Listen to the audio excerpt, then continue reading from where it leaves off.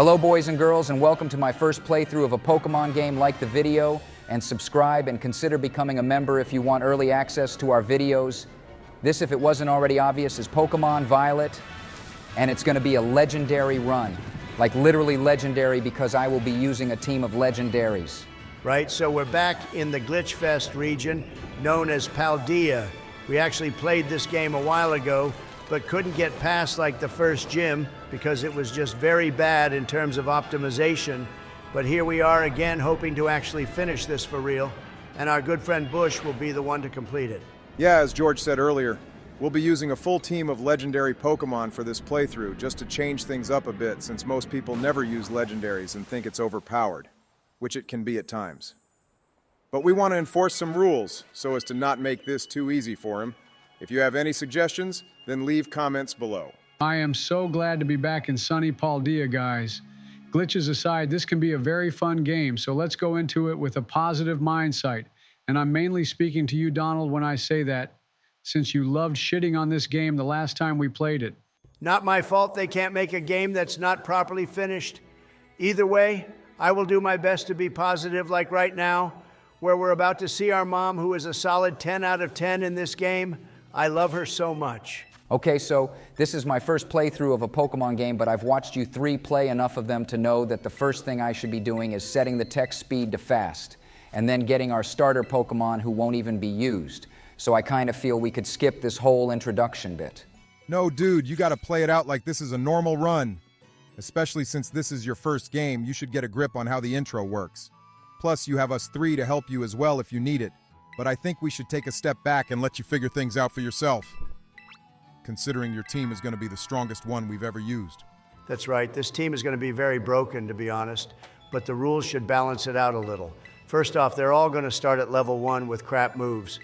And then from there, I think we should implement a no healing or switching rule as well, maybe. Or we could wait a bit and see how good Bush's battles. I want to see if he remembers all the types and which ones are strong and weak against each other. There's like 19 of them now or something.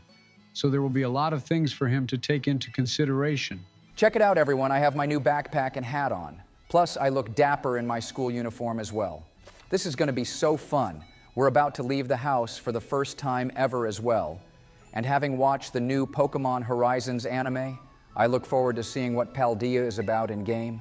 You don't see much of Paldea really in the new anime, but there is a lot of open spaces and wild Pokemon to encounter. And talking of new things, one of our members will be a new legendary, and one sort of legendary. By that I mean a pseudo-legendary, which was recommended to us by a longtime viewer. It's going to be Baxcalibur. You might as well tell everyone what it is, Obama, because they're going to see them all soon anyway. Well, it won't be Baxcalibur right off the bat because it needs to evolve. But you all get the point. It evolves at level 54, though, I believe, which is high, but still not as high as Hydreigon, which for some reason evolves at like level 65. If someone could explain why Hydreigon evolves at that level, then it would be greatly appreciated because it makes zero sense. There are way stronger pseudo-legendaries as well. Look how sweet these three little ones are. They're so cute, and I love them all so much. Although I've seen the final evolution of that blue duck one, and I gotta say, I hate it with a passion. But right now, it's adorable. These three starters are all right, I guess. They still don't top the Sinnoh starters in my view, but as always, the fire type is basically the best choice here. It also looks the coolest once fully evolved. Hey, since we're currently 3 ex-presidents here and 1 active one, this building where the principal lives looks strangely familiar to me. Donald, since you're currently in the White House, what do you think of this place? First of all, there's less peasants walking around the front gate taking pictures, which is nice.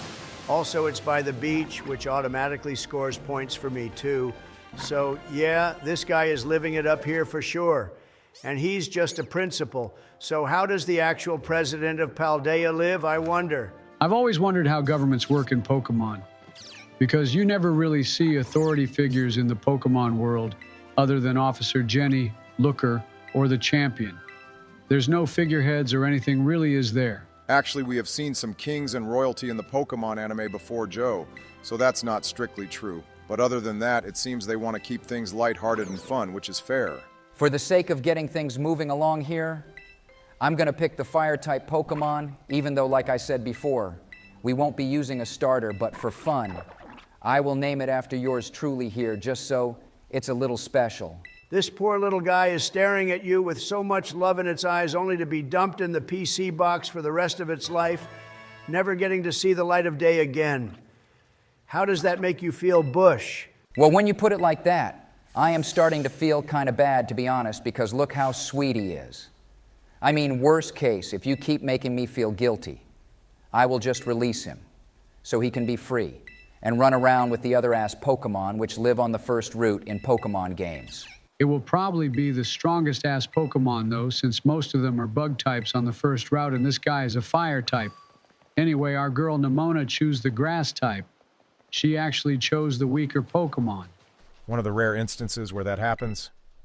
Not that it really makes a difference to us, but hey, this is going to be your first Pokemon battle ever, Bush, so you know what to do, right? Ignore everything those two say, George, especially Obama, because he is just useless. The best strat for you since you're new is the brute force strat. And by that I mean just keep spamming the attacking moves and don't even bother with defense lowering ones or status ones yet. You're not ready for that at this point.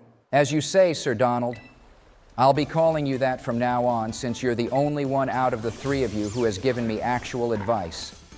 Obama is just being an annoying little gremlin and leaving me to figure it all out by myself. He just hopes there will be someone as worse, if not the same as him, when it comes to Pokemon battles, so don't worry, dude. I know you got this, and you'll do really well in your first battle.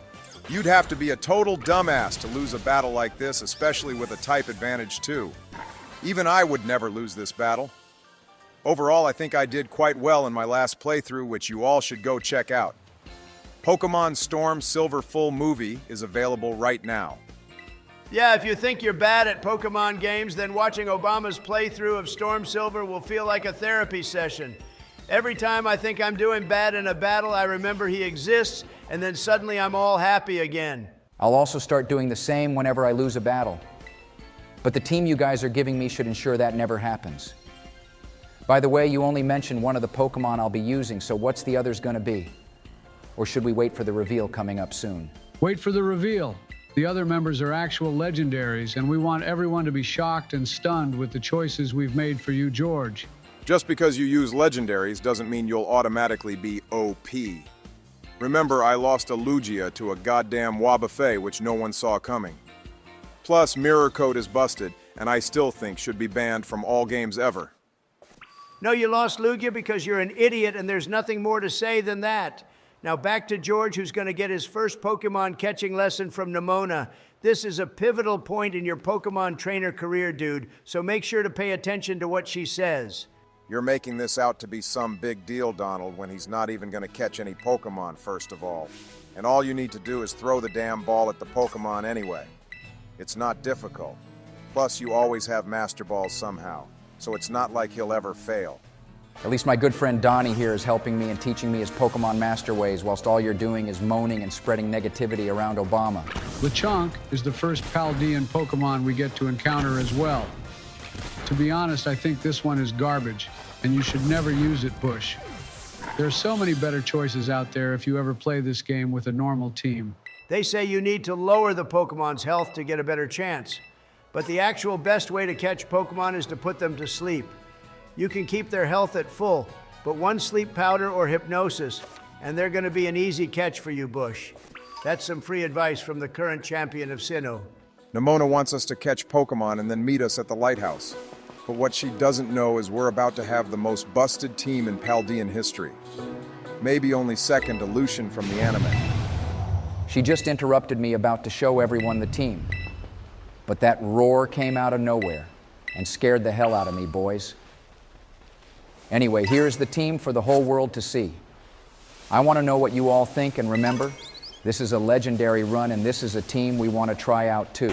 All right, so we have Chi-Yu, Regidrago, Rayquaza, Meloetta, Articuno, and finally Baxcalibur's first evolution form. I gotta say, I wasn't expecting to see Rayquaza on the team since he's so strong.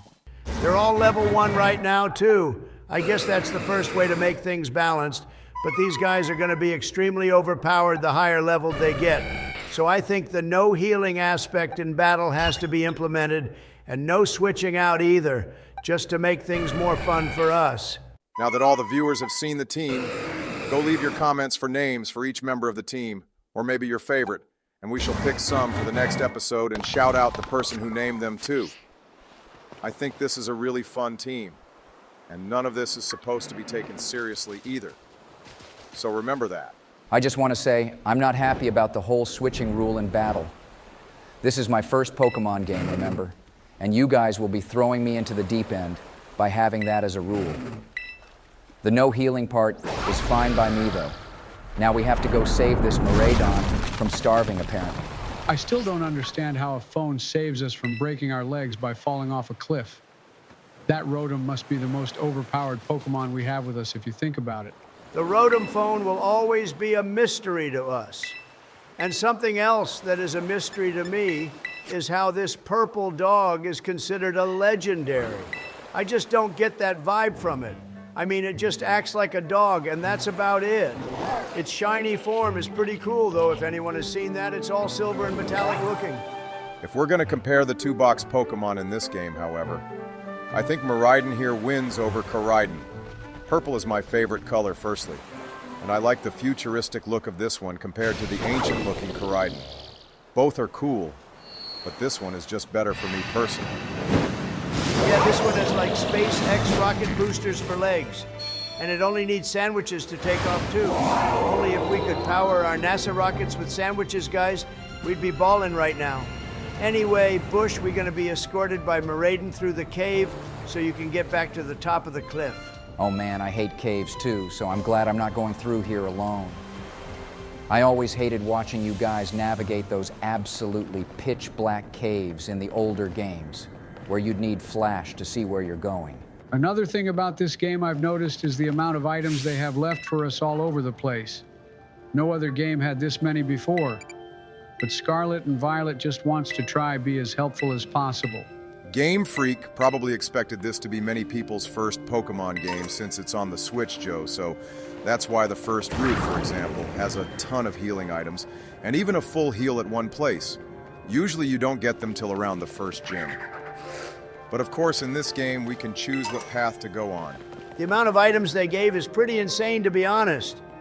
I think they went overboard in some places, like this cave just has items 4 feet apart from each other, it feels like. And also, what's that green glowing stuff, too? Looks like it could be fallout. Hey man, it better not be contamination. I bet it's all the gunk coming from Area 0 where Miraidon came from. Apparently, the lore for this Pokemon is it came from a time travel machine or something, right? Yeah, that's pretty much how it happened, but we can't reveal more than that for you, Bush, since you need to experience this game for yourself without spoilers. And a battle has already kicked off between Chi-Yu and Houndoom. Let's be honest, we all know who'd really win this, but of course we can't let our little fishy go on a rampage just yet. Something interesting about it, though, is how it's not even a water type, but a fire and dark type Pokemon. I wonder why it has such a unique typing. None of us know the Chi-Yu lore, Donald, so if someone watching does, then let us know in the comments. That Pokemon hasn't even been shown in the anime yet. I don't think along with its other counterparts, which all seem to come from Chinese mythology. Boys, you guys weren't helping me at all and just left me to fend for myself whilst I almost got eaten by a Houndoom. How about providing some input for me next time I get ambushed? That was really scary for me. Bush, you big baby. You had a legendary Pokemon as your guardian. What did you expect us to do exactly? Joe would have fallen asleep most likely, and Obama would have gone to eat his KFC. Plus, Houndooms don't eat people last time I checked. Talking of food, I think this guy needs another sandwich or something because he's lost all his power now. Funny he only had enough to get us through the cave, but now it's all gone. He must be like at least level 70 as well. After all those shenanigans, we finally made it to the lighthouse where Nimona was supposed to meet with us earlier. We haven't even encountered any glitches so far, boys. So that's something to be happy about, too. Hang on, there's some bozo staring through that window, Bush. Since you're the one playing, you have to be the one to go sort him out once because he could be committing a crime. First of all, I'm too old to be stopping criminals, Obama. Secondly, Nimona here seems to know his name, and my team of Pokemon are all level 1. which means they're basically babies. Pokemon that have just hatched from eggs are level 1, so I'm not feeling particularly confident right now. His name is Arvin, and he seems to know Miraidon very well. This could be a big part of the plot, which I should stop talking about before I spoil it all for Bush. If you spoil anything else, dude, you're getting the ban hammer dropped on your head. You already went and gave away things earlier, and even in our last series on the channel, which was Luminescent Platinum. If you two are done arguing, Bush has started his first proper Pokemon battle, excluding the one he had with Nimona earlier. Arvin wants to see if you're worthy of looking after Miraidon since it keeps following us around George. I can't believe this is my first official Pokemon battle, and my legendary Pokemon are getting destroyed by a tiny fat squirrel of all things. I swear if I lose any of the team, it's all 3 of your faults because they're all level 1 whilst he's level 5. Battling a higher-leveled Pokemon doesn't mean you're always going to lose a battle. But in this case, I take back what I said because Regidrago just got one shot by tackle. That is quite embarrassing, George, seriously. George, you're garbage at battles. Imagine losing a legendary Pokemon to a level 5 Scowbit or whatever that thing is called. Not even Obama would be that stupid. Oh wow, so now you're both turning on me when I said multiple times that I'll need your help. I still don't know the basic type matchups, and the team is so weak. Clearly being legendary means absolutely nothing if something like that can happen. Okay, so I gotta say, the only reason you're gonna win this battle is because that squirrel is spamming Tail Whip and not actually attacking. There's no way you'd have won this. Otherwise, I'm sorry to say. Even you've turned on me too, Joe. Wow, thanks guys, you assholes. Just so you know, I won that battle even if Arvin was a moron and didn't attack me at the end there. Now I have to go find a Pokemon Center to heal up at, which will cost me too. You do realize it's free to heal up at Pokemon Centers, right? You've been watching me and Donald play long enough to surely notice that every time we entered a Pokemon Center, we never had to pay to heal our team up. I think George may be worse than even you, Obama, and I don't even know how that's possible. But hey, let's give him a chance since this was only episode 1. Losing Regidrago was quite tragic, however. I'm very unhappy with you 3, just so you know. You guys better watch out because I'll turn into a better Pokemon trainer than all 3 of you combined, and I'll beat this region's champion on my first try too. You guys can all go to hell and stay there. Calling Gita a champion is a stretch, but sure, whatever you say, dude. Just know that this is called Friendly Banner, and you have to get used to it if you want to play with us 3. Bernie couldn't hack it, which is why he's never come back LMAO.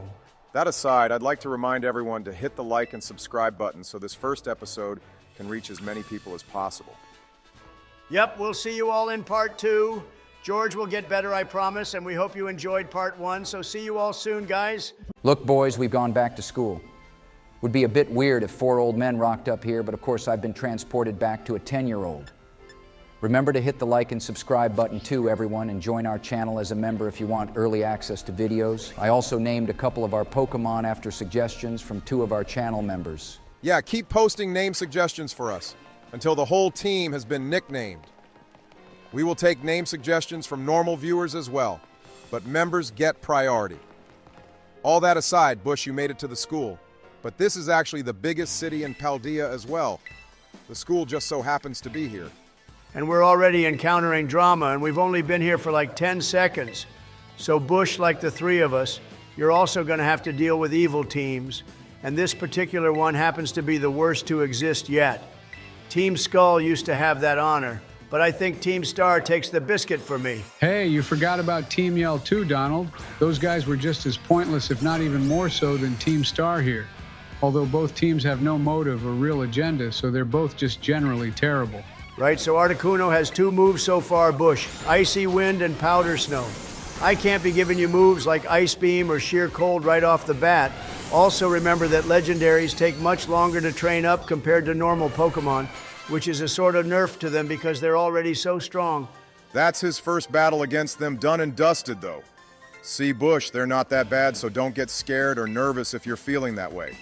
There will be much tougher battles coming up, though.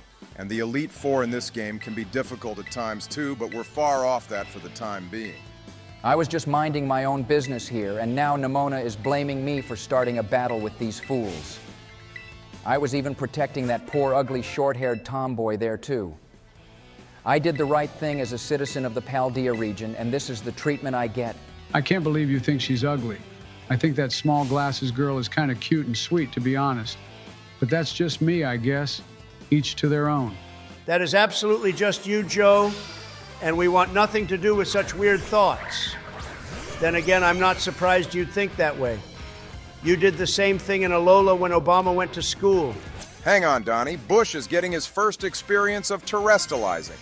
This is the newest gimmick in the Pokemon series, and it basically changes your Pokemon's type and adds a fancy crystal crown to the top of their heads for some reason. Either way, Mega Evolution is still the best, and we personally find this pointless. No, I've grown up a bit since we were last in Paldea, and I don't mind this now. It has its uses, but I wish you just didn't have to go back to a Pokemon Center after every use. With Mega Evolution, you never needed to do that. So I don't know why they made that a thing in this game. So I can only use it once, and then have to basically heal up each time I want to use it? That seems all right. But if Obama says it's pointless, then I probably won't use it unless I really need it. Maybe it could be used strategically, though, when I can't counter a certain type. I can't remember if it also changes the type of the move or just the Pokemon, but yeah, you could use it like that if you get yourself in a pickle bush. Anyway, you saved the cute glasses girl, and now we have to head to class. Your sense of urgency to head to a classroom is both disturbing and intriguing to me, Joe. What exactly do you expect to happen in there? Throughout the whole game, we're in here for like 10 minutes and then basically never come back unless you want to be a nerd and read all the pointless books in here. Hey, I think what Nimona just said was a slight throwback to Black and White, where we battled in our bedroom and destroyed the place. So they have outright banned battling inside buildings. Makes sense, though. I mean, imagine letting of Roar of Time or Judgment in here. If those two moves were used at all, Obama, there wouldn't be a planet left, let alone this school building. But I actually have a question for the viewers, so I want you all to go comment what your favorite thing and the worst thing about Scarlet and Violet is. Looks like we're back in the robot classroom where everyone's legs move like they're made out of sticks or something. For me, Joe, the worst thing about this game is shit like this. A game from 2022 and they can't even animate anything right. This is quite scary, to be honest, for me to look at. It's like everyone in here is just staring into my soul with their demonic eyes. And now I have to stand up in front of them all and introduce myself before they fetch my soul and send it to the afterlife or something. You're also getting interrogated in front of the whole class, too. I hate confrontations like this, so I'm glad it's you and not me, Bush. After this, we can explore the school a bit, though, or you can piss Donald off and spend the rest of this video going to the library and staring at books. What we have to do right now is find Nimona, so no time for exploring. The only rooms we can go into anyway is the classroom, the director's office, and the cantina. The one main thing I don't like about this game is you can't explore more buildings like the older ones. Yeah, that's a bummer too. A menu pops up once you've entered some of the buildings instead of them designing an interior, which would have been nice, but I guess they focused more on developing the outside area since it's open world now. By the way, Nimona mentioned that lady just now was the champion, or did I hear that wrong? You said she was Gita in the last episode, Donald, but you said she's a joke of a champion too. What's so bad about her exactly? You will find out yourself soon enough, I'm sure, Bush. I won't spoil anything for you right now. You won't be battling her for a very long time anyway, so forget her and move on with whatever Nimona has you doing. I don't like her very much either, by the way. She's hooked us up with the Victory Road path. This means all the gyms are available for us right now, Bush, and you can actually choose to go to anyone you like. Personally, I'd stick with the ones in the south of Paldea first and then work your way up. The northern gyms are much more difficult, I believe. Hey, how comes all the people in here have properly functioning legs, but everyone in that classroom were moving like literal bots? Either way, our boy Arvin is here and has a mission for you as well, Bush. There are some very special Pokemon dotted around the region, all of whom came from the crater, and we have to go battle them.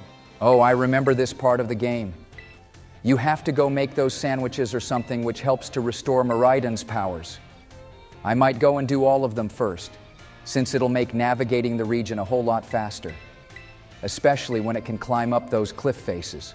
Those sandwiches are made using herb mystica thingies. If I only had access to that, then my Sleepy Joe days would be done for. I wouldn't kept falling down the stairs to Air Force One either. Oh my God, there's so much talking going on here. Arvin won't shut the hell up, so let's go see what the director wants Bush. He actually has someone very special to introduce us to. There is some secrets about the fellow as well, which I really want to tell you, but I probably shouldn't. What, Donald? The fact that this guy isn't even real or whatever his story was. He's like the most boring person in this game regarding the characters other than maybe Gita. Who the hell are you both talking about exactly? This bozo on the TV screen, Bush. He's the professor of this region, although Obama and his big mouth basically outed what his actual deal is in the game. He didn't reveal as much as I thought he was gonna, though. That's because I can barely remember anything about him and only remembered he existed as soon as we entered this room. We don't even see him again for ages anyway, and he doesn't provide anything useful to the story until basically the end game. Obama, man, you really got to keep your mouth shut and stop spoiling shit constantly. Also, I'd like to say part 1 of this series should already be out if anyone missed it. We saw all your comments for nicknames for our team, and we shall be naming them with the news ones in part 3, so stay tuned for that, or... Yeah, well, it's not like it's a spoiler for the viewers. By the way, the first video had great reception, so let's try keep that momentum up, everyone. Now that the professor has gone, we can finally carry on with our meaningless lives and start the adventure. Not appreciating the negativity around here, Barry. This game is already so fun, and I can't wait to battle my first gym leader. I think I'll head east out of this city into the desert route first. By the way, I also saw lots of comments from viewers suggesting ways we can make this harder, and we had some good ones. Yeah, essentially no switching or healing popped up the most. Also keeping the Pokemon a few levels below the gym leaders as well, which all sound like solid ideas, and were ones we were thinking of too. I'd like to discuss the dorm room situation here, boys, because this has to be the worst one I've ever stayed in. They should have allowed us to customize it at least, and put up posters and statues around. I'm sure Joe would fill the room up with every youngster Joey statue he could get his hands on, and Donald would fill it with a bunch of Arceus plushies. I'd fill it with Cynthia posters, but that's just me. Now I've had my beauty sleep, though we can get on our way and officially start our adventure. I am so excited for this one. We can even let our Pokemon walk around with us, so having these legends by my side will make me feel even more like a trainer. Okay, so the director, who's also totally not that shady guy who wants Team Star gone, is giving the final announcement before we head off. There seems to be a lot of younger children here too, which is odd because they're supposed to be 10 when they're allowed to leave. Once again, Joe is talking about the little ones. I will swiftly change the topic before this gets out of hand. Joe, go eat your damn ice cream and take your nappy poo before I smack you one, bro. The president is basically giving you the rundown on your task, Bush, which involves going around and learning more about yourself, pretty much. Unlike these peasants, though, we have an actual goal to strive towards. We're going to be saving the world, becoming a champion, and eating a ton of sandwiches. If that's not important, then I don't know what will be. Yeah, things are kicking off now. His speech was obnoxiously long, and I did almost fall asleep to it, actually, Donald. So there. Also, this Pokemon is the one Nimona kept comparing Miraidon to. Silazar or something is its name, and they do look very similar. We're free to do pretty much whatever we want now, though. You said you wanted to head East Bush, but usually I go west. That's just me, however you do you. There is actually a giant crab if you go east, which could be the first trial we can deal with. Yeah, let's go beat a giant crab Obama. That sounds super fun. My team will probably struggle a lot in the beginning anyway, which I kind of want. Worst case, I could always ask Donald to talk to his buddies and reduce the level of our Pokemon if they get too strong. If you get my drift. Donnie wink wink. That was some aggressive winking, Bush. I got what you meant, dude. You didn't need to fap your eyelids out, thanks very much. Anyway, Arvin and Nimona are together again. They're arguing about what challenge we'll spend our time with the most. They both need to calm down because I'm doing all of them anyway. So impatient, seriously. And now I'm getting a phone call from this weirdo again. Cassiopeia, or whatever her name is, hacked my Rotom device and is now spam calling me. Maybe this is a cat call? For your sake, I hope it's not Bush. She just wants you to take on Team Star, though. Their bases are dotted all around Paldea, so you can do them if you like. May as well for the experience, but they're not too difficult to be honest. Especially with your current team. When I played this game, I ended up doing them last. Or if I came across a base whilst exploring the world, I'd spend time taking them on, but they're not really important to me, to be honest. The main thing is becoming champion and taking on all the Titans. Yeah, no one cares about Team Star except maybe one person who's really going to tell us how they feel now in the comments, LMAO. Either way, Bush, you can also ride on the back of Miraidon now as well, which makes traveling faster, although he is nerfed a lot at the moment. I thought we could eventually fly with him, but apparently that never is an option, which is a bit weird because in the intro, we see him leaving the crater place and flying around all over Paldea. Why would they take away that power but give it to Braviary and Legends Arceus? Forget Legends Arceus. They let us fly on the back of Latios in Hoenn, in Omega Ruby and Alpha Sapphire, remember? That was a really fun feature. Sometimes Pokemon reminds me of Animal Crossing in that they add cool features in one game and then remove them in the next for no apparent reason whatsoever. I'd like to remind everyone to hit the like and sub button once more. This video will be out early for members, so consider joining if you want early access, guys. You can see Bush's shenanigans first and leave comments and tips for us before anyone else. This whole city can be a pain to navigate, so you're doing quite well, bro. And in part 3, you can expect our team to be fully nicknamed, so cross your fingers and your toes, and maybe we will pick your name for one of our 3 Pokemon left. Crossing your toes does nothing, Donald. You gotta cross your legs and arms too for maximum luck effects. I'm being serious too, try it. But don't hurt yourself, kids.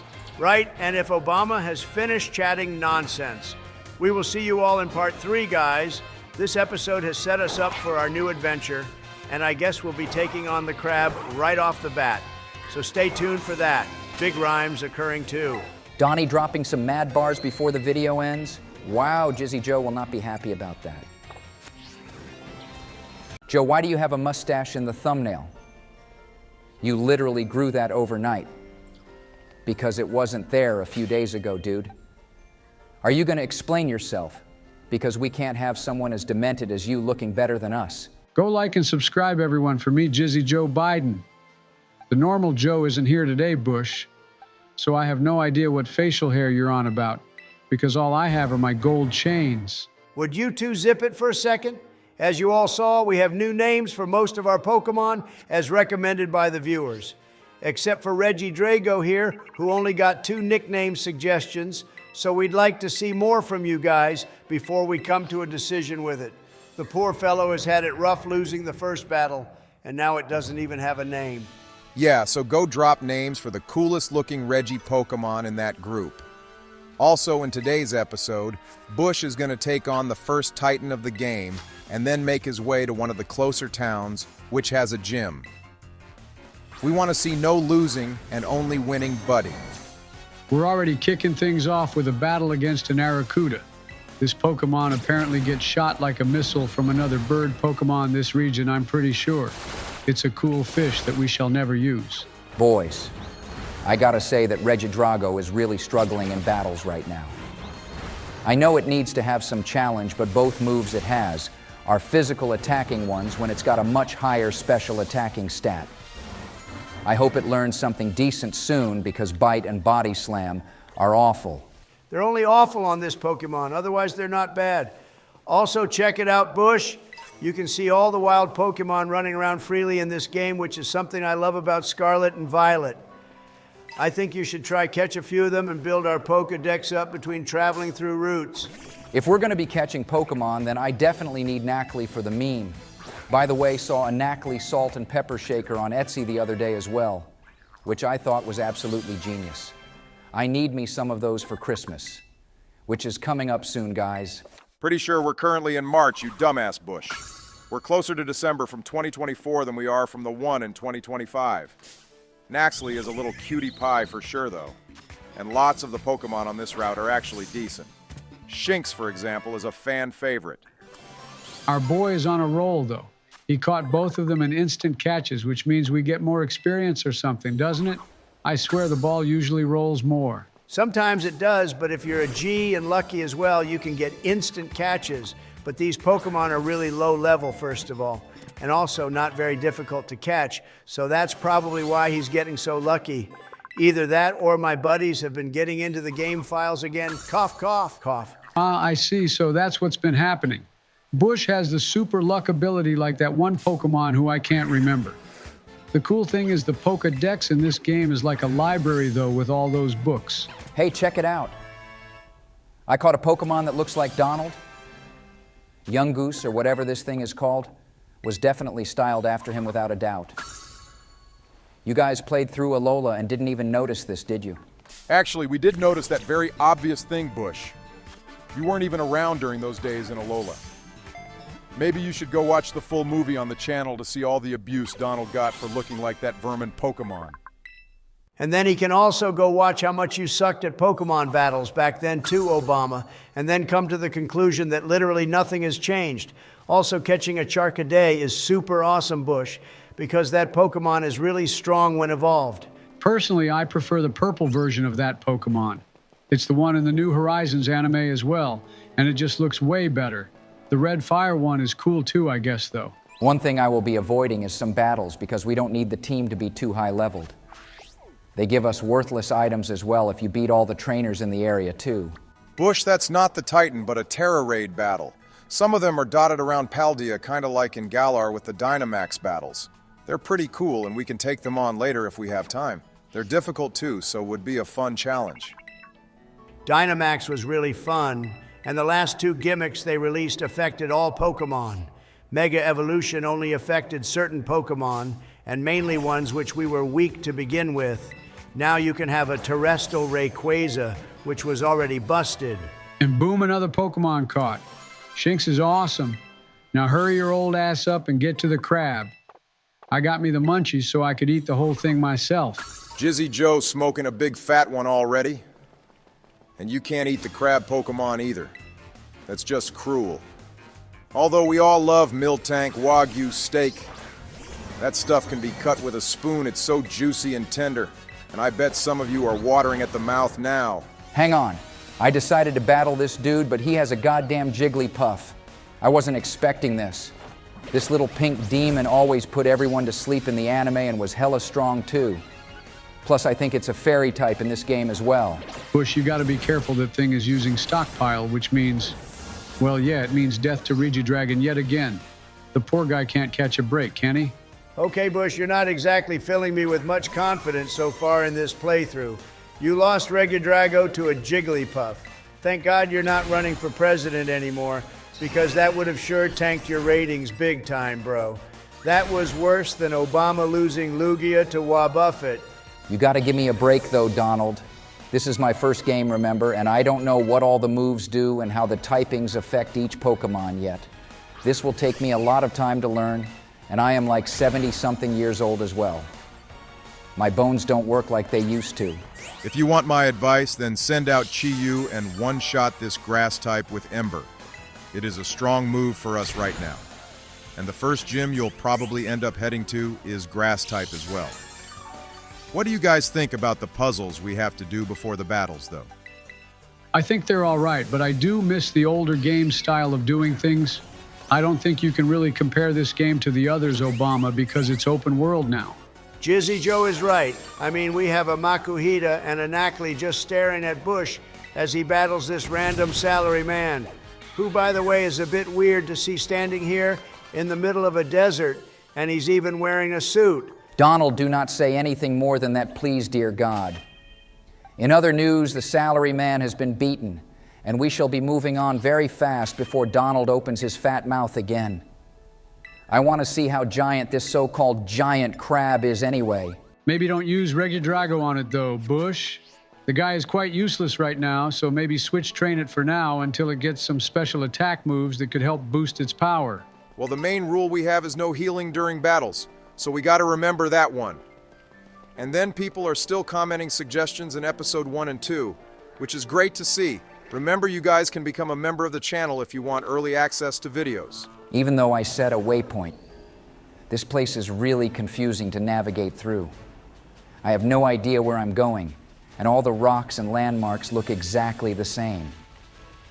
There needs to be a teleport feature for God's sake. Here's your giant crab, though, Bush. It actually is huge. I think it got this big because it kept eating its greens, so make sure you listen to your parents' kids and eat that broccoli. Yeah, I see it on that empty plate of yours. If you eat all your greens, then one day you too will become just like this crab. Oh my God, I forgot it was called cloth. What a funny name, but yeah, eat your greens, kiddos. Or smoke it either way. No, please. Do not do that. Now back to this battle bush. You gotta actually take it on like 2 or 3 times in this one go. It has the block move as well, which means we can't run away. So it's like mean look.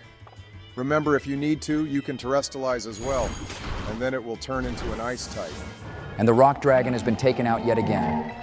I just don't understand why this keeps happening to Regidrago. I feel really bad for the guy. I bet once it gets stronger, though, it will stop losing. It just has the worst moves right now, and that's all your fault, Donald. How is that my fault? I can't be giving you its signature moves or hyper beam or something yet, can I? You need to earn the right to use those moves, and so far after losing to a Jigglypuff, you aren't proving yourself. To be fair to him, the crab is quite a tough boss, and using Regidrago's moves on it weren't that effective. Articuno, however, is a solid choice. Also, I saw a lot of comments of people so happy to see Articuno on the team. It's probably my favorite bird out of the legendary trio. It definitely has the best design and looks so pretty too with its shiny blue tails. The shiny form we have, though, is a bit bland, and they could have made it more apparent that it's a shiny. Either way, it's a beautiful Pokemon. The crab is all juiced up now, though, Bush, so get ready. It's going to be even stronger this time, and we even have Arven with us to take it on in a double battle, which should balance things out a bit at least. Those special herbs it eats can basically cure anything, so shouldn't everyone be looking for them and making more? Imagine all the diseases you could cure once you have a stockpile of those plants. I mean, the normal person would probably do that. And knowing you, Donald, you'd capitalize off it and sell them for extortionate prices to make more billions. Can't say I wouldn't do the same, though. These gold chains need to be funded somehow. That would be a very smart business plan, though, which is Donnie's forte, as we all know. This crab is slowly losing its health, and thankfully it can't heal. But I hope it won't run off again for me to chase down. At this point, it won't run away, but you beat it regardless, Bush. So well done. Drain Punch is a solid move for Meloetta since it restores our own health, which is a sneaky way of healing a battle, but I think this is allowed since it's a move and not an item. Wow. So that's the first Titan dealt with. This also means Miraidon will become more useful for us. How it works is after each Titan beaten, we gain more power to Miraidon, and it can do more stuff, so essentially, you could take on all the Titans right now if you wanted, and then be able to access Paldea much more easily. Some of them, especially on the other side of Paldea, are really strong, though, Donald, and right now, if I keep losing Regidrago to shit like a Jigglypuff, imagine how bad it would be against a stronger Titan. My favorite Titan is that little sushi cutie pie. They're so small, and then, well, you'll see what I mean later on, Bush. That one is one of the tougher ones, though. Our boy took a selfie with us, though. Surely this place would be best kept a state secret until government officials like myself can get in there and sweep up all of those herbs. And then we can grow them and mass produce some for the whole Pokemon world. See, because I'm a kind fellow, I gave my sandwich to Miraidon boys. That way it can be the guinea pig and see if there are any effects later on. Especially if Donald plans on harvesting them all up and stuffing them down the throats of everyone on the planet. They're an ancient form of plant, I think, if they're in that old book of Arven's. And they're definitely safe to eat as well. I'd happily eat them every day with all my meals because I know they're just that good for me, boys. You can be the human guinea pig for them, Obama, along with Arven, who probably didn't even wash them before putting them in his food or mine either. Man needs to up his hygiene game, especially considering we're eating our lunch in a cave. And somehow the professor got our phone number. I bet the director Clavel, or whatever his name is, gave it to him. He's quite useful for us, though, and gives us hints on what Miraidon is and can do as well. I think he needs a better haircut. before he starts associating himself with the likes of 4 presidents. He thinks he's a teenager with that haircut, but he's probably in his 40s and is having a midlife crisis. Back in my 40s, my hair was just gorgeous. Donald's hair rant aside, the next big city for us to head to is Artisan, guys, which is the grass-type gym location like Obama mentioned earlier. I have no idea what to expect from these gyms, but Chi-Yu will be my main force of action there. Something I recommend doing is collecting the shiny items on the floor because I think they unlock more TMs for us, which could be useful. The moves we have on all the Pokemon right now, except maybe Chi-Yu, aren't great. Bush. I think they're like furballs or something. Someone can let us know about that in the comments, but also, whilst you're down there, guys, make sure to like the video and subscribe, as it really helps our channel grow. We recently hit 24,000 subscribers, so thank you all so much. You only hit that because I started appearing in more videos, Donald. So you 3 should be thanking me, actually. And check it, I made it to the gym too. This place will feel the ultimate wrath of my shiny blue fishy, just you wait and see. Big L taking all the credit for the channel growing like it is Bush. I'm sorry to say, but us 3 started it all, and my gold chains only add to the subscriber count. Before I get ganged up on by you guys, we're ending this here. Thank you so much for watching, everyone. We hope you enjoyed the video. We're going to be pumping these out as much as we can as well, so stay tuned and have a great week. I'm actually doing all the editing, so I could just edit you out of everything and replace you with a turd. At least that would treat us with better respect than you have right now, and not steal our credit. Right, we're gonna crush this peasant grass-type gym today, aren't we, Bush? You have Chi-Yu, and all the gym leader has is some grass that happen to look like Pokemon, and then we can take on the fire base, which is right next to this town. So go like the video and subscribe, everyone. Join the channel as a member too if you guys want early access to videos. We release them a day or 2 early, and sometimes even a week when a new series starts. And now you can all watch me crush this. There seems to be a challenge I have to do first, which is what you guys mentioned in the last video. Oh boy, those trees over there aren't looking so healthy, are they? In fact, none of the trees since we left the gym building are looking very pleasant. It's actually hurting my eyes staring at them for a long time, too. Yeah, this is to be expected, though, with a game that was only cooked for half the time. It's actually sad that we have to say that at least the game is still playable, but this is unacceptable still. I'm gonna have to keep the camera pointing down so that Obama's eyes or the viewer's eyes don't start hurting. I'll probably make a cut anyway, because who cares about watching me round up a bunch of glorified sunflowers? We only need to find 10 of them anyway. But even when they're walking, we seem to have frame drops as well. At least the gym challenges are kind of fun. There are better ones than this one, in my opinion, like the giant walnut. I'm gonna drop a question for the viewers before the gym battle starts, which is, which legendary trio, birds, beasts, Regis, etc., is the best and why? There are many trios, so to speak of now, so go comment your choice below. Interesting question you asked, Bush.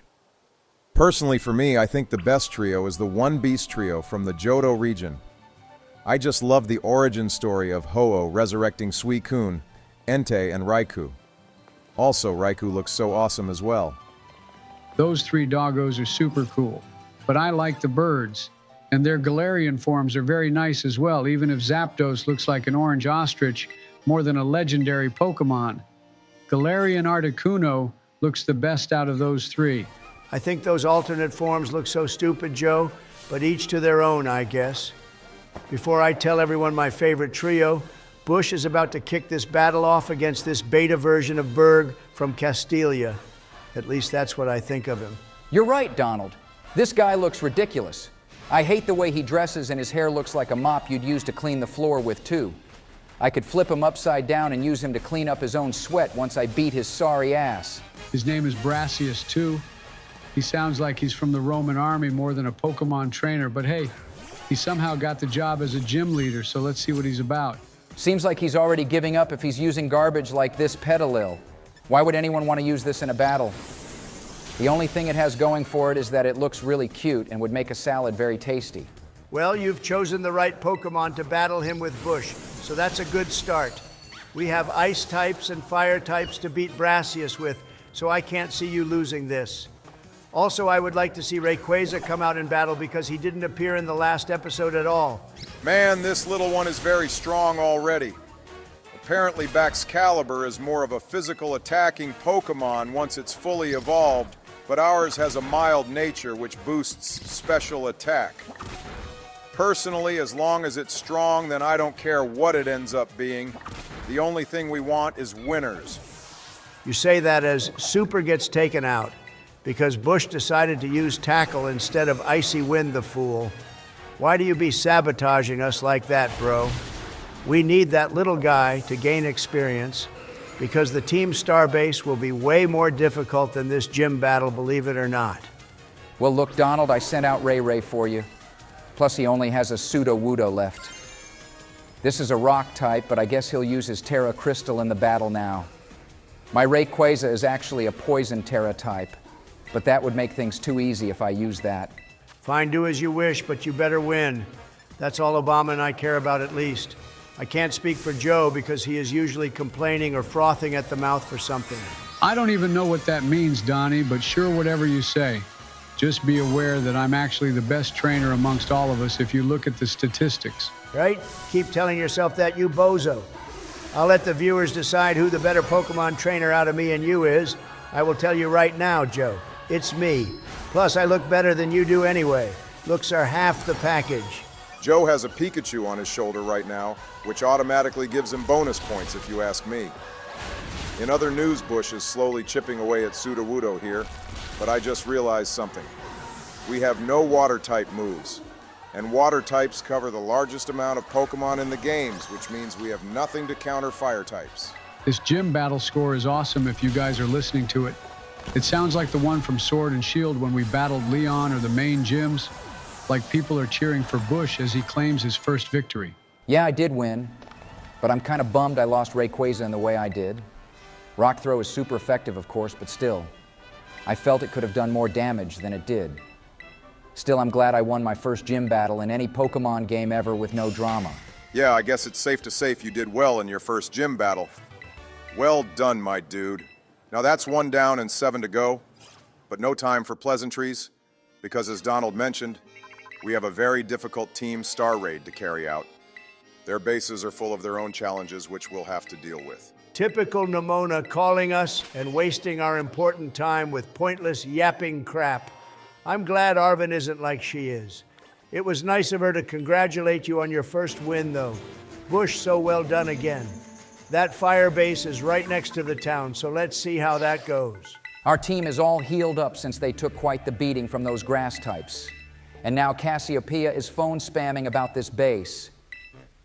What I want to know is, how comes the anime got such a cool villain arc, but in the games we get these peasants? We also have to deal with this ridiculous fool, too. I mean, who the hell would walk out the house looking like this with that excuse of a haircut? That is an abomination. An abomination, so to say, LMAO. But jokes aside, this guy is Clavel clearly, unless he has a twin or something. He wants to help you take out these bases, though, Bush, so looks like you found yourself a brother in arms in this fellow. So much for brothers in arms when he just walks off. What's the point of coming out looking like that if he's not even going to help me? He was even eavesdropping on my conversation in episode 2. He's waiting for us to beat this random guard who's blocking the entrance to the base. We have to beat him, Bush, but he should be relatively easy for the team we currently have. Hopefully, anyway. I have spoken too soon before. This is a very bad type matchup to start the battle off with Bush. Houndour may not be fully evolved, but it can still be super annoying if you're not careful. Yup. I just found out now. I have Ancient Power on Regidrago, though, which can also boost my stats, which is my game plan for most battles coming up in this game. I've seen many people use Ancient Power before, and it makes other moves even more powerful. That's all well and good, but this dog has Roar, which will ruin your day if you're not careful. It forces another Pokemon out onto the field, and he could just spam it until it's run out of power points. That way, though, would make it take ages to knock Houndour out. You had to open your fat mouth, didn't you, Barry? He's literally doing what you said he might do, and spam Roar till Kingdom Come. I swear that move has like 20 power points as well, which means we could be here for a very long time. Nah, Donald, it's almost gone. It's just a little pain in the dark side. Plus, look at the level difference between me and it. If this is how difficult this first battle will be, then I don't have much hope for the entire base itself. I have a bad feeling about this, boys. There is quite the discrepancy between us and that one grunt. But these battles are different inside the base bush. You actually launch the Pokemon out of their balls and let them fight on their own, which is a cool feature. We can do that in the normal overworld too, which is a quick way to gain levels, I think.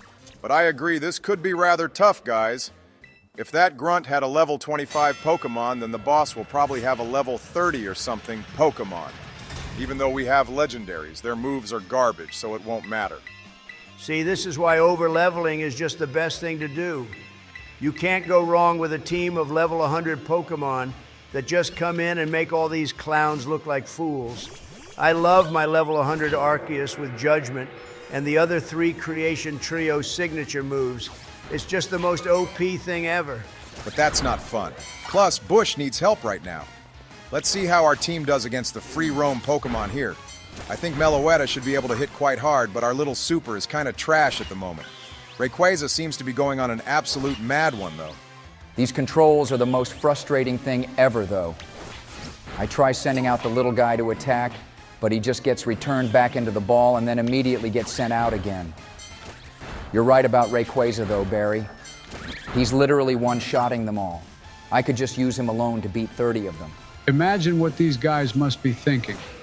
They thought we'd come in here with a bunch of peasant little garbage sunfloras and whatnot, but then a giant black dragon descends from the sky and nukes all of them. Rayquaza is just smacking them all in the face with his tail as well. I assume that's supposed to be Aerial Ace, but it's just destroying everything. Maybe we'll stand a chance against the boss in this place now. It's good we can heal before battling more of them, and Clavel just stands there by the entrance minding his own business. I mean, surely the Team Star Grunts would be battling him as well to try get rid of the guy. Frankly, I wouldn't stop them if they tried. Man, this is so easy with a capital E. You guys made me feel nervous about the boss battle, but this is quite literally a walk in the park. I don't even have to do anything here except spam the right trigger button thingy and my dragon does all the work. Hey, Meloetta is punching them in the face as well and doing a number on the others. She's handling things even though she's quite low-leveled at the moment. I don't know if level actually makes a difference in this raid-style battles, however. Only 3 left to go, guys. This was fun, too, and we get to do 5 more of them afterwards. Our team will be even stronger by that point, too, so the first battle won't be annoying with some bot-spamming roar. Well, that was just the second stage. The real fight starts now against this giant vacuum cleaner thing.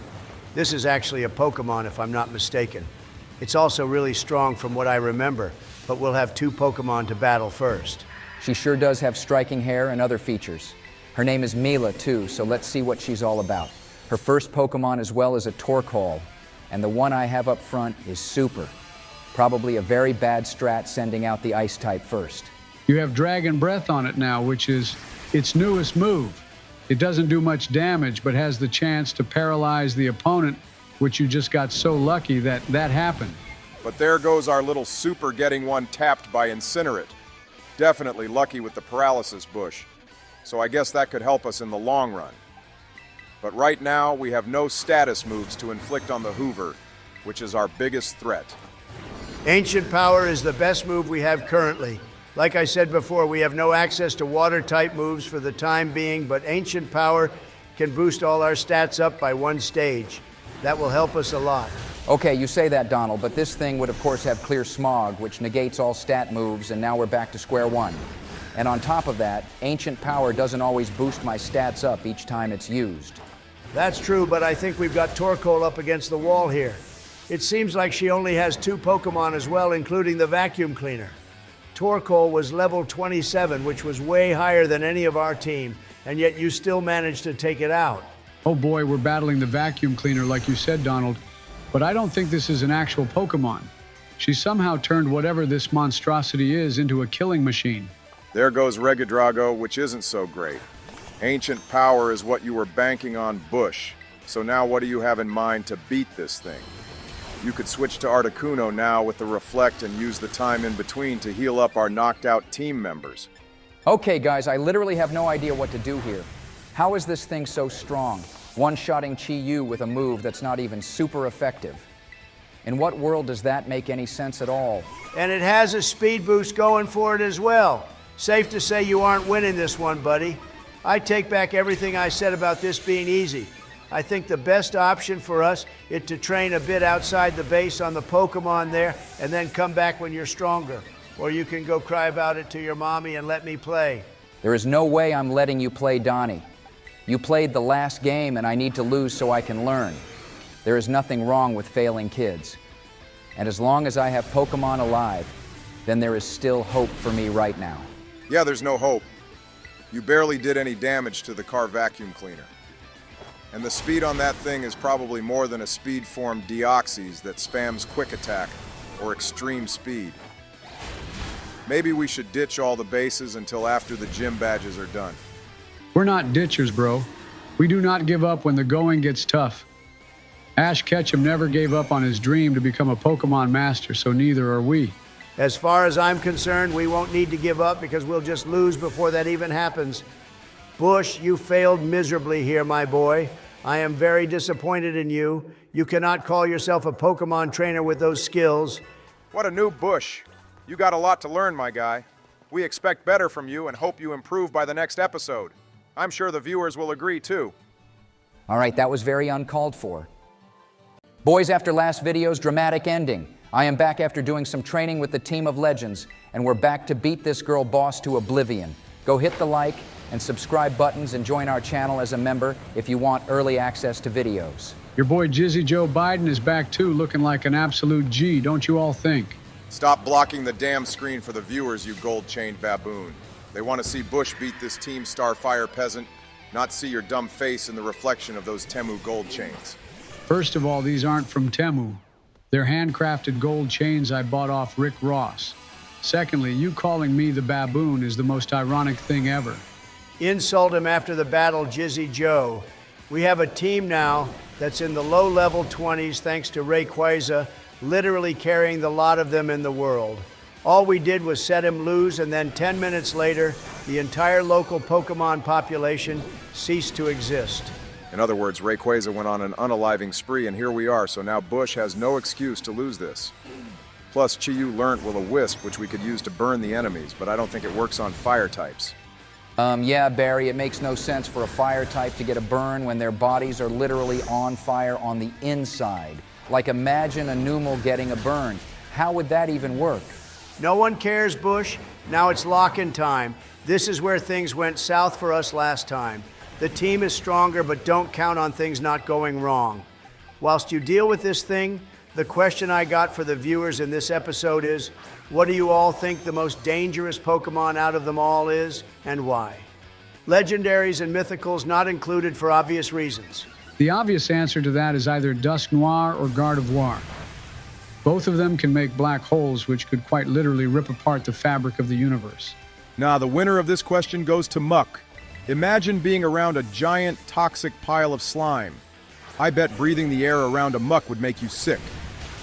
There are other things about Muck that would make me sick, Obama, but my choice for the most dangerous Pokemon would have to be Golden Go.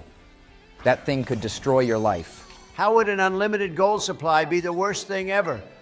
I could use it to fill up Fort Knox if it's empty, first of all, and then I could just continue being richer and richer, more and more every day, without ever losing anything. And imagine all the gold chains I could make from all the melted down gold which Golden Go would make for me. Because you two, all that money and gold would get to your heads, and then everyone would only want to be friends with you for the money and not because they actually care about you. Imagine how sad and miserable your life would be then. Which is why Golden Go is the devil. All right, well, that got depressing very quickly. How about we go back to this battle, which has already resulted in 2 of our Pokemon getting taken out. They all even went up about 10 levels and didn't learn one single move. I swear, legendary Pokemon don't learn any moves until level 99. And then suddenly we have to sit through 10 minutes worth of menus whilst they learn everything at once. Realistically, it's not that bad, is it? But from lots of comments in the last few episodes, we get a lot of TMs from beating these Team Star bases, and then we can build them at the Pokemon centers. I personally don't like that feature. Back in my day, you'd find raw TMs out in the wild. You can still find those so-called raw TMs, Donald. They're colored in yellow balls and shine very brightly. And talking of shining brightly, I beat this base on my second try, guys. I bet you're all really proud of me, isn't it? I will say that without Ray, you'd probably have lost this whole thing again, but sure, for your first game, you did well, I guess. It only gets more difficult from here on out, though. We just got a sneak peek at the other Team Star bosses there in what appeared to be a flashback. Looks like we have about 5 more to beat Bush, but for now, you could head to the next gym since it's very close to us in the next city. The next gym will be an electric type one if you're going to head there. The gym leader is actually a streamer and is very popular, Bush. So if you beat her, then you'll be hated, and if you lose, you'll be hated. Either way, you don't really win. Her fans will be out to get you. Oh boy, I know all about that feeling since I'm a super duper star. Don't worry, Bush, I can call my security for you if you like. They're the best in the business. As long as they have no connection to Donnie, then I don't care. I won't be mobbed anyway because I'll just get Ray to unleash a dragon ascent on anyone who comes close to me. I hope he can learn that move in this game too, by the way. Someone should let me know. Oh, look, it's that Penny girl you saved earlier? She's here for no apparent reason, which means she's a prime suspect in my eyes. It's always the quiet, nerdy ones you gotta watch out for, Bush. That's some big brain advice I have for you, all right? Instead of that nonsense, how about you give him some advice on how this gym battle could go? It's an electric type gym, but we have nothing to really counter that at the moment. No ground types, or even a Pokemon with a ground type move. Earthquake could be quite useful to have at this point in the game. If you're actually asking for my advice for once and not taking the piss, then how about using Meloetta more, Bush? My wife has been requesting some more Meloetta action since you named it after her, and also we have Drain Punch as well. That move is very strong for this point and will heal us up too. All right, sounds like a plan. I could use her for the main gym fight. And thanks to Nimona, I forgot we have to talk to the receptionist to get this thing started. I wonder what the challenge for this battle could be. I hope it's something exciting. I still wish that we could have used Jirachi instead of Meloetta in this game. It's way more cuter and takes naps a lot too, so would relate to my other half. And by that I mean the normal Joe Biden. Not my wife, because Jizzy Joe Biden doesn't have a wife. I have wives, plural.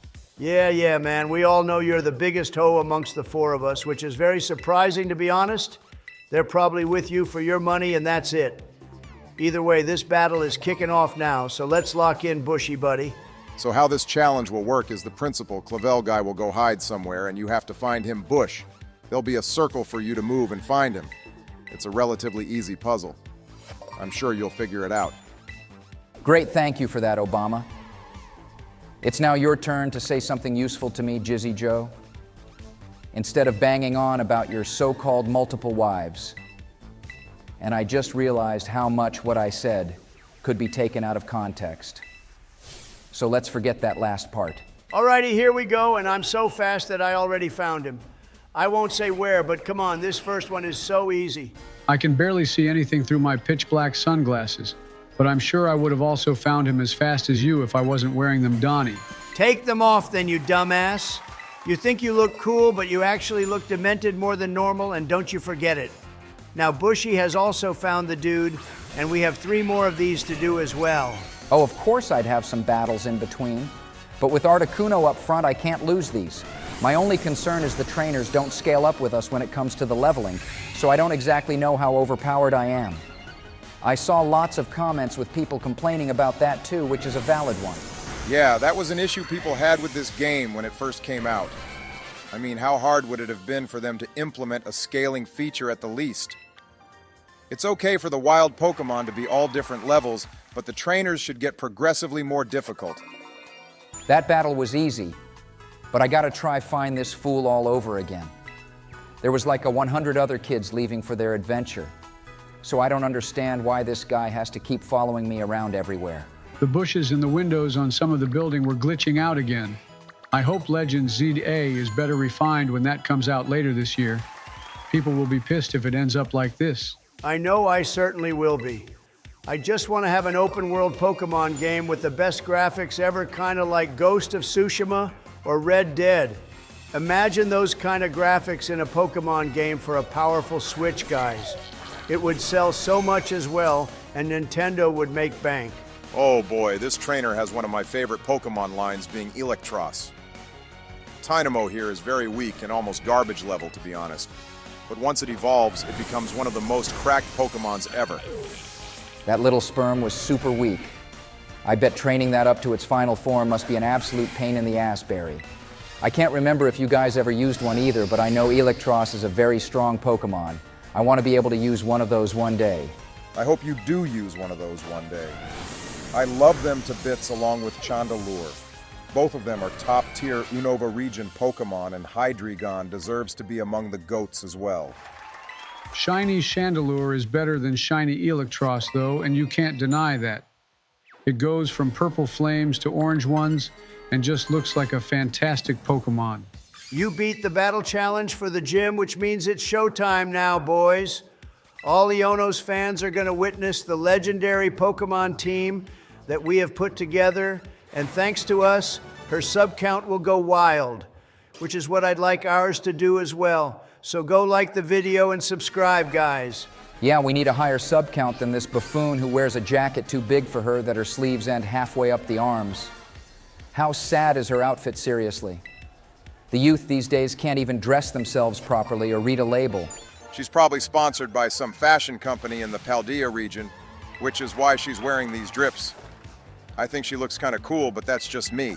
Each to their own bush. She has a literal Magnemite in her head, and she thinks she knows about fashion. I'd like the female viewers watching this to rate this girl's outfit and let us know what they think. Saying that we are a bunch of old men, so our opinion probably doesn't mean much. I mean, we aren't even real. The battle is kicking off with Iono using a Wattrel.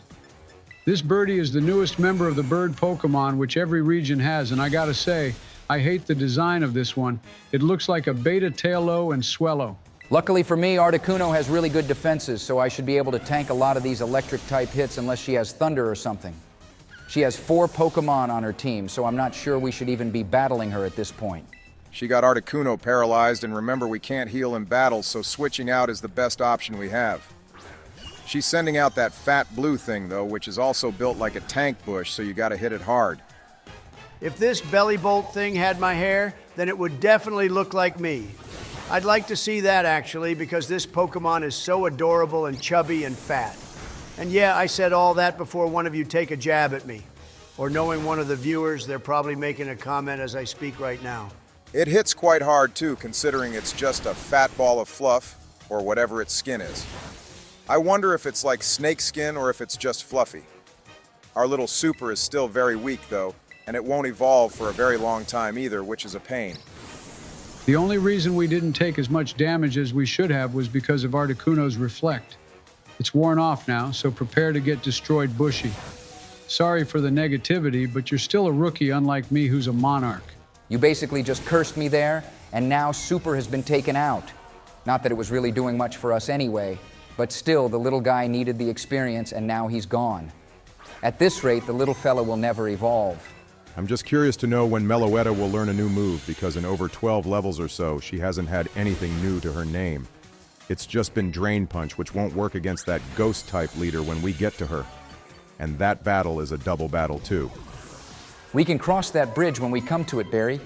I'm slowly eating away at Iono's team right now, however. Maybe after this battle, we can head into the desert to fight that giant worm, and then I think I really need to take on another Team Star base so I can make more TMs in the Pokemon Center. This little child is making me very bored, Bush, so hurry up and clap her one. There is no other electric-type gym leader who can beat my soulmate, Volkner. He is the GOAT, and all these other ones have nothing on him. In fact, I still stand by the fact that he is probably the strongest gym leader out of them all. He's up there, but you always forget Drayden and his dragon types. Iris too. But just because they don't have that many Pokemon, it could make them easier. I think Volkner could probably beat at least one of them in an all-out battle. Volkner is also better than Iono because he has a Luxray and an Electivire, 2 Pokemon which could destroy all 4 of Iono's. Hell, even Lieutenant Surge could beat this girl with Raichu, and well know how bad Raichu is from our Ultra Sun and Moon playthrough. Daichu is what we ended up calling it thanks to a viewer's suggestion. Boy, I still get PTSD from that game and that silly little over-glorified electric rat. It was hella cute though, so it has that going for it. Raichu in the anime never seemed very special, and they always made Pikachu seem way better even though it's weaker arguably. I guess it has the advantage being the mascot of all Pokemon though. Hang on, boys. This has got to be cheating. Yono sends out a ghost type, but just because she has an electric Terra type on it, it's suddenly allowed in this battle? That seems pretty cheap if you ask me, and only we're allowed to use multiple types in the game since we're the most important person. The story of Paldea won't progress if it wasn't for us. I think we have more things to worry about currently, Donald. Reggie Drago is getting knocked out yet again, which means it's now been beaten in every episode of this playthrough so far. I bet its friendship rating has gone into the negatives now. I don't blame it, to be honest. All right, time to bank on the strongest Pokemon we have so far. Chi-Yu should be able to take this Ghost Electric Muppet out of the game. I hate Miss Magius so much. Fantina can go to hell with how annoying her one was in the first Diamond and Pearl games. At least we can actually use Will-O-Wisp in this battle without having to worry about it not being effective like against the Fire Team Star Base Lady. One thing I've noticed in this game is that everyone has absolutely insane hairstyles and no one seems to have a problem with that. You could argue that I have an insane hairstyle, but here we are. And on that note, Bushy has beaten the second gym leader of Paldea, guys. So well done, my boy. Go remember to hit the like and subscribe buttons for him, everyone. You will make George a very happy bunny if you do. Technically speaking, Donald, this isn't the second gym. I think we should have actually gone east and then battled the grass-type lady first if we wanted this whole thing done in order. Thanks to this battle, our team will listen to us up to level 30. Not that I think it makes a difference to us since our whole team was given to me by my best buddy Donald. I still wonder how you did that, by the way, bro. A true magician of the dark arts never reveals his secrets, my young Padawan. Maybe if you beat the Elite Four, then maybe I'll tell you. And oh yeah, that reminds me. When Bush gets to the Elite Four battles Obama, we gotta make sure Joe isn't around. God damn, yeah, we can't have him be here for that episode. All hell will break loose. We just have to pray to Arceus that Jizzy Joe Biden shows up for those battles instead of the normal moron. I will do anything anyone says to have Joe not be here.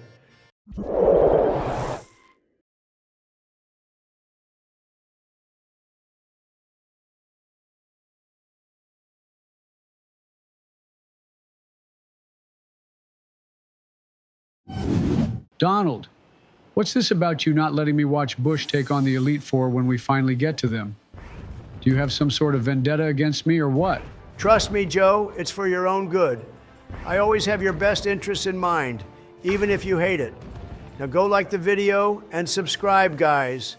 Join our channel as a member if you want early access to our videos and our Patreon if you want to support us too. Today, Bush is going to be taking on the Worm and possibly making his way to 2 gyms. This worm is a steel-type, remember, buddy, so using Articuno is probably not the best idea. But we do have Reflect, so that should help us defend against the physical moves. Your best strat for this battle is to use Chi-Yu, though, since fire is super effective against steel. I know my Fishy is the best, but Little Super here is currently the weakest member of the group. Although saying that, I just realized it'll always be the weakest, because how could it compete against the rest of the squad? This team is going to be so cracked. We still have to deal with the level discrepancies, though. Like this guy must be about level 35 or 40. And then all the Pokemon on the east side of Paldea, which we're in right now, are really strong. I'm still not too worried about their strength. I can just send some of our team out in the free roam mode and they can get up levels that way. But the moves are still god-awful, so something seriously needs to be done about that. I'm not sure if I can even beat the other Team Star members at the moment since they're all so strong too. You'll be able to beat them, but the better moves won't be available until the team gets to way higher levels. The only way to get around that is to keep training. But the problem is we won't know how much to train and how much not to. Eventually we'll be higher leveled than our opponents since it's very difficult to avoid overleveling in this game. This worm is quite the challenge for us at the moment, which is nice. We still need some electric-type moves at some point, though, because water is the largest typing in the series. For now, Bush, just focus on the trials, and I'm sure things will work out. Well, whilst this steel deathworm plays hide and seek with me, I'll ask the viewers the question for this video, which is, which Paradox Pokemon do you all think is the strongest of them all? Personally, I really like the Volcarona one, but for the strongest, it has got to be the Raikou Giraffe. Honestly, those legendary Paradox Pokemon look so stupid, except the Entei one.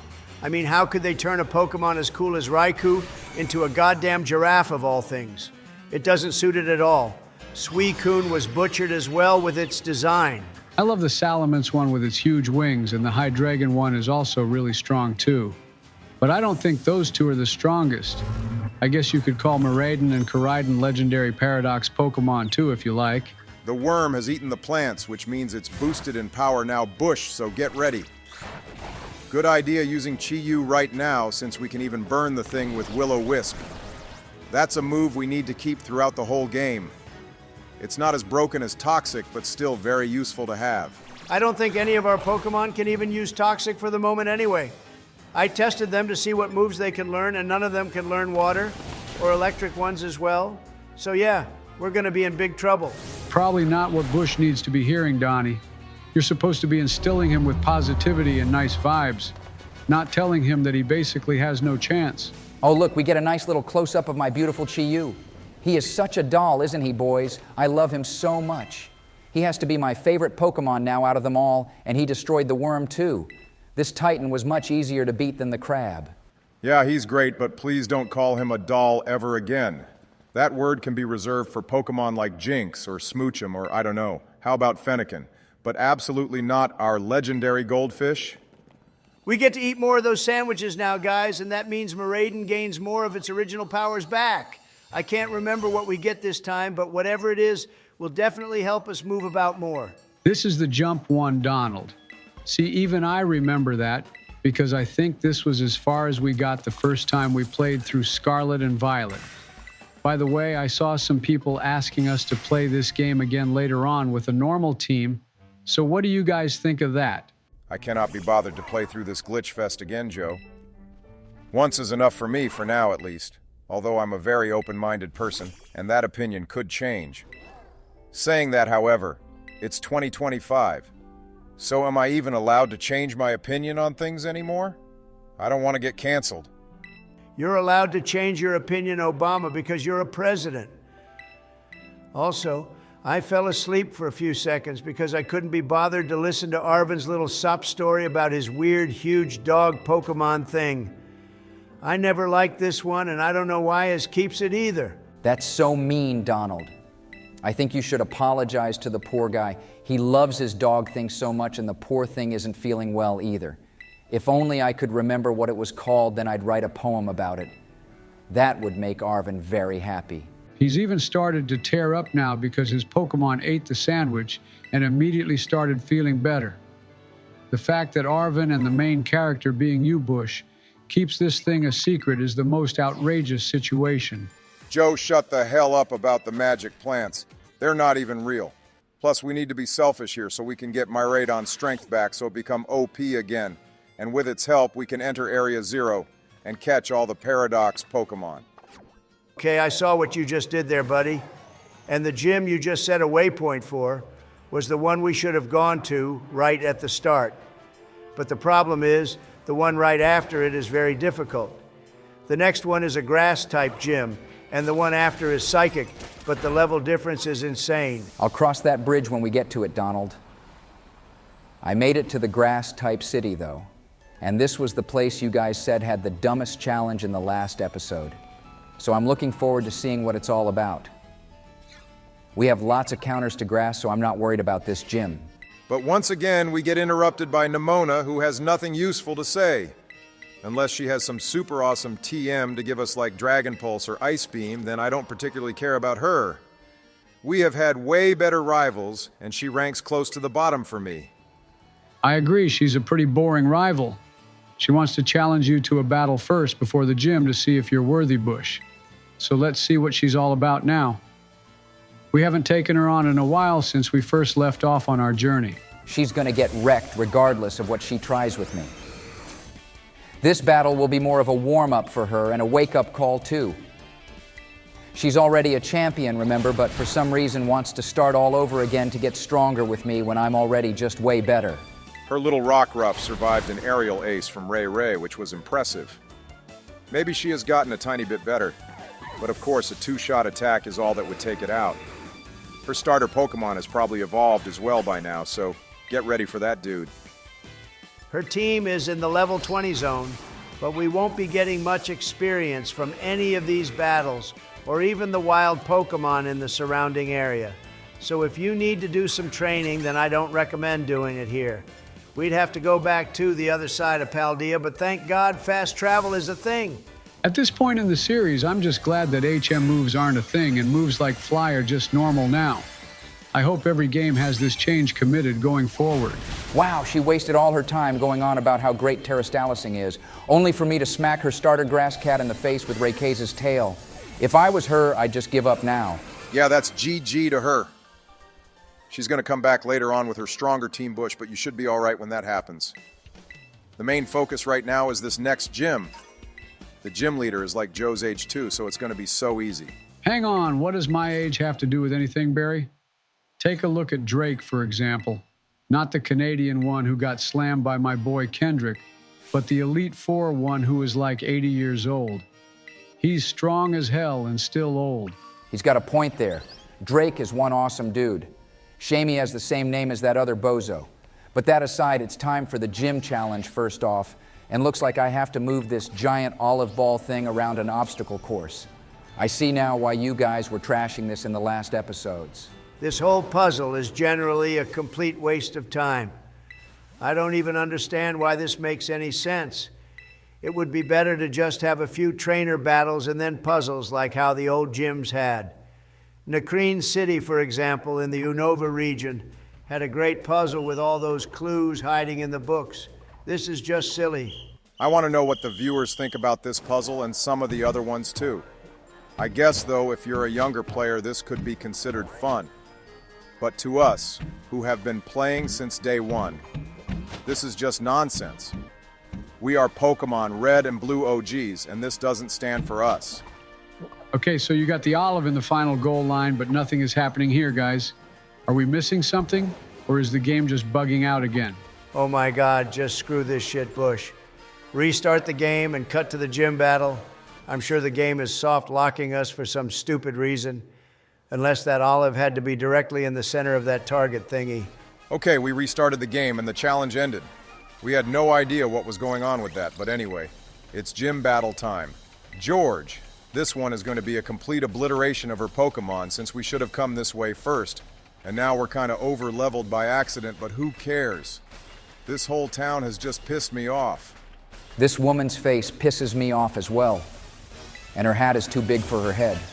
Let's get this done with though, guys, and my Ray is up front since Donald was complaining about not seeing it enough. It should be able to sweep her grass types with my flying type move. Yep, here we go. One shot straight to that little bug's face. I mean, Rayquaza could just launch these fools straight into the stratosphere with one flick of his tail, including that old hag as well. In fact, he should just launch this whole town into space. At least after this battle is done, the other ones will be more exciting, Donald. I know the other towns also have a lot more going on, and we need to change our drips as well. To make you feel better, how about we take on the Dragon Titan after? Bush wants to go to the Psychic Town place first. He's probably going to get wrecked there as well. I mean, it's the next closest gym to this one, so logically a new player would head there first, but that whole town and the surrounding area is full of like level 45 Pokemon. The gym battle itself is close to level 50. She was right in saying her Pokemon dropped like flies. They stood no chance at their level. Even her terrestrial Pokemon got one tapped. In an ideal world, she'd have evolved her Teddiursa into an Ursaring, which would have been a more fun challenge.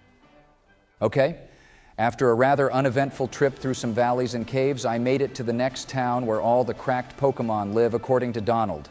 I did encounter one level 45 Gabite in that cave, but managed to take it out really easily, actually. It's all free training and experience for you, George, so I'd say try battle as many Pokemon as you can when you encounter them, especially for this town, which is full of strong Pokemon. The gym leader is a solid 10 out of 10, though. Oh, I forgot how good she looks, Joe. She's some sort of fashion designer or model, I think, and yeah, she's pretty gorgeous. Obviously, someone of my status would get her really easy, so I think I'll let one of you three take her out if you like. She'll come knocking for me afterwards anyway. Yeah, don't get your hopes up, Donald. We're all champions here, even me.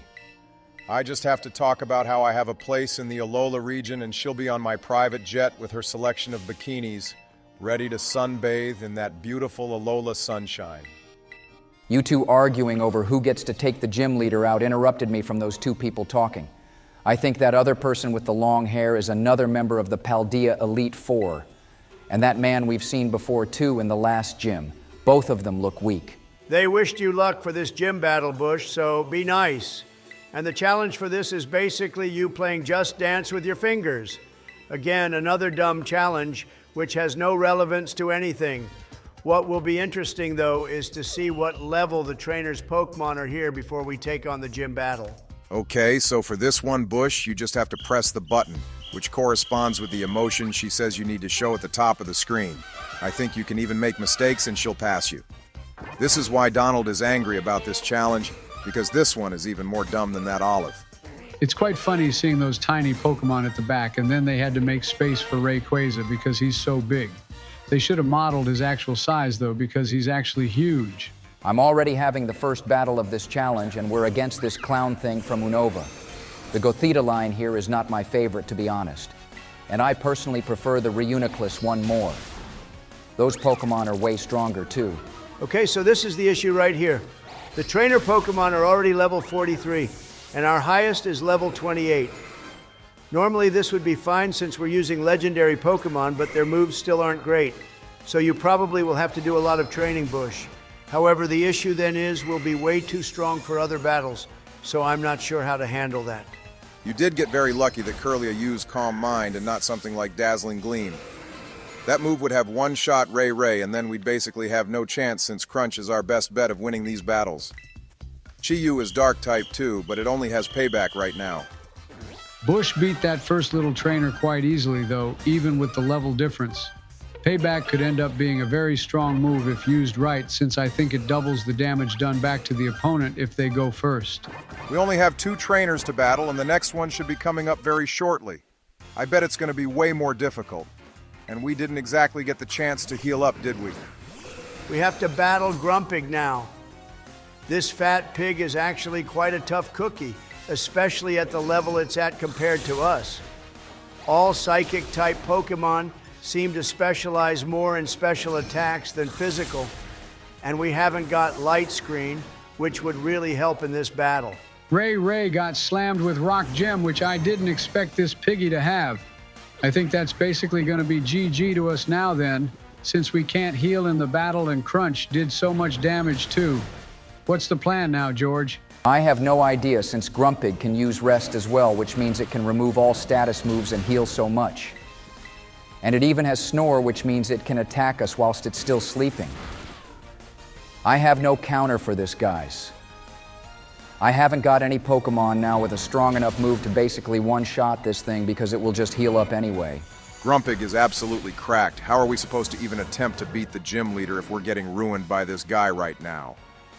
Safe to say that we have no chance against her at this moment. So the best thing to do is a shit ton of training after this, Bush. That's if we can even beat this old fart first and his pork chop. Power Gem is literally super effective against every Pokemon in the team, which could have been a slight oversight on my end. I just thought of some cool legendaries we could use, but turns out it may backfire on us in this battle. It doesn't help that Chi-Yu just flinched there for no reason whatsoever except to troll us. The game has a vendetta because we kept shit talking it, boys. Maybe we need a hard reset, or we let someone better than Bush play. Listen, Barry, we all know you just want to have a go again so you can redeem yourself. But let Bush finish this one, and you'll have your chance again very soon after Joe and I have played our games, whatever they may be. We still haven't come up with a decision for them yet, except Legends Arceus, of course. I'm really pissed off, guys. I don't know why I listened to whoever it was that told me to come to this gym first, and also what genius thought it would be a good idea to have a level 15 or so gym right next to a town with Pokemon that are over level 40. Someone needs to go back to level design school and rethink their life choices. Can't say I disagree with that. This gym was a very big mistake. But don't worry, we have a bunch of experience candies we can just dump on Chi-Yu and then come back later. How much of those to use is the bigger issue, Joe? We have some of the higher leveled ones, and it doesn't tell you how many levels the Pokemon will increase by. So we could end up just being completely busted if we're not careful. I think Bush still needs a bit of a challenge, you know? Nah, man, I'm so tempted to just rage quit now. How can I keep playing this game when this keeps happening to me, and then I have you three fools and people in the comments telling me I can't overlevel, but then sideswipe me by saying I also need to train more? I don't know what to do. Bush, snap out of it, you dumbass. No time for negative thinking. You'll come back stronger next time, don't worry, and you will beat this game. I know you will. I am so done for today. Peace out.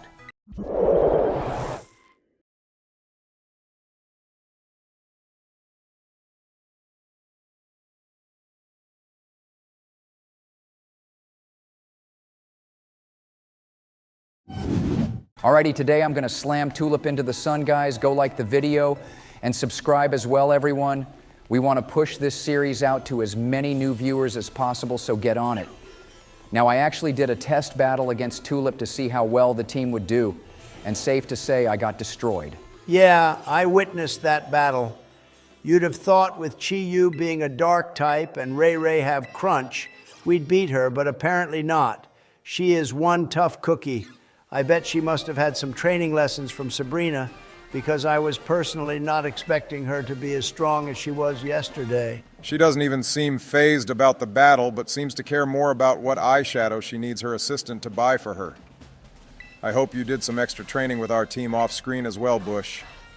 They may be legendary, but they're still complete ass at the moment. I expect this battle to be a clean sweep in our favor. The butterflies on her dress are alive as well, guys. She's using her psychic powers to increase her hotness. And boy, is it working on me right now. She is one stunning lady. A part of me actually hopes you lose so we can see her again. Winning is more important, Joe, so zip it. Now this first Pokemon of hers is the newly added variant or evolution for Girafarig. I can't remember what this one does, to be honest, but if she sent it out first, that means it's probably gonna be really weak. You could use Will-O-Wisp to get them burned as well, George. Nah, man. Chi-Yu has this cracked ability which drops the special defense of all Pokemon on the field right now. Which means a really cheap trick I could abuse is swapping it out and then sending it back to the field, so its ability gets activated and the next Pokemon gets weaker. Incinerate is a really strong fire-type move for this point in the game, too. This Gardevoir has the Synchronize ability, however, which means whatever status we inflict on it gets bounced back to us as well. But of course, we have the Uno reverse card, and that Chi-Yu can't get burned. Pretty savage strat. That one is George, so well done, dude. Even if it meant losing our fishy. It's not like we can heal in the battles anyway, Donald. Plus, we lost so much money in the trainer battles first off, and then George must have lost even more money in the test battle against Tulip, which means we can't even buy any healing items for the team when we need to train. It's fine anyway, because I'm fairly confident with a tactic on how to beat her. Her Gardevoir here hits pretty hard, but I can use Ice Shard to slow it down and hopefully freeze it. Either that, or Articuno usually takes an L, and then I'll have to think of something else. You got lucky that Ice Shard drops the speed of a Pokemon when it hits, because that Gardevoir would have ruined our day otherwise. Then again, the burn on it made its end inevitable. I find it really weird that no gym leader uses super potions or anything like that, however. Back in our day, we got used to gym leaders pulling out all the stops to take us on. Oh boy, did we have to deal with way worse than these snowflakes who play Pokemon games like these now. I think Ultra Sun and Moon was the last difficult Pokemon game they made, and since then, it's basically gone downhill. Saying that, though, the fight with Arceus at the end of Legends and Giratina 2 are really difficult. This battle is also really difficult. Normally, a shiny Rayquaza roaring into battle would scare the crap out of anyone, but Tulip is completely calm and collected. This gosh darn Florges is the main culprit of my loss last time. It's just so goddamn strong and basically has a super effective move for all the Pokemon on my team. I can't use revives either, otherwise I'm sure Chi-Yu would easily be able to beat this thing. But it has fairy-type moves on top of being busted, and yeah, not a good day to be me, boys. Man Crunch would have easily taken this thing out, but of course the Dragons have no chance against a fairy-type move from a Pokemon this strong right now. Whilst you deal with this bush, the question I'd like to ask our viewers is, what Pokemon game did you all play as your first one? Go leave your comments down below. I'm sorry to say this, but it looks like you're about to lose again, Bushy boy. Shame really, because now we're going to have to train up more and then we'll be very strong for any other battles which might come up later. To answer Obama's question, however, the first Pokemon game I played was Pokemon Red because I'm a true OG. The first one I played was Pokemon Violet, which you're all witnessing me suck at right now. Maybe I should have started with an easier game like Emerald Kaizo. Joe told me that game is super easy and good for beginners. I bet the viewers would agree with that as well. Oh, hell yeah. George Emerald Kaizo is the absolute perfect game for any beginners. I recommend it to you still, and any newbies who are deciding to get into the franchise and be cool kids like us. My first Pokemon game was Platinum, though. Joe be trying to bamboozle everyone, suggesting that game as a beginner-friendly one. And talking of bamboozlements, you just got shamed by Tulip twice in a row, George, so I think we need to do some serious training right now. Go around the area here and just take on everything you see until the team is around level 40. This is sure going to be a backwards playthrough, guys. I saw some comments from people saying we skipped the first gym, but it's not like there really is a first gym in this game. You can go wherever you want since it's open world. So I don't get why people are saying that. Either way, the gym leaders should have dynamic teams. Agreed they should. And here we are back at it again with Tulip. I spent about 30 minutes going around training the team up. Problem with legendaries is they take so damn long to gain levels. But I just hope this battle goes better than the last two. Using Ray first with Crunch is probably the better move as well, George. We can save Chi-Yu for later, worst comes to worst. Plus, Crunch is so strong even though our attack stat is less than the special. You're still a few levels lower than the gym leaders, but we got a lot of damage on her Giraffe. Basically, we're going to be banking on the Black Dragon and the Blue Fishy to take out her team. Articuno with its speed-reducing Ice Shard will come in handy for sure, but the main issue is her Florges. We have no counters for that. Normally, it's a grass type, but then obviously turns into Psychic with the Terrestrial Orb. We just have to hope our Dark-type Pokemon can take it out. Regidrago has Crunch and Bite too, but it's so slow that we might not ever get any hits in. My strat is going to be using Ice Shard to reduce the speed of it, Donald. Hopefully I can get a few of those in and drop Florges' speed before sending out Regidrago or the other two and taking it out with a speed advantage. That's my goal. But of course things rarely ever go as planned when RNG is involved. Seems like the best way to handle this battle, Bush. I like it. I think we're in a much stronger position right now, though, compared to the last time. The Pokemon are hitting harder as well, even if the other four only gained 1 or 2 levels. After this battle, we can actually head northeast and take on 2 Titans at once. We lost Chi-Yu before getting to Florges, which isn't great, but the momentum is definitely stronger this time. Before we had like 3 Pokemon left, but at least we have 5 before her last one, even if it has fairy-type moves, which will ruin our day. I hope your plan works though, Bush. I also like it a lot. I'm learning Roost right now, which is perfect timing actually. Hopefully I get a chance to use it and then I can heal up without using items, kind of like how Meloetta can with Drain Punch. Obviously that move will have to be changed soon though, since it's trash, but for now Articuno is in a very good position. At least with our Ice Birdie, we should be able to tank her fairy-type moves and just keep dropping the speed of her glorified Rosebush until Regidrago is able to come in for the clean sweep. The thing is though, he's got a mild nature which boosts special attack, so I'm a little worried. But I believe in you, George, so good luck. It's Icy Wind, by the way, not Ice Shard. And secondly, how comes you're being so nice and sweet to him, Donald? When I first started playing, all I got was abuse and heckling. Look in a mirror, Joe, and you'll see why you got that. Just don't fall asleep, though. Otherwise, you'll get a backhand from me and Jill. And now things are ramping up here. The music has turned into the Leon one from Sword and Shield, which means it's all or nothing. Boom, the strat played off. The speed drops we managed to get with icy wind worked in our favor. This was a big brain move, man. Well done, George. We got Florges down to like 5 health points, and now the others should be able to finish it off. Now that is what you call a solid play. You all have been given a masterclass on Pokemon battles, guys.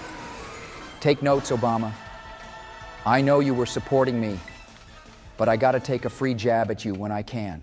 Yeah, whatever, you beat the gym, so say what you like. More importantly, our little super is finally evolving. Only took this long for it to evolve. I don't know how they can class these types of Pokemon as not legendaries sometimes when they always take a billion years to train up. I actually saw some people point that out, Barry. They using legendaries is really fun, but boy, does it take a hell of a lot of time to get them to somewhere semi-decent, as we're finding out right now. Great, another stupid photo of us doing a stupid pose for no apparent reason. And how on earth did Tulip manage to balance like that on such high heels, too? Girl do be styling it out. But come on, she doesn't need to show off like that. Anyway, well done, Bush. Now we can get out of this horrible place and head towards more fun things like taking on more Titans. Titans sound like a good idea since we need Miraidon to gain more of its power back. And I am hungry for some sandwiches as well. I have a feeling, though, that after dealing with this extremely difficult gym, the rest of the Titans, except maybe that dragon one, are going to be very easy. Not like you exactly have a choice in that matter, do you, Bush? For now, though, we're heading on to that giant bird one that likes to throw boulders down the mountain. I have no idea how that could be considered a fun thing to do, but each to their own, I guess. Yep, this one should be kind of easy. Although when we trained against the smaller version of Bombardier or whatever that Pokemon is, they ruined us a lot, and we have no counters for flying types yet really either. I think we're going to need a Pokemon with a move like Thunder Punch or Bite, because at least a couple of our team can learn those. I think this game even introduced a psychic-type biting move. I found that very interesting because it doesn't actually make much sense if you think about it. Could be a decent move for the team, however, if we ever find it. Literally half my open world time is spent running into these smaller, crappy little Pokemon that spring out of nowhere. And then I have to waste 20 seconds of my life each time running away from them in battle. I don't even have any repels. Not that I think they make a difference in this game. They can be quite annoying, but they're also free experience too, George. So I'd say you should battle them. For now, though, it's Titan time.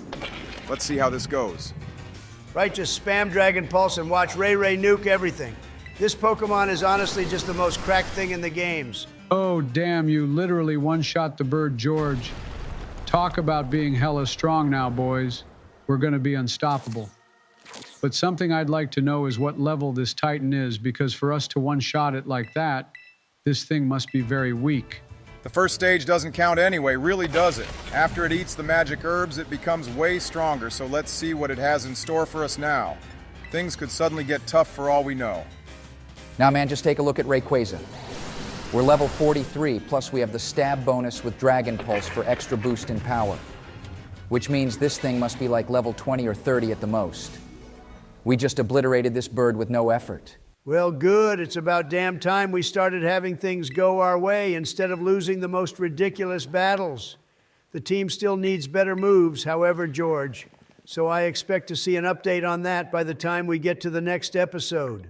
And as per usual, after beating a Titan, Arvin shows up to make breakfast for us with the Ganga leaves and then goes on a sob story about his Pokemon. Leave him alone, Joe. The poor guy basically got abandoned by his parents, and he has no other family either. He's been through all that, and then to make things worse, his best friend gets sick too, and apparently Nurse Joy can't even heal it. Which is strange since she can happily heal a Pokemon who's been hit with a Hyper Beam. Sorry, no sympathy for me for this bozo. I'm as cold as Ice Obama. You won't see me getting emotional over anything anymore. I have to be like this so Donald can't take advantage of me. A Muppet could take advantage of you, Joe, you dumbass. Now, the other Titan, which is the Donphin, pretty much is located in that desert. George, we can even see the dude rolling about on the sand. This Titan is very weird, though. because it has an emoji-like face, and to be honest, it doesn't resemble a Pokemon. Yeah, this is the futuristic one. The Scarlet Donphin version looks better in my opinion, so we can agree on that, Donnie. I think this Titan should be relatively easy though, since it's Steel type. Chi-Yu should be able to basically rip this thing apart like the bird. Wait until we get a move like Flamethrower on the fish. It'll probably be the second strongest Pokemon on our team then, and of course Ray will be first. Meloetta will probably be the weakest by the time we get to the end game, but it'll still be a great member. So apparently this Pokemon came from the crater in the center of Paldea itself, which means there isn't much data on this guy. The professor is allowing you to go all out on subduing this fella as well, George, so slam it back to where it came from. Wow, so Super got slammed again. I wanted to try it out in a battle since it evolved, but then again, Steel is super effective against Ice, so that was my L. I hope by the time we get a Baxcalibur, though, it'll actually be a useful team member, because right now, our little man hasn't been much help. He is going to be cracked when he's fully evolved. Don't worry, dude. The next gym after this Titan is also going to be a water-type one, and that actually might be a challenge for us. We have no counters to that still. But I don't want you losing to that gym leader again 3 times in a row like you did with Tulip George. As always, we'll cross that bridge when we get to it. This giant elephant rhino thing has eaten the good stuff and is all juiced up now, though. I can't wait to see our fish nuke this guy. Barvin has caught a Scovillian just now, which means he's probably going to be no use to us. Imagine not using a strong Pokemon you've had with you for ages, but instead, you use a Pokemon that's going to be weak as hell if you just caught it. So much for Chi-Yu being useful, George. You were psyching everyone up with how easy this battle was going to be with the fish. But then it goes and gets one tapped right off the bat by a stomping tantrum move. I'd like to pretend I didn't hear Joe ridiculing me and instead remind everyone to hit the like and subscribe buttons and join our channel as a member if you want early access to our videos. That plug should make little Joey boy happy now. I'm not exactly thrilled because Meloetta here isn't being much use in this raid battle either. This girl needs close combat as soon as possible, and then we need to have it turn into its fighting type form. Then it will be a strong team player. It takes a lot of time to get new moves, you know that. Plus, the team star bases are way too difficult for us right now, so I'd recommend George to stick with the raid battles and gym leaders first. His main goal, to be honest, is to become the champion and then enter the Great Crater. He's just being a chickenberry. If it was me playing, then I'd storm all the team star bases in one go.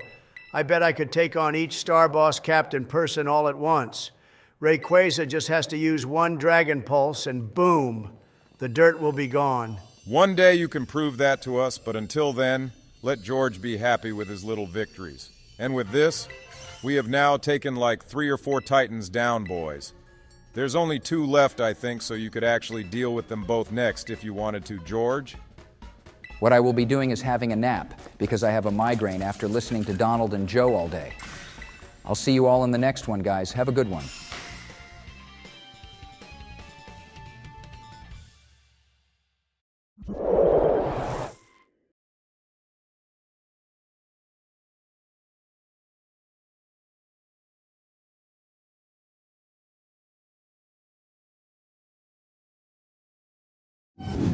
Right, you guys are going to watch me destroy this gym today.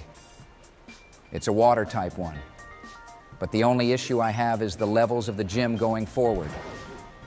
You should all remember to like and subscribe too, everyone. The music in this town reminds me of the eShop music or the Wii one.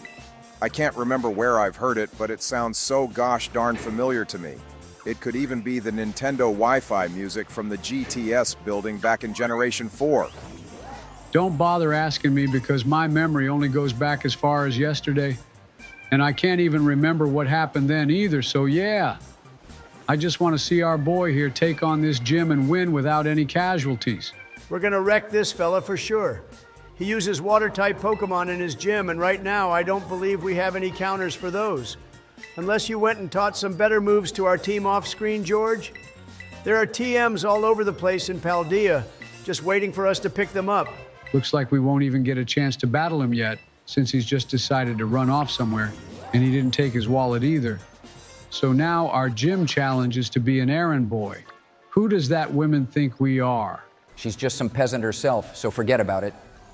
Plus, we should be happy that this gym battle is so easy. which means we can get the gym battle done with quickly and then move on to the next one. Or the next Titan too, whichever is closer. Trust me, this guy is just a fatty who loves stuffing his face with food.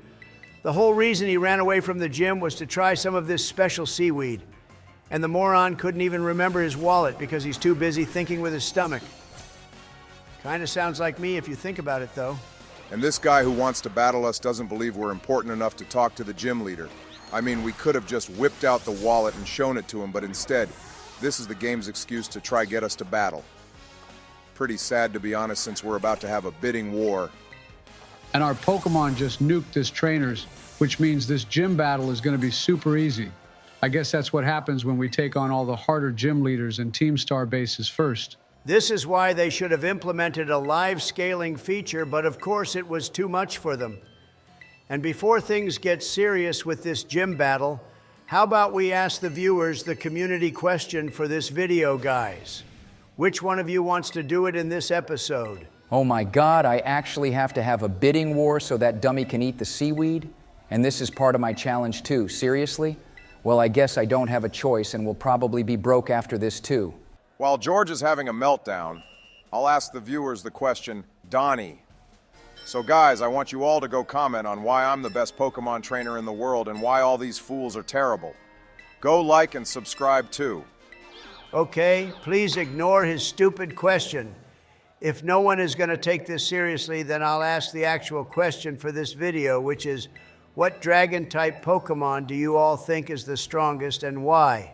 No legendaries or mythicals are to be included, but feel free to choose any pseudo-legend you like. I hope you realize that someone will actually comment on why they think Obama is the best and why us three are the worst.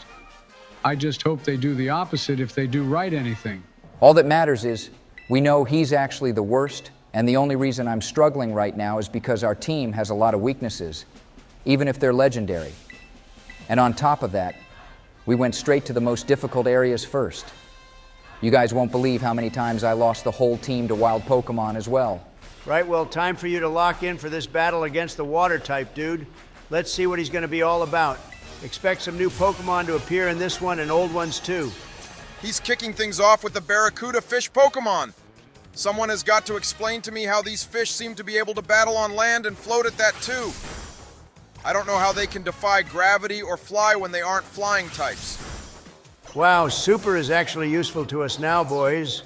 I think that was the first Pokemon it took out without help from the other members of our team.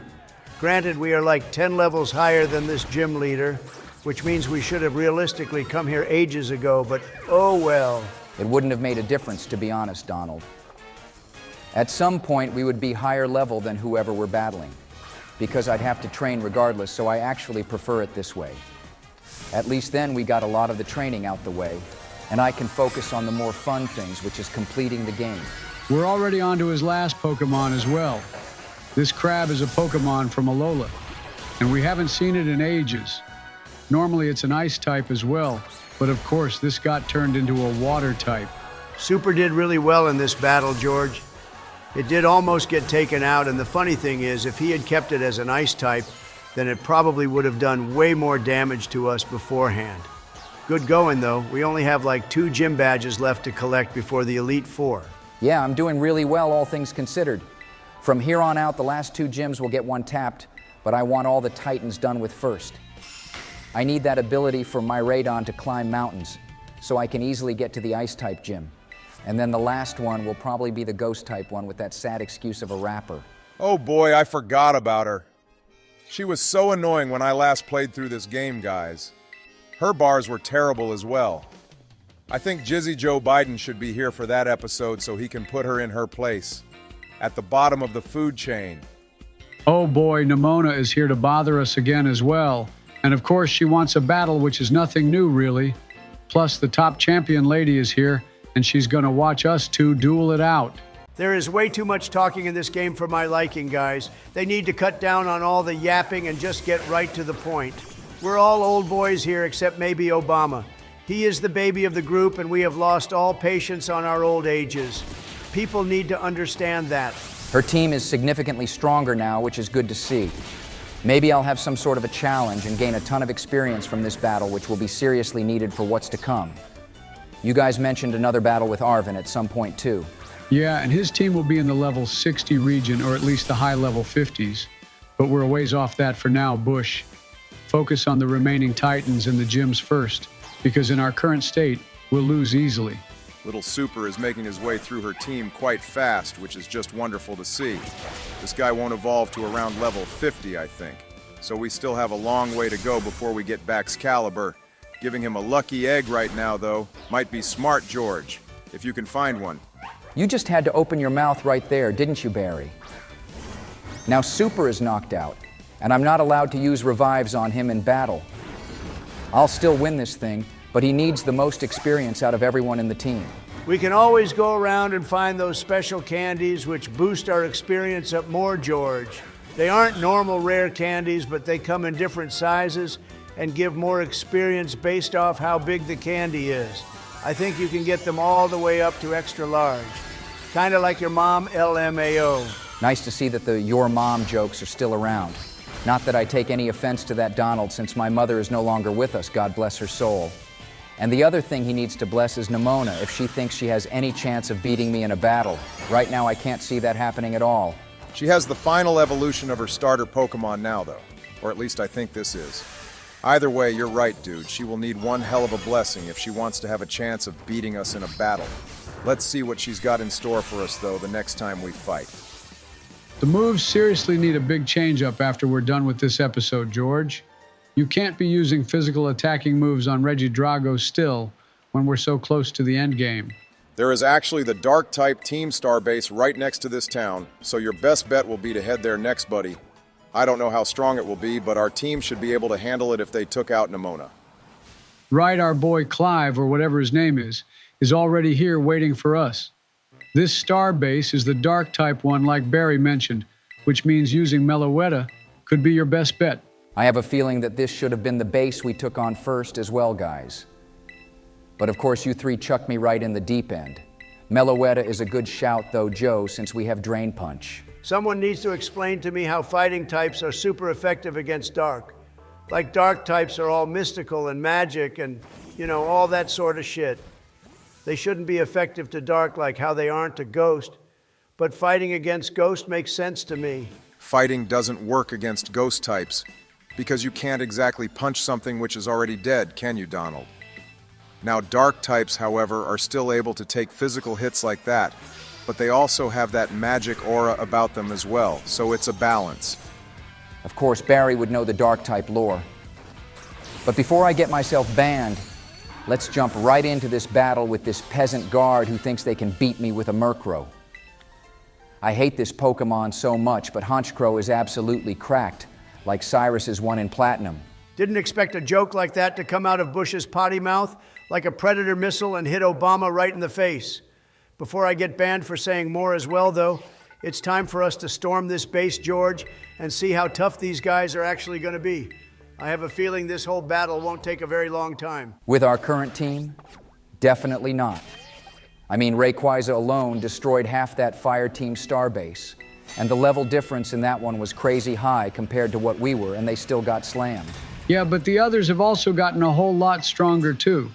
We could even send out our little Super in here, and he'd clean up the mess, which is this base by himself now, I bet. He is still so small and cute, and so is our little Chi-Yu cutie pie. The funny thing is, he's so tiny, but is probably stronger than all the Pokemon on this base combined. And he's only level 45 to boot. Just wait till he reaches like level 70, guys. His special attack stat is gonna be busted. He's going to be hella strong for sure, even with a bad nature on him. I can't remember which one he has, but I think it either boosts his special attack more or his special defense. It's either one of those, but I doubt it would make a difference which one I chose for him. Check it out, boys. I have been in here for like 30 seconds and have already taken out like half of the required amount already. In fact, I'm getting through here so fast that they aren't even able to send out enough Pokemon for me to deal with. This is how the battle with the boss will go too. So yeah, we should have probably come here first. I guess the proper route for taking on all the gyms and bases was to go in a clockwise motion around Paldea, but we sort of went everywhere. The smaller Pokemon blend in with the grass so much as well, so it makes seeing them annoyingly difficult. Like even a purple sable eye blends right in with the green dark grass. Our poor old eyes can't keep up with them sometimes. Yeah, all our younger viewers will have that to look forward to one day, LMAO, but for the time being, enjoy life whilst you're all young. One day you will look back and wonder where the time went, like I do every day I see Joe. Reminisce about your sad little life later on, George. This Giacomo fellow is the boss of the Team Starbase, and he's also a DJ by the looks of it, or some sort of computer nerd. Either way, he could be very tough if you go in being cocky.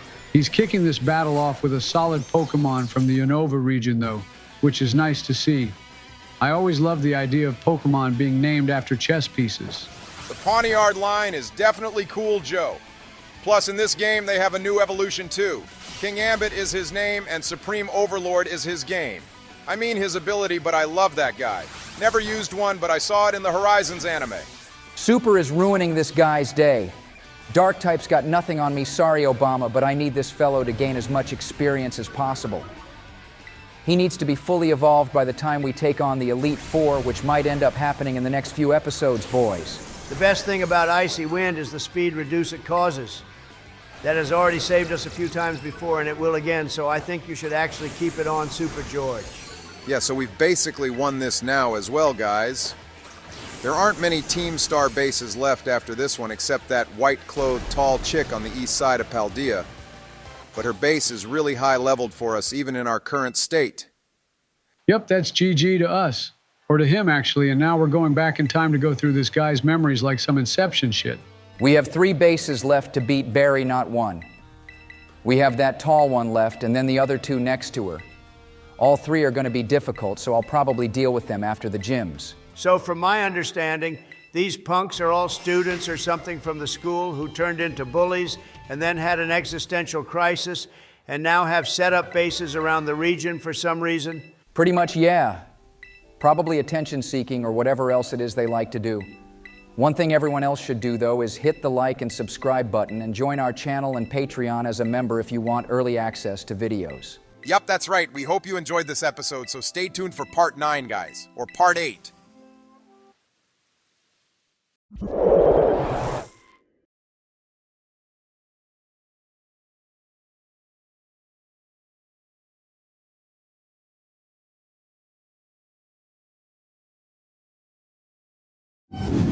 Right, George, what's the plan for today, bro?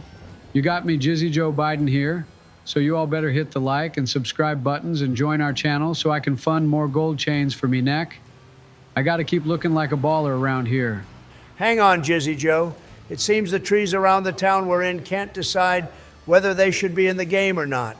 It's weird how only some of them are glitching out, though, whilst others are perfectly fine. Yeah, so we're gonna pretend we didn't see that. Otherwise, we're gonna spend the next 10 minutes complaining about this badly optimized nonsense. And to answer your question, today we're gonna be taking on Larry. He's a normal type gym leader and everyone loves him for some reason. Hey, we just got the lucky egg, George. I mentioned that item in the last episode, and it looks like the universe heard my prayers, and now we can give that item to Super so he'll gain more experience in battles. Considering he's the only one who needs to evolve, I think you should give it to him now. Yeah, we can give it to him later, Barry. One thing I've noticed here, though, since it's raining, is how our character holds his hands over his face so the rain doesn't block his view. I think that's a cool little feature they added in, which they didn't have to. They add in pointless crap like that, but can't even render in a bunch of trees which don't even move. Yeah, the logic behind that is something out of this world. Anyway, this is Larry's gym. It's a restaurant, firstly, and the food looks yummy. Thankfully, I showed George the right answers for this little quiz we get asked about our food order. He had no idea what to do, but I just read some comments from some lovely people who told us the answers. The gym challenge is to guess the correct food order or something along those lines. I don't know how that's supposed to be a challenge, to be honest, but each to their own. I guess normally you're supposed to battle the trainers to find the answers. But you did it the cheap way. Jizzy Joe. It's not exactly cheap if Bush would have been wandering around here completely clueless about what to do. So if anything, Jizzy Joe here saved us a bunch of time, and we can now jump right into the action and battle Larry and his peasant team. The funny thing is, this guy is also an Elite Four member as well. The fact that Larry is also an Elite Four member is just plain lazy and stupid. Yeah, sure, the guy might be a fan favorite for some reason, but it's like they couldn't be bothered to make a new person as an Elite Four member. Sometimes this game feels like a regression instead of a progression. His first Pokemon was cute little Kamala from Alola, the Pokemon that always sleeps and is our buddy, Joe's favorite. It actually stays asleep forever because of the leaves it eats, but humans can't consume it. So sorry, Joe, even though you're not here right now. That moron isn't here, but I am. Jizzy Joe Biden is far superior to Joe Biden. Anyway, I also noticed you taught some better moves to the team George. Maletta now has Thunder Punch and Play Rough too. Both awesome moves, especially for dealing with water types. We also have Brick Break for dealing with normal type Pokemon, since it's super effective. Drain Punch is great, but does basically no damage. Plus, Brick Break can break through Light Screen and other barrier moves. Hot damn, his final Pokemon is Staraptor though, Donnie. Normally this Pokemon is a fighting and flying type, which automatically makes it ruthless, especially against Meloetta. But of course he's going to change the type to normal with his Terra Orb. Larry is ramping things up now, guys. He even did a little stretching, not like that's going to really make a difference for us here, will it? Our man here is about to get sent to the Phantom Zone, just you guys wait. It should be a sin to use a Terra Orb on Staraptor, turning it into a normal type like this. Staraptor has to be up there as one of the most cracked bird Pokemon. But then this fool goes and does this to it. Agreed on that, although many people believe Talonflame to be the most busted bird Pokemon. However, Game Freak went and nerfed that poor guy because he was too overpowered at one point. His design is up there as one of the best, though. Right. And that wraps up Larry and his pathetic little team. I might even go for a nap too, boys, after seeing how comfortable that Kamala was just now. The little blue guy was so cute, and I'm going to purchase a plushie of him to sleep with. Be a man and get a Dialga or Giratina plushie, George. Don't be a silly little girl who wants something cute. We're a bunch of presidents here, not schoolgirls from Japan. Hey, there's nothing wrong with being a schoolgirl from Japan. I myself enjoy cosplaying as one with Michelle now and then. We have a great time together in our much-deserved retirement. Oh, for the love of God, please stop talking, Barry. We don't want to know what you and Michael get up to in your free time. Quickly, George, do something interesting before we get more information from that half-baked buffoon. Good idea. Well, the next closest place to this for us to take on is the Dragon Titan. Or actually, it's called the False Dragon Titan because it's not really a dragon or something. I don't really get it, but let's see. What this one is, George is the cutest little thing ever. It's that little sushi orange fellow right there, chilling on the island. He's so small and cute, but holds within him unlimited power. Well, not quite unlimited, but still a lot of power. Either way, this is our last Titan battle of the game, boys. Okay, so the actual Titan was not the sushi, but this Dondozo, which makes a lot more sense. He still ate the little sushi up for some reason, so maybe one of you could tell me what that's about. I guess it gives him more power. He's also charged up, or maybe this whale thing is the false dragon, and the actual one is in fact the little orange one. We're going to find out the truth in a bit if George manages to beat this guy. And by the way, guys, we didn't ask the viewers our community question yet. Right? Well, I'll ask it then, and I'm in a Johto region mood at the moment. So my question will be, what town or city in the Johto region would you like to live in the most, and why? Personally, Olivine City is my favorite, being right next to the ocean, and also Jasmine is a hottie. Can't deny that city, Obama, it's gorgeous. And hey, I beat the Titans' first stage, and now it's swimming off. Also, the town I'd love to live in the most is Cherry Grove City. It's more of a little village in the games, but it's sure peaceful, and it also has a beach by the ocean, too. Last time I checked, most beaches are by the ocean, you dumbass George.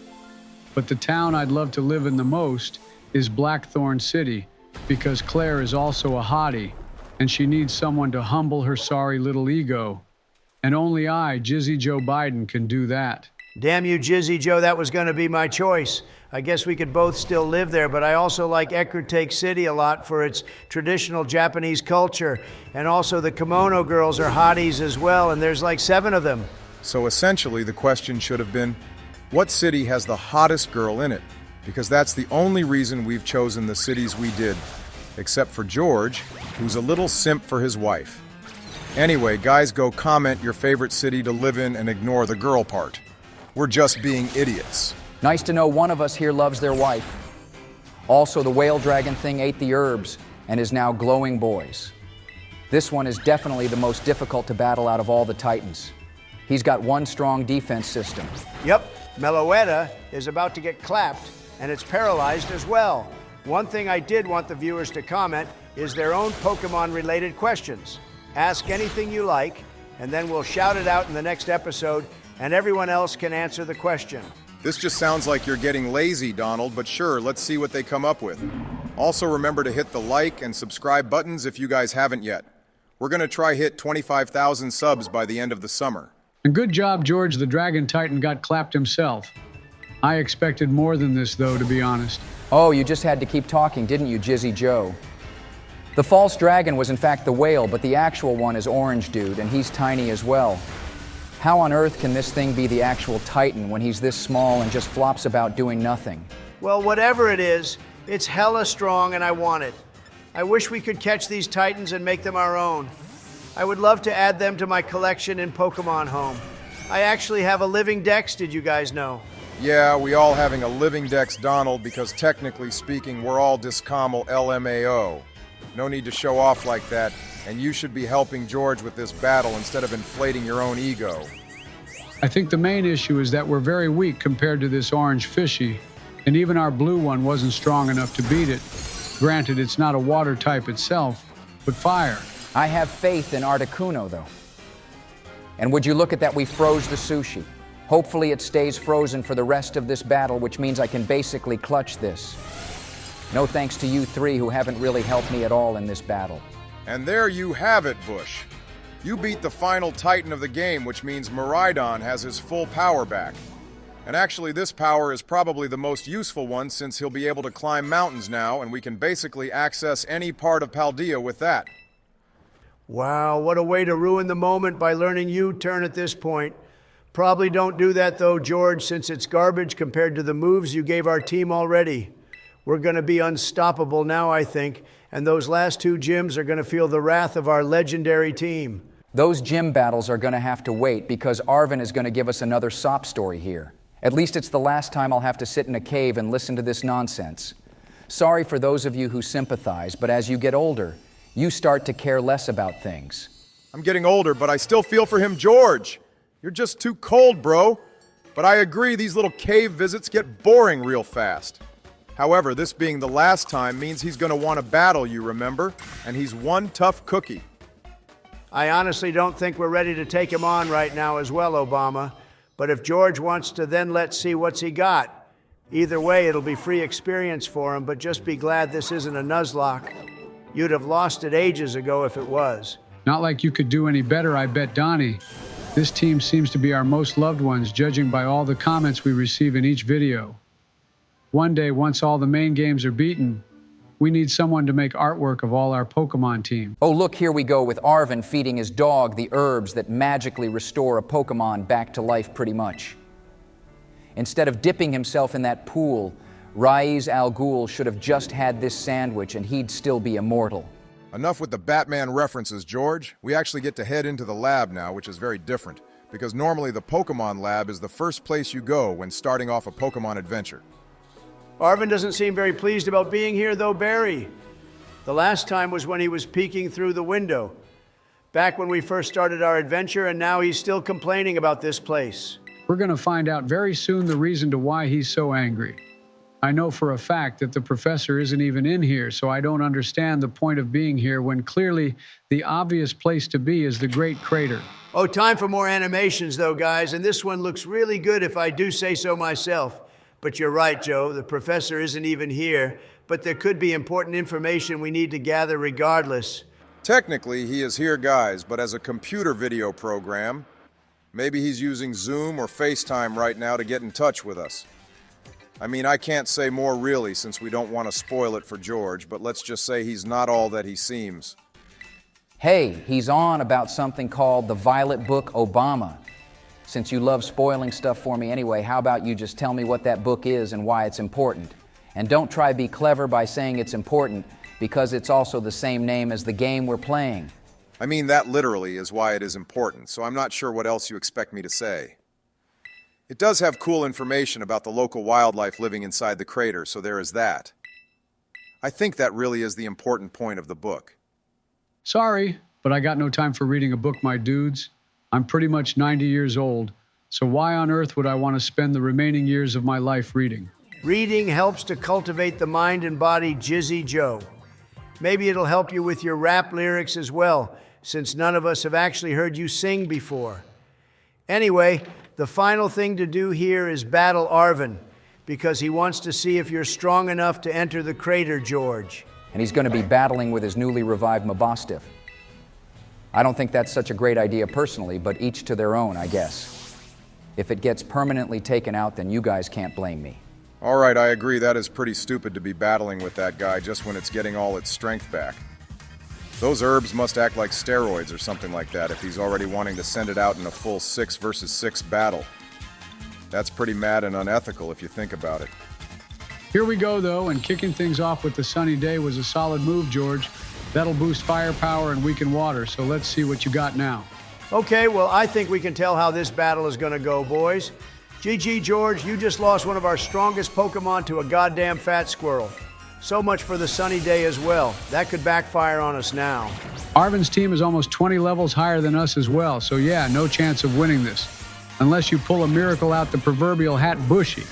Then again, our team of legends could deal a lot of damage to his team, so you never know.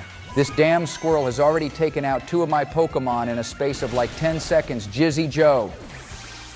And once again, you guys are supposed to be helping me, and none of you are. You're just saying GG to me, and saying I will lose when I still have a chance. Until all my Pokemon are knocked out, there is always going to be hope. I mean, do you yourself really think you can beat Arvin with our current levels, George? His team is very varied and balanced, and he has super effective moves against us as well. So far, you haven't actually done anything. Well, he has taken out one of his Pokemon, but then again, it doesn't have appeared to have made much of a difference when we're still getting creamed by everything else. I mean, now even Regidrago has been taken out. And the worst thing is, his team probably gets more and more higher leveled the more we beat them. This Scovillian was the Pokemon he said he randomly found on his way to one of the Titans earlier as well, guys. And now it's here destroying us for fun. Right, boys, he's taken out 4 of my Pokemon now. We only have the Lord Almighty Ray left in Meloetta. I honestly still think I have a chance with this battle. But the rules state I can't heal the team up, so yeah, this is going to be grueling for us. The light screen just wore off, but you might get lucky and outspeed some of his team as well, George. Let's see what the RNG gods have in store for you, because it's pretty much based off that at this point, isn't it? Ray does have a very varied move pool now, though, like Surf and Energy Ball to counter rock types, and of course Dragon Pulse.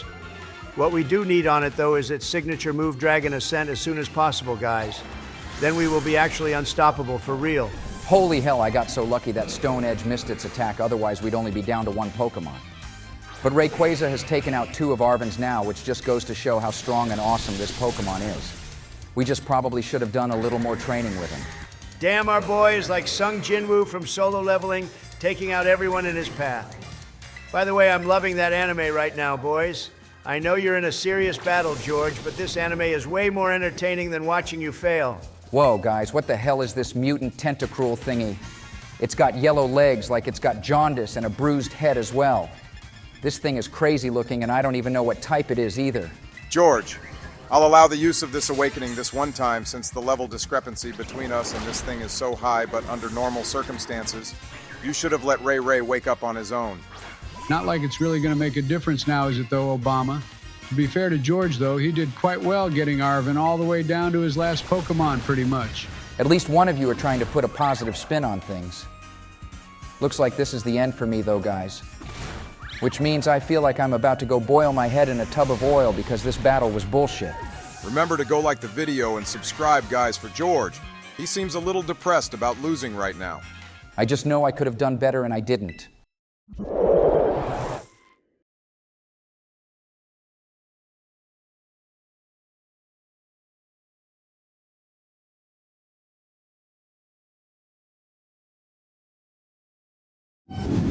Boys, you find me today already at the top of this mountain, ready to take on the Ice-type gym leader. Go hit the like and subscribe buttons and join our channel as a member if you want early access to our videos. Looks like we won't be in fact battling the Ice-type gym leader George because this peasant wants to battle us again. She last challenged us a few gyms ago and lost, and now she thinks she has a chance this time. Yeah, she's up there as one of the worst rivals for me and the most annoying too. She'll be a good warm-up for you though before the gym battle. And before that, we still have to do the gym challenge as well, whatever that is. This battle could still end up being close since her team and ours are very close in levels. I hope you're not feeling depressed after last video's loss to Arvin, my guy. We all lose battles sometimes, and his team was pretty cracked too. He is a worthy rival for us compared to this idiot. Her first Pokemon got destroyed in 2 turns thanks to my little fishy, which was super effective against it too. Just you wait, Donald. After I get all 8 gym badges, my plan is to beat the Elite Four and then go back and challenge Arvin and the rest of the Team Star bases too. I hope it all goes to plan like I want it to anyway. Chi-Yu is learning Lava Plume as well, but I think Flamethrower is the better choice overall, and with the Sunny Day, it'll become an easy over 100 PowerPoint attack move whenever you use that. That move will be useful in the Ice-type gym battle when you get to that too. Since you're talking about moves, I want all the viewers to comment below their favorite Pokemon move of all time.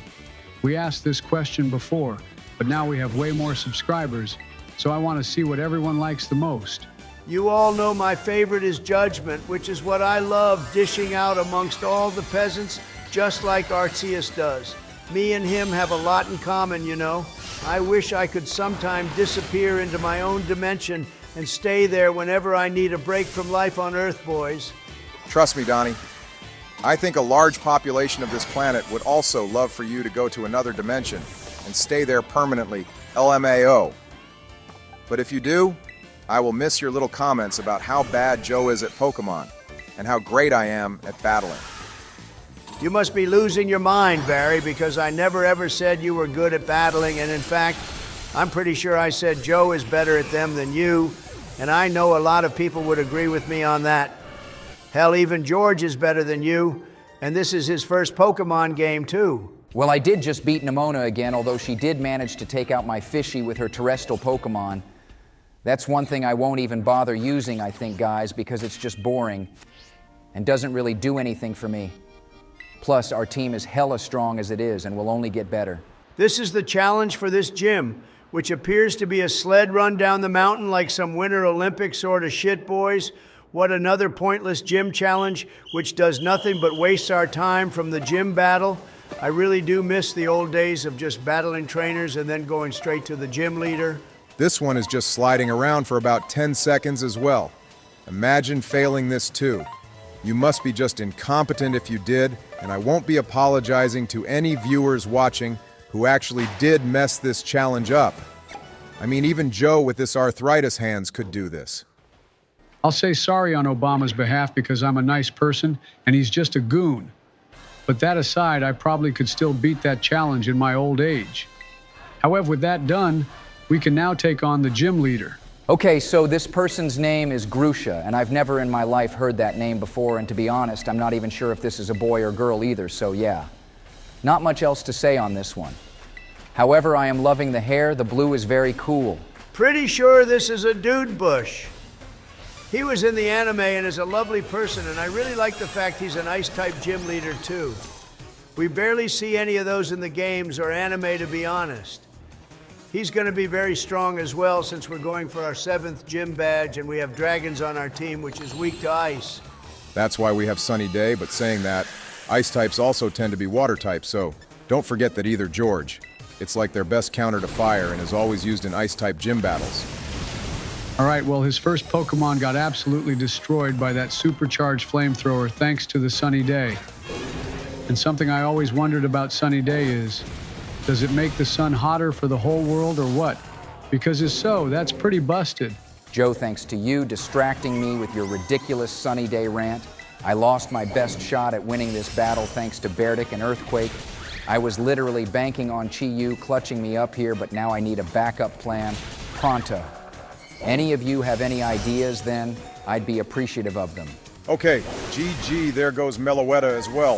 I thought her fighting type moves would actually be useful, but before I got the chance to say anything, you go and lose her as well, George. This isn't looking so good now, is it? You need the reflect and the light screen both together for this battle, I think, dude. Grusha is hitting us very hard with his ice types. The guy from Unova is still my favorite ice type gym leader, though, and Price from Johto as well. We going ice type versus ice type in this battle. Articuno has solid defenses, and Ice Beam seems to do a lot of damage to its own type. Or it's just because my Pokemon Birdie is cracked, which is probably the reason. This Sea Titan Fat Ball thing is hella strong, however, and it looks awesome. Yeah, probably not a good idea sending out this guy right now, George. Dragon is weak against ice, and I think this Pokemon is his second ace or something. Ice Spinner as well seems to do a lot of damage even against other types, not just Dragon. How the hell did that stupid overgrown whale beat a legendary Pokemon in Rayquaza at that? And to top it all off, the whale outspeed us too, and it's only one level higher. How on earth does all that happen?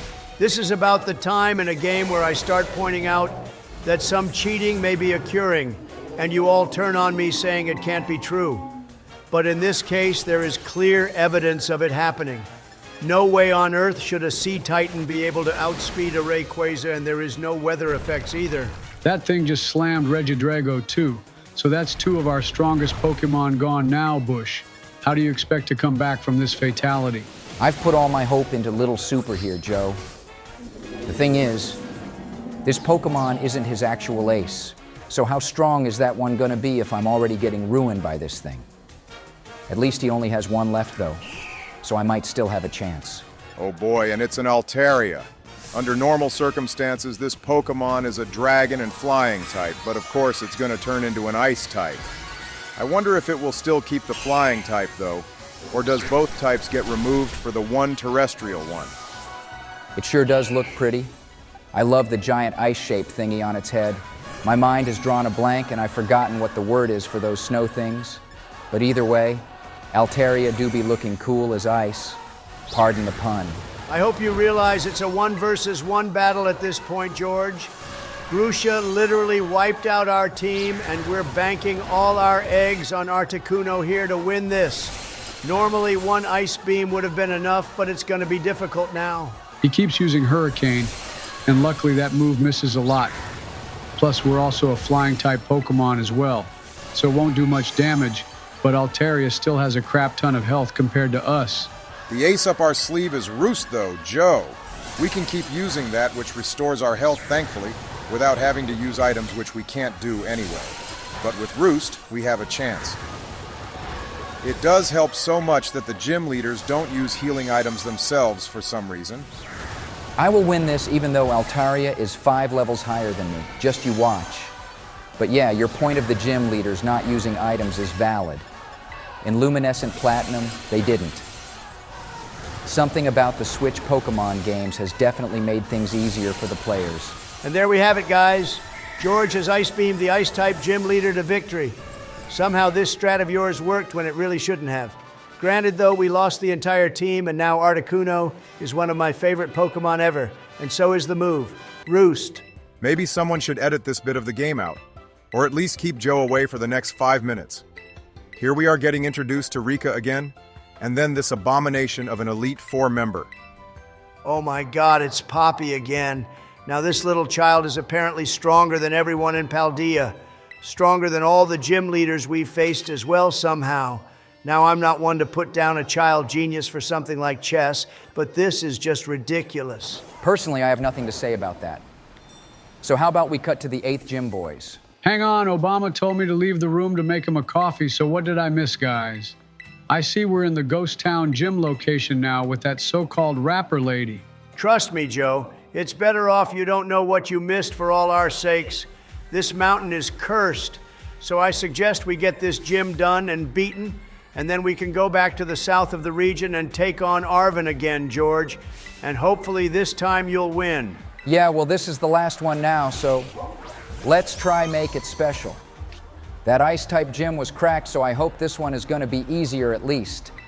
I mean, Chi-Yu should do much better in this one since he's a dark type, and Ghost can't affect him unless there's a Sable Eye or something. They will have a sable eye here for sure, but it won't matter. Just use Sunny Day and then spam Flamethrower, dude. You'll one-shot the whole Ghost-type squad and the gym leader's pathetic rapping as well, which no one even cares about. She's even showed up in the anime as well, guys. Our little Meloetta is going to be awesome in this battle too. With Psyshock, we'll be able to take on both Pokemon at once, since this gym actually uses double battles as its rule. I'd like to say that Tate and Liza was the first to do this back in the day. Tate and Liza were cracked, and I hated battling them back in Pokemon Sapphire Joe.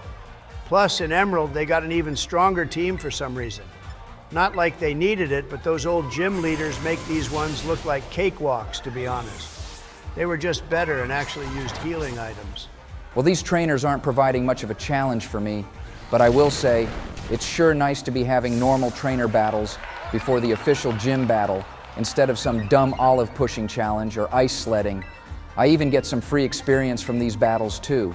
Yeah, these guys will be great for that. I hope we get to see more new Ghost-type Pokemon, though, because so far we've all seen the older ones like Haunter here. I'm surprised you haven't made any jokes about me turning into a Ghost-type Pokemon, Donald.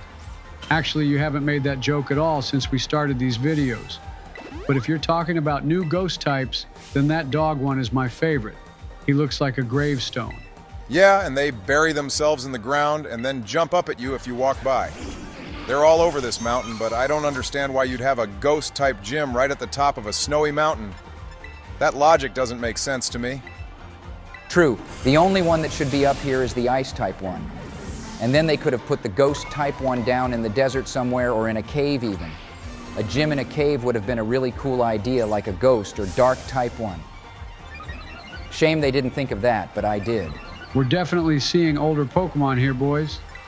The newer ones might be saved for the actual gym battle, but I'm pretty sure this is the third Sableye we've seen already, and these are just the warm-up battles. All of them got slammed, though. They got ruined big time thanks to Chi-Yu and the Meloetta tag team. That was a clean sweep for you, George, and I am so glad we're finally seeing some victories in battles without losing a single Pokemon. We're definitely at an advantage for this gym, but I still don't think you're strong enough to take on Arven yet. Yeah, please don't take on Arven yet, George. I know you mentioned you wanted to, but I don't think you're ready either. It was sheer luck that we got to his final Pokemon last time and that the Stone Edge missed, but that might not happen again. Usually at this point I'd get told to lock in or something, but for this battle, I will go into it being all casual and the like, because I just can't see myself losing this, based off how those previous 3 battles went. Even if she's higher leveled than me, I will still win. That is what confidence is, guys. She also looks like she's about my age, too. And here's rapping it out and battling as well with her gray-haired dreadlocks. She do be looking quite dapper. Okay, so we got a Mimikyu and Banette up first, George. Mimikyu is super annoying because of its disguise ability, which basically works like Substitute, but for the first turn until it's hit, essentially. And Banette is your standard Ghost type, really, nothing special. I have had a lot of experience dealing with Mimikyu in my Alola Ultra Sun playthrough, which you should all go check out the full movie for guys. Its ability is annoying, but this one should be all right to deal with, since we have Dark Pulse. It looks like we should have actually battled this gym before the Ghost type one, since the level discrepancy is about 5 levels or so. So that means this gym leader has a Pokemon probably at max, level 45, which will battle you, George. Won't be a problem for me. And her next Pokemon is Houndstone. This is the dog Pokemon you guys were talking about, and it sure does look interesting. Personally, not my favorite now I've seen it, but each to their own. Meloetta is getting hammered in this battle, George. I hope you're keeping tabs on her. The fish, of course, is doing great and will win this battle by himself if you let him. His Beads of Ruin is so broken as well, reducing the special defense of everything on the battlefield. You can't heal in the battle, remember, as per the rules. But Meloetta is slamming them back, Donnie, so I wouldn't worry about her. She only has 1 Pokemon left, and she's sending out Toxtricity, which is from Galar. Pretty sure we saw this Pokemon being used by Pierce, who was a Dark-type gym leader in the Galar region. Wasn't that difficult to deal with, and won't be for you either, buddy. Wow. Now all these other Houndstones have appeared out of nowhere to show support for this gym leader, even though she's gonna lose. Her rapping is probably what keeps them around here in the first place, if they like that sort of thing. Of course, he's the terrestrialization going on. Not that it really did anything except waste our time. This gym battle has to be up there as the easiest one, maybe, along with the first bug or grass type one, whichever that old lady had as her team. Well done, though, George. That's 8 gym badges done and dusted. I'd like everyone to hit the like and subscribe buttons for George collecting all 8 gym badges. And with that, we can now take on the Pokemon League if you like, buddy. Or we can take down the other Team Star bases, which I think there's only one left anyway. Oh, looks like I'm getting formally invited to take on the Elite Four now by these two guys. Time to humble Nimona and all those other Elite Four members who have been following me around all over Paldea. It's located back in the big starter city where the school is, George. So maybe in the next episode we can do that. Yeah, go leave a comment on what you want to see George do next. We will see you all soon, though, guys. Take care.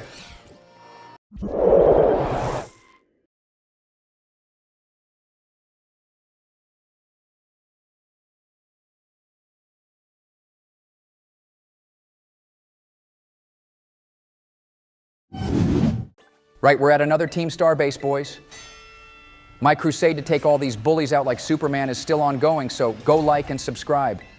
I need all the love and support I can get because I'm still depressed about losing to Arvin. My plan is to beat all the bases and then go back to him.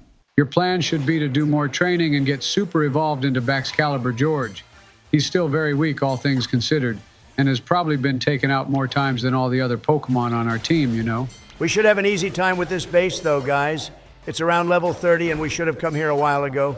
But of course, George has gone in some random order, which is kind of our fault for not helping. But we'll still win this one. They also use poison types here, so Meloetta and Psyshock will get you an easy W.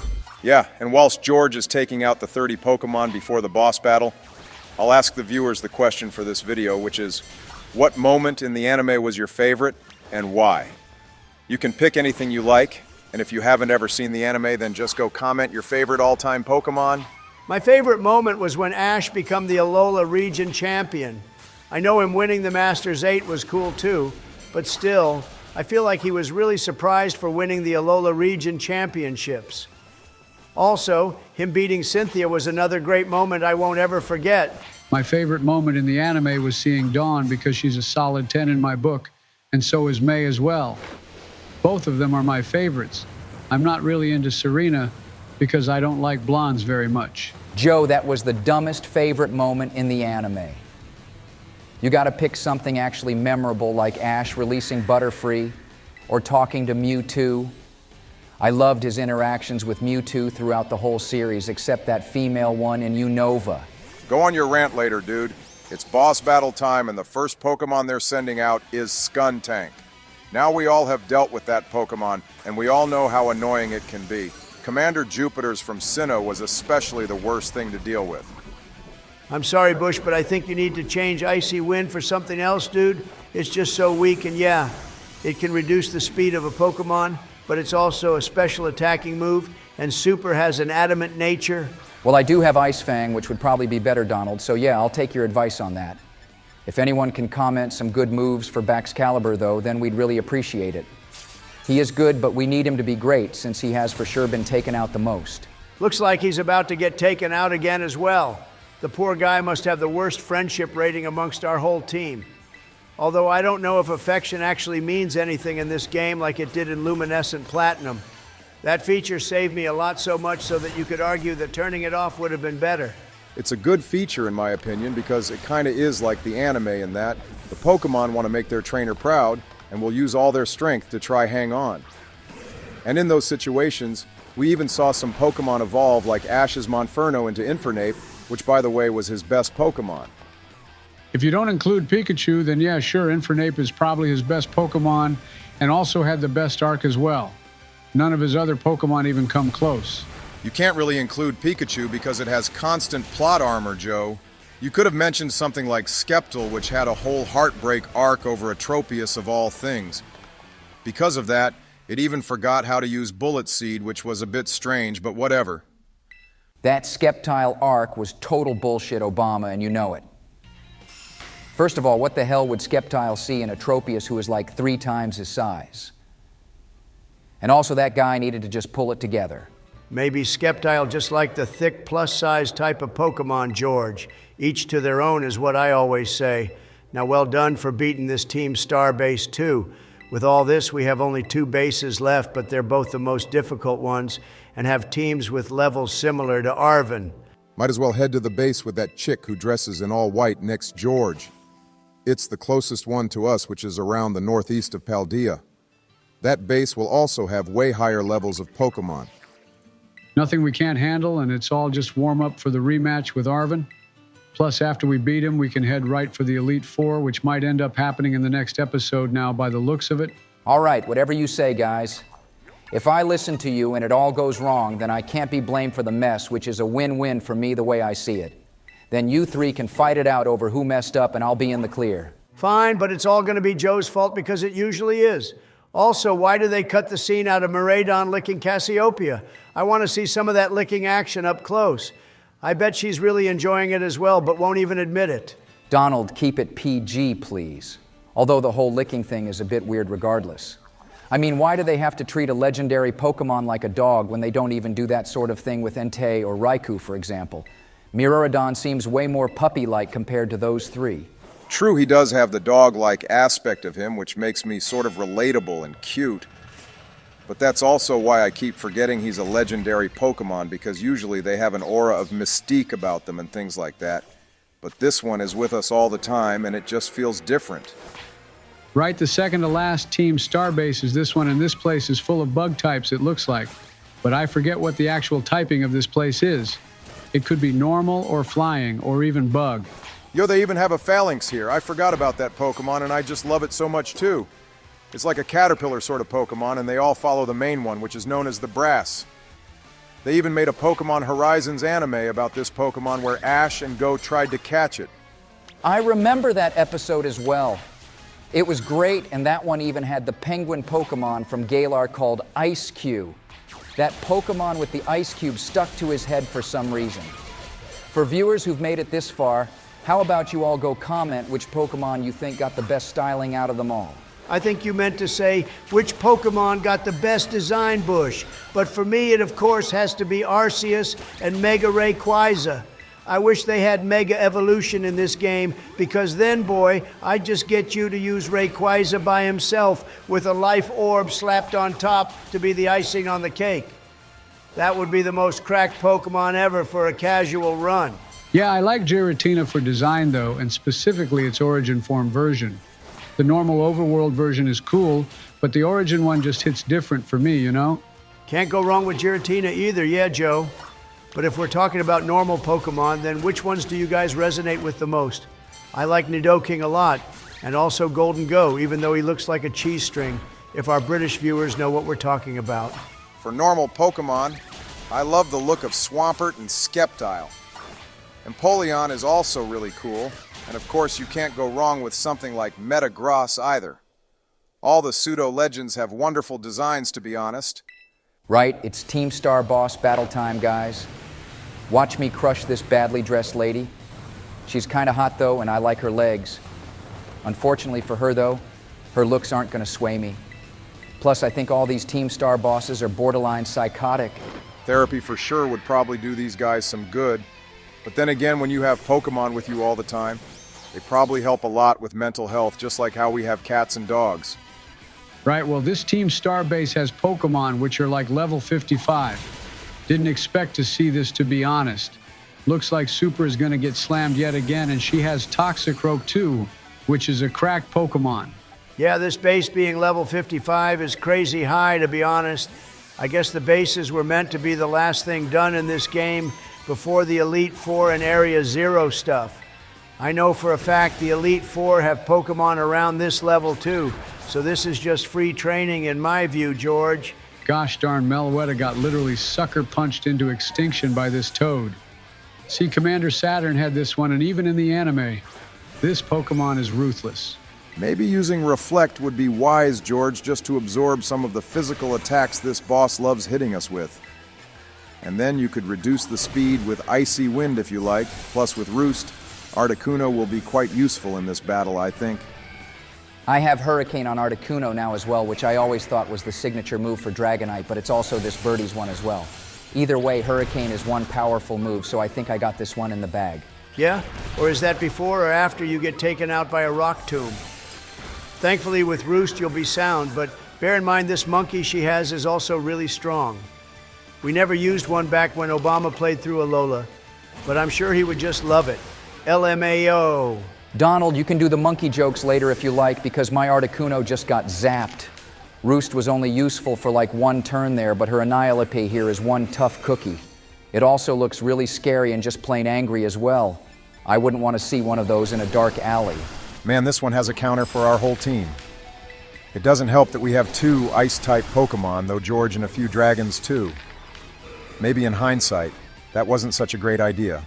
Although we can blame that on Donald for not thinking this far ahead. Yeah, blame me all you want, Barry. But I can't remember every single Pokemon we were going to encounter in this game. And that's also kind of the point, you know? It's a test for George to see how adaptable he is.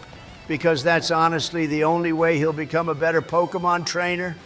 I, however, can't expect someone like you to understand, considering your past. Jesus Christ, this girl is insane. Her Pokemon is ruining our whole team of legendary Pokemon, by the way. And we basically have 1 3/4 Pokemon left because the other 2 are almost dead. This has been brutal. I thought it would go a tiny bit better than it has.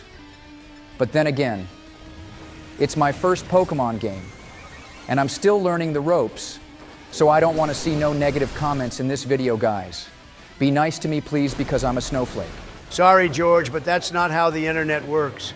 You need to learn to have some thick skin and become tough like me, and even Joe and Obama believe it or not. Saying that, well done, you beat Ari or whatever her name is. I don't mind her, but the face paint is just weird, man. And then we always have to listen to these stupid conversations from the past about these morons. No one likes Team Star, and honestly, Game Freak need to do a better job with the evil teams for the next game. We want to actually have some real-world consequences to these guys being around, like with Team Galactic or Plasma. Yeah, but at least these guys give us TMs after beating them. The other evil teams just mock us and then leave after making a rude joke too.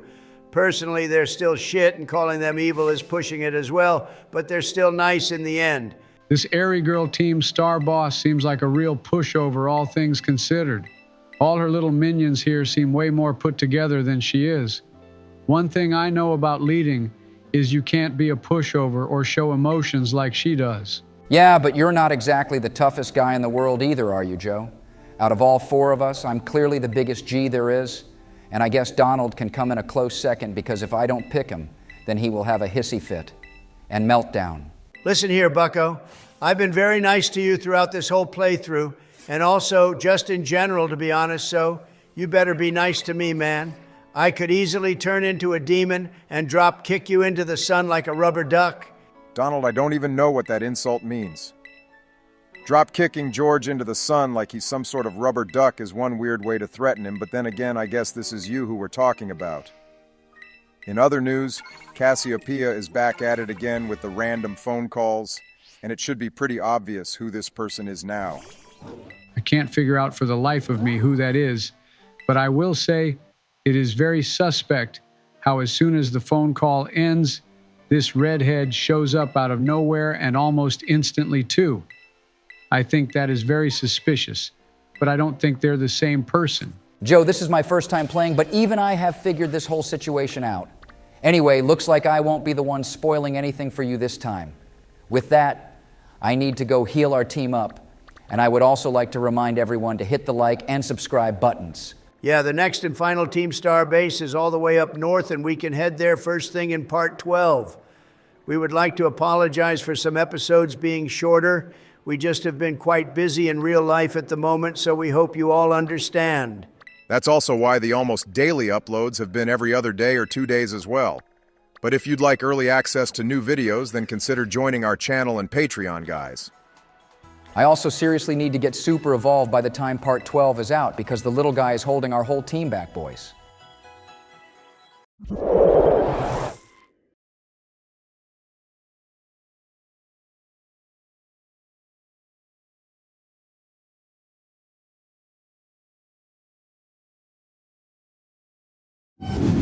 Okay, the final Team Star base is here, boys.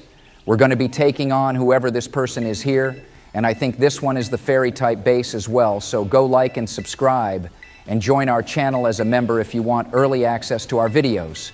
Yep, this base is going to be a long one, and probably end in a massacre for us because of how effective fairy types are to dragon. Now the main issue is we don't have any steel types, which would be the best move for us to deal with this place.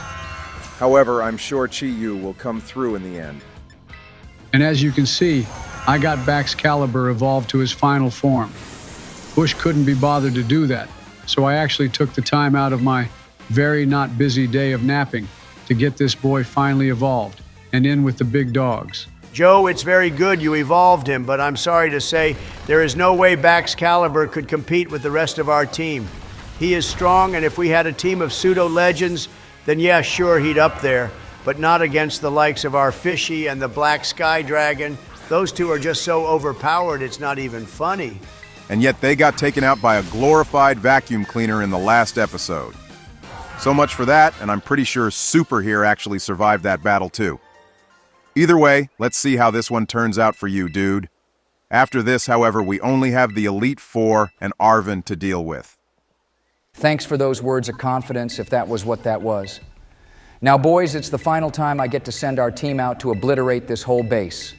30 more Pokemon are going to get sent to Nurse Joy for no apparent reason.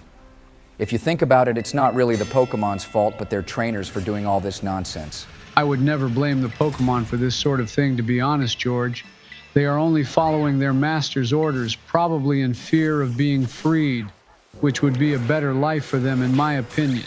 Yeah, who'd want to be a slave to people like these idiots? I think that they should be set free, and all the people here should be arrested and thrown in prison with the key getting eaten by a Dondozo. That way they can really think about what they've done the fools. Plus, this whole place is filled with goddamn Jigglypuff. We got the whole Jigglypuff line here for you, Donnie, much to your delight. I bet your insides are just mushing out for these cute little pink fur balls. Personally, I think Wigglytuff is the cutest with its cute long ears and chunky bodies. And that's what I call perfect timing, because the question I have for the viewers in this episode is, which Pokemon line do you all think is the best and why? We have many great contenders for this one, but the point is to answer which line you think has the best Pokemon throughout all evolution stages. Well, the Kanto region starters automatically get placed very high for this one, Obama. They're all great, and so is the Hoenn starters and Sinnoh region starters too. I think after Gen 5, it all sort of goes downhill though. Yeah, most starter Pokemon lines are great. If you look at the Dragon type lines, then of course Dragonite is just one of the best. Garchomp too, and I love Dreepy. He is just the cutest little thing ever. Right, it's final battle time, Bushy. Get this little child put in his place because he looks to be about 12 or something. And just because his daddy gave him a small loan of $1 million doesn't mean he can act like some sort of big shot. Wow, didn't see that coming from someone cosplaying as a Slaking. I can go further than that if you want to keep running your mouth with me, bro. Don't say I didn't warn you. All right then, come at me, bro. How about we get George to pause this video whilst me and you go at it Street Fighter style, but with words, because you know I'd body you with my bare knuckle fists. The only thing getting bodied is going to be this Azumarill, which is actually a demon in disguise. It was already cracked, to be honest. But then they gave it the fairy typing too, which made it worse to deal with. Saying that it is a great Pokemon, though. Oh, and check it out. Here comes Donald's favorite Pokemon next, the almighty Wigglytuff. This thing is a pink demon if you ask me, and I think Whitney should have had this Pokemon along with Miltank. I'm pretty sure she did have this Pokemon in Storm Silver when Obama played that. There is also Sacred Gold as well, which is its counterpart. And the only difference is you catch Ho-Oh before Lugia. Anyway, I still hate this Pokemon with a passion. Lucky for you, Donald, George took this thing out for you lickety-split. Now the little rich boy dude who is probably you in another life has sent out a cream bun in the shape of a dog. Don't know what they were thinking about this design when they made it, or what they were smoking either, but I hate it. Hey, I took that thing out before you even finished your sentence, Barry. Hurricane is such an awesome move that it's able to do that. I can't wait to use it more, but I need some PP maxes on it so it has more than 10 power points. You've taken out this little punks team, George, so well done for that. but we have the giant vacuum cleaner car thingy here to deal with. The last time this will happen too. I just want to see how these Elite Four battles will go though, because our team is still struggling in some areas. You go and say that as Articuno gets removed by force from the battle, which is the nice way of saying it got nuked. This guy definitely wasn't the most difficult Team Star base though. I think the Fire Lady, who we battled first, was the worst of all. Her team was just cracked beyond belief back then. Yeah, she was tough. But then again, that was my first time having serious battles, Donald. So you have to give me the benefit of the doubt. This dude was probably one of the weakest, though. The lady who we battled in the last episode who wears that all-white outfit could also be considered the most difficult. With all this talking going on, it's like we're never going to be able to leave this place. However, George, you better head back to the lighthouse in the south of Paldea, because Arvin is waiting for us, and now our teams are much closer in level, too. I think that guy with the glasses on and this kid's butler or something, boys. But he could also be a teacher too, judging by how this dialogue seems to be going. Joe's right though, George. Arvin is waiting for us, which means it's gonna be go time for you. You better not lose again, bro. He will probably still be a bit of a challenge for me. But I have faith in my team, and like Ash in the anime, if you believe in your team, then you can't lose. Although my team literally consists of ones and zeros, but his were real, which is besides the point before anyone tries to be clever. In other good news, though, we won't be seeing this Clavel or Clive guy ever again. He can go away for good, because he's done nothing for us since we beat that first team starbase, and we all know he's the principal of the school, too. I think he's just here because he's bored with his life and has nothing better to do. Trust me, I'm also getting bored with all those dialogue boxes. But hey, it's Arvin battle time. His team will be the same as before, if you can even remember it, George. But I have faith in you like you do in the team. Just go in there and do your best, bro. Yeah, do your best, but don't be surprised if these two morons turn on you in the last minute if you lose, because they really just like bullying us weaker people. Sorry, Joe, but George gets a free pass because he's just better than you in all aspects of life. But the abuse can wait because this demonic squirrel is back, and you better not let it wipe out half our team like last time. This thing was a fat little menace to us, and I feel ashamed that a team of legends lost to this Pokemon. It's still tough as hell, Barry. My moves are barely doing any damage to it. And then he goes and uses Defense Curl to just boost its already high defenses even more for no reason. This is all quite unnecessary, to be honest, if you ask me. You got it in the end, though. Now, Arvin has sent out Garnacle, which is a rock type, I think. This is going to be super effective against Baxcalibur, though, George, so be careful, please, my guy. Yup, and as you say that, Donald, the poor dragon goes and gets nuked by Stone Edge. This sort of thing has happened multiple times now, where one of us has opened our fat mouths and jinxed poor George in his battles. We're one Pokemon down each so far, and his team seems to focus on the more defensive types like this one. But the team still hits really hard as well. I guess that saying about the best offensive is a good defense is kind of true in this circumstance. I think the saying is the best defense is a good offense, Joe, but either one works depending on how you want to play. You could spend the whole battle boosting up your defenses and then slamming the opponent, but I prefer the opposite of boosting attacks and then winning faster. This Toad Scrool was the one who ended us last time, and this time we're gonna get revenge. I do like this Pokemon, though, because Tentacruel was never really used much, or was ever that strong, but this one does come across as quite threatening. Looking at it, you wouldn't even know what type it is either. Cloyster has never been difficult to deal with, though, but they can hit hard if you're not careful. It's a great Pokemon, however, and we even used one before in a Nuzlocke, if you guys remember. I think Donald had it on his team. Only 2 Pokemon left, though, boys. Arvin is getting slammed this time around, but this happened last time as well, and then he slammed me back. This can all be considered preparation for the Elite Four, though, and I can always go back and battle some trainers out in the wild if you guys don't think I'm ready. His last Pokemon is already out, and it's going to be terrestrialized too. After everything this doggo has been through, I would have thought it would have needed a nice long rest for a month or two, but instead, Arvin's just going to go full force on the poor fellow. And he's about to get hit by the full force of my legendary Pokemon as well. This Mabostiff didn't see this coming, and I bet Arvin didn't either. There we have it, boys. That's going to be a big W to us and massive L to this tool. Although I do like Arvin a lot, and I feel his character got way more of a story and arc than Nimona, for example, who literally does nothing. I mean, even the professor, who we barely see in this game, has a better story than her. Too right about that, Donnie. And now Arvin is beaten. He thinks we need some more people to join us when entering Area 0, and of course that's going to have to be Nimona and Penny. Both of them, plus us two, will be the team to take on the great crater of Paldea. A bunch of 10-year-old children. Yeah, just slowly pan the camera away from the glitching trees again, George, and pretend we never saw that happening. Time to head back to the school city, though, which is where the Pokemon League is located. The first time I played this game, I got so lost trying to find the entrance. There isn't even a Victory Road in this game, so it was confusing at first. I wonder what everyone thinks of Victory Road being gone, because personally, I loved it a lot.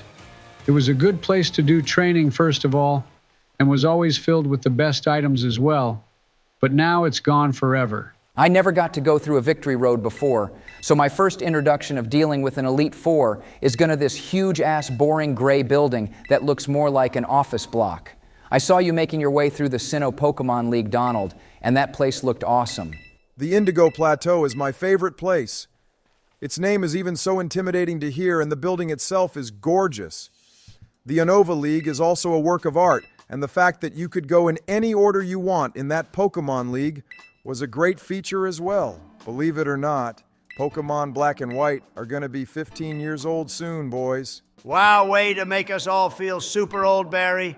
Enough of that nonsense, because Rika here is going to be interrogating you, George.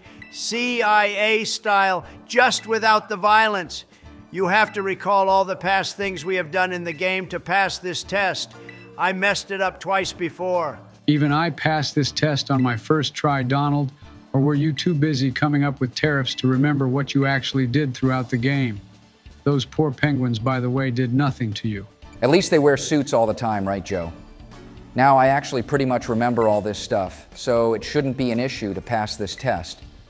My main interest right now, though, is going to be battling that toddler, who for some reason is a Pokemon prodigy, even though you aren't allowed to be a Pokemon trainer until you're 10 years old. Yeah, her parents are probably some rich people who bought their daughter into the Pokemon trainer world early. I bet she can't even go to the toilet by herself yet, but she somehow can battle at the level of Elite Four trainers. That also means she beat every single gym leader in Paldea as well as Rika. Definitely something sus about that whole deal, or someone at Game Freak was smoking a fat one. Either way, Rika will be the first person you're going to be battling, George, and it's going to be quite a tough battle. This whole interrogation felt more like an opinion than an actual test, except maybe for the first question. Rika seems happy with me, though, so it's battle time, guys. Wish me luck, not that I'll need it. Nice on your first try, too. You put Donald to shame with that, but then again, he has been a bit busy with other things lately, hasn't he, LMAO? Yes, but for the sake of keeping this video sane, we won't be talking about his antics, as the Donald here is purely AI and nothing more. Although he is still a fat moron when he's with us, so that hasn't changed much. Okay, so another thing that will probably piss you all off is these Elite Four battles all take place in this one battle stadium. Before, each member had their own room with something related to them, like Chantal loved her books and Caitlin loved sleeping, so she had a bed. Here, however, we have absolutely nothing.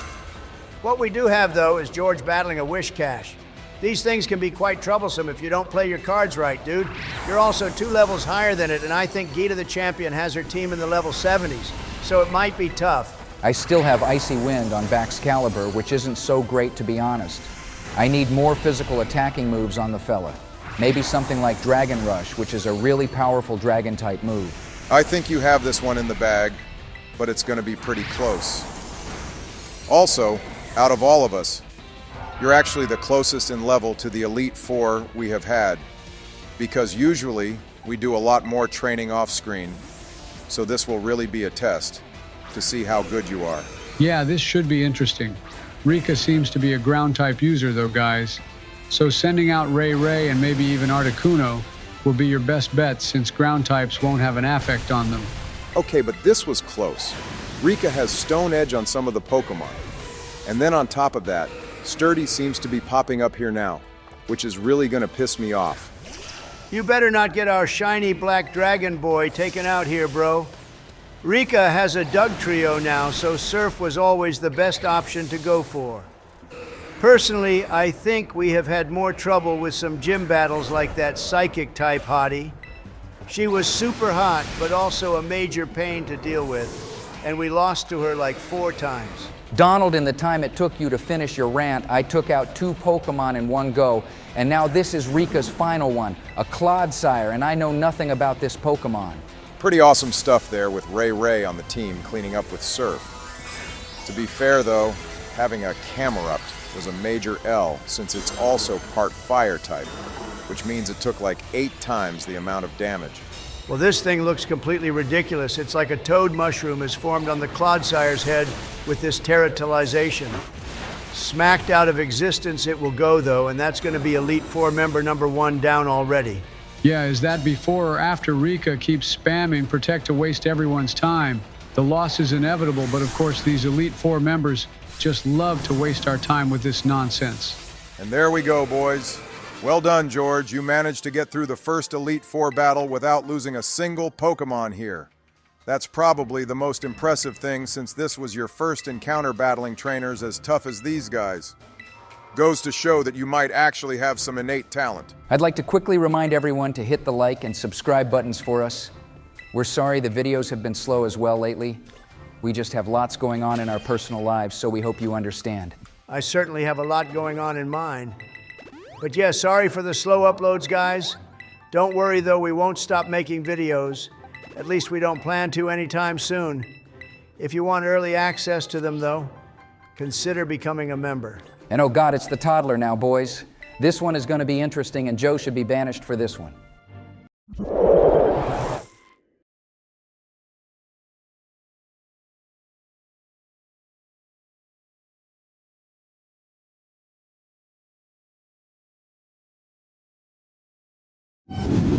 Right, it's Elite Four time, boys. Go hit the like and subscribe buttons for George, since this is his first time entering an Elite Four arena, and hopefully he can beat them all on his first try. Remember though, there won't be any healing allowed during this battle, and only after you win are you allowed to use items and all that. I just don't understand what they were thinking when they came up with this little child to be an Elite Four member. There is just no way this should be allowed or feasible, so yeah, don't leave comments saying I'm a meanie when she gets obliterated and starts crying. Don't worry, bro. You have Jizzy Joe Biden here today to help you out. Donald forced me out of my little cave today for some reason, probably because we're battling this little squirt, and my other half would have been a bit too insane for the video if he was here right now. Trust me, it's better you're here right now than that other moron. He'd get us banned with the comments he'd probably be making about Poppy, and I'd personally rather not deal with more nonsense from him. The fact that Poppy here cares for Pokemon as big as Copper Raja is pretty mad if you think about it. Surely she must get help caring for her team. She definitely would need help caring for her team when she can barely care for herself at her current age, Donnie. I think that the other Elite Four members must help her out as well, which is kind of nice to think about. Either way, she seems to use Steel-type Pokemon in her battle against us here. Her first one was strong, and now she sent out a Corviknight. This Pokemon, like her last one, is also from the Galar region, so I wonder if her whole team is pretty much from there. Maybe even Poppy is from Galar as well. But I wonder where her parents are. She's clearly got a lot to learn about battles because she essentially just took out her Corviknight with Brave Bird's recoil. That must be the child in her not being able to think more moves ahead, kind of like we have to.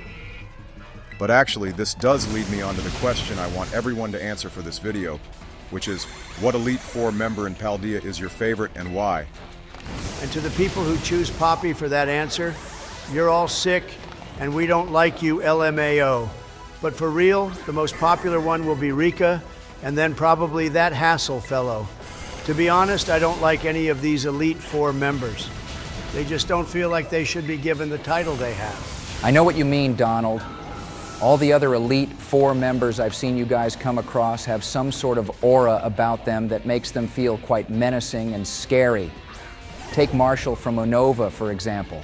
He looks like a real G, and his team is solid as well. Same goes for someone like Drake from Hoenn as well with his dragon types.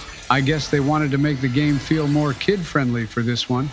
And Poppy here is on her last Pokemon as well, George, which is Tinkaton.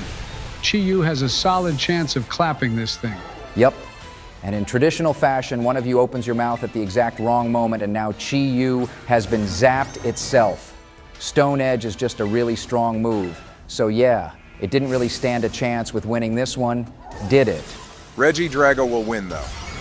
And one thing I'd like to know is the chances of Ancient Power boosting our stats up, because it can be such an effective move when that happens. It has the power to boost all our stats by one stage, I believe. But the odds of it happening seem so random. And Poppy has lost to the surprise of absolutely no one. Imagine if you lost against her, George. You'd never ever hear the end of it from us or the viewers, that's for sure. Your next opponent is Larry, however, which we mentioned earlier. He must get a super high salary if he is a gym leader, as well as an Elite Four member. He's also going to feel the wrath of my team. I also healed real quick before the battle for those wondering, and now my team has been recharged and is all ready for battling this bozo and his boring ass. I bet some of them will be the same ones as the gym battle. Pokemon number 1 is Atropius George. Bet you didn't expect that one to come out, but then again, he probably uses a team of normal types like before, most of which could be beaten with Meloetta alone, since she has Brick Break, which is super effective. Right, and the Sunny Day is used first, which means he could be preparing to use Solar Beam, which won't need a charge up if the sun is shining like this. I could always send out Ray Ray, though, who can neutralize the effects of weather with his airlock ability. I think that's how it works anyway. Or Dragon Pulse it to death, which also works. Now, Pokemon number 2 is the fluffy cloud Pokemon Altaria. I just love this Pokemon and would love to have a nap on its fluffy wings. That would be the most comfortable thing ever, and you can even buy a life-size plushie of Altaria on the Pokemon Center website. Larry's team literally makes no sense because I'm pretty sure Altaria was flying and dragon, so where the normal typing comes from is beyond me. He could be more a flying type master in this battle, though, since all his Pokemon have been that so far. Right, Larry is sending out Oricorio now, which is a Pokemon from Alola. I don't know much about this birdie, but it looks weak as hell, and that's all I have to say about that. Obama, you're the Alola guy, so give me some cool facts about Oricorio. Other than the fact that you clapped it in one move using Ancient Power, I can tell you it actually has 2 forms. I don't know which one this is, but it can turn red if I remember correctly when exposed to some special pollen or honey. Also, Donald probably won't like it very much, so probably best you took it out as fast as you did. God, Larry loves his birds, doesn't he? This last one also looks ridiculous, and it's pretty much a flamingo with a different name. Can't say more about it than that, except I'm glad we have Larry beaten now as well. Look, guys, we have the Ancient Power stat boost finally activating. I swear this has only happened like once or twice since we have had this move, which goes to show how rare it actually is. And Larry bites the dust yet again, guys. If I was him right now, I'd be feeling miserable with myself for losing to the same 10-year-old twice in a row. What a noob he is, seriously. But that means the last fella left for me to battle is Mr. Hasselblad himself. His name isn't Hasselblad George. I'm pretty sure that's the name of a goddamn camera sensor, but the guy is probably German with a name like Hassel. He's also the dragon-type user of this Elite Four, and I want to see how he compares to my boy Drizzy Drake.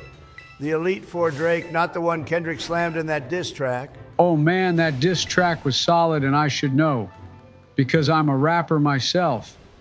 I mean, check out my gold chains if that wasn't proof enough.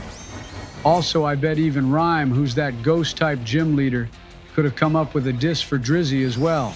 Maybe we should stop talking about that Jizzy Joe and instead talk about how Hassel is kicking off this battle with a Noivern from the Kalos region, an awesome bat dragon thingy, and this is one which I think should get a mega evolution in the new Legends game coming out this year. This one definitely deserves a mega evolution, as does our boy Flygon, and if he doesn't, then boy will I riot. Another thing that got an evolution of sorts is the goddamn price of the Switch 2. I don't think that's something we can talk about either, to be honest, Obama. YouTube is quite strict these days, especially when our channel has already been nuked 3 times now. The viewers who don't make content may not understand just how much of a tight-knit operation YouTube has now. Hey, at least you're slamming your way through Hassel's team. Why on earth is he the last Elite Four member when even Poppy was giving you more of a tough time compared to this fool? Yeah, keep preaching that shit, Jizzy Joe, you're right. Hassel here is a big bozo, and this was a waste of my time. You guys kept hyping this whole Elite Four, saying they were going to be super difficult. But I bet even Gita will be a pushover now as well. I wonder what her team will consist of, though. That should be interesting. Our man here is even trying to compete with Iris using Haxorus like this. Shame his got slammed, though. And compared to her, this guy is like a level 1 youngster, Joey. I really don't like this Elite Four even more now after dealing with them in this battle. Gita is next, George. So get ready for her. And just because this lot was relatively easy doesn't mean she will be. Although out of all the champions, she is probably the weakest. I bet even Volkner could beat her in Flint too. Look, his ace Pokemon is Baxcalibur as well, but his one is being terrestrialized, and we didn't even need to do that once this game so far.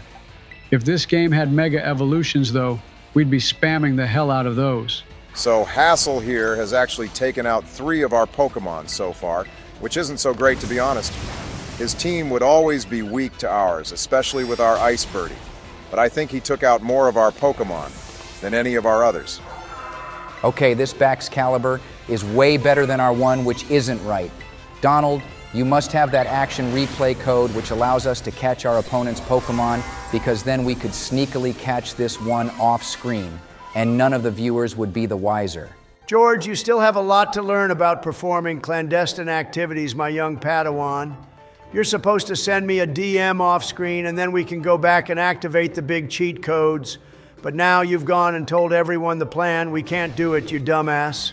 He beat the final member of the Elite Four, which is great though, isn't it, Donnie?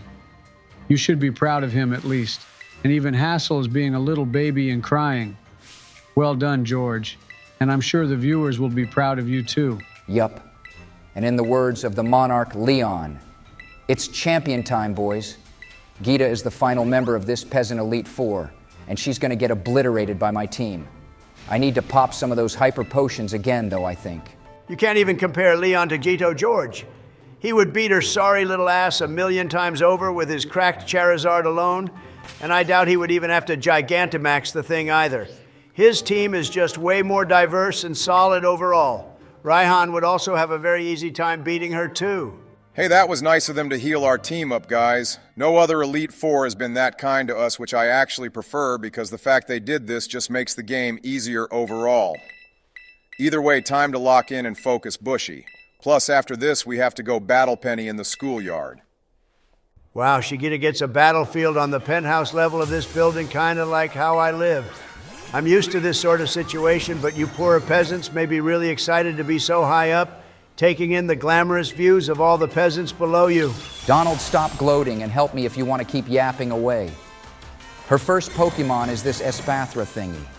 And I'm pretty sure we had to deal with this Pokemon before with that psychic-type lady, which gave me a really difficult time. Hey, using Light Screen right off the bat was the best idea since she's going to have Fairy-type moves on her team, and those will do a lot of damage to us. But so far, we're in a much better position. I love Regidrago's little victory dance whenever he takes out a Pokemon. It's so cute. But now Gita is sending out Go-Goat, which is a grass-type Pokemon from the Kalos region. Pretty awesome one too, but it won't stand a chance against my Chi-Yu. This fishy will send her team to the maker himself. And Ray was trying to learn Fly there as well. Probably best you didn't teach it to him since the special attack stats are way higher on Rayquaza and HM moves don't matter in these modern games. And Go-Goat got absolutely slammed by Flamethrower, plus with our Beads of Ruin ability, all Pokemon get their special defense tanked. We also had the stab bonus being a fire type, so yeah, her Pokemon don't stand a chance. Wow, she even had an Avalugg as well. Poor team is literally getting burnt. That Pokemon was also from Kalos, which is interesting. Lots of Pokemon in this Elite Four seem to be from that region for some reason. Damn, George, you set fire to 3 of her Pokemon in a row. You know, I think you should actually swap Chi-Yu out to make things a little more interesting because he is so broken that he would easily wipe out her whole team. It's not my fault she decides to pick such a shit team that more than half of them are weak to fire Obama. That's her L and not my problem, so I should be able to use whatever I want here. Hell, even her Veluza just then was weak to dark types, which my Chi-Yu just so happens to be. She has got to be the easiest member of this Elite Four, guys, and she's the champion too. No wonder she lost to those kids in the new anime Pokemon Horizons. What a joke this all has been. We actually have a battle with Nemona after this, which should be a proper challenge for you, George, as far as I'm concerned. All right, and her last Pokemon is this sea slug thingy.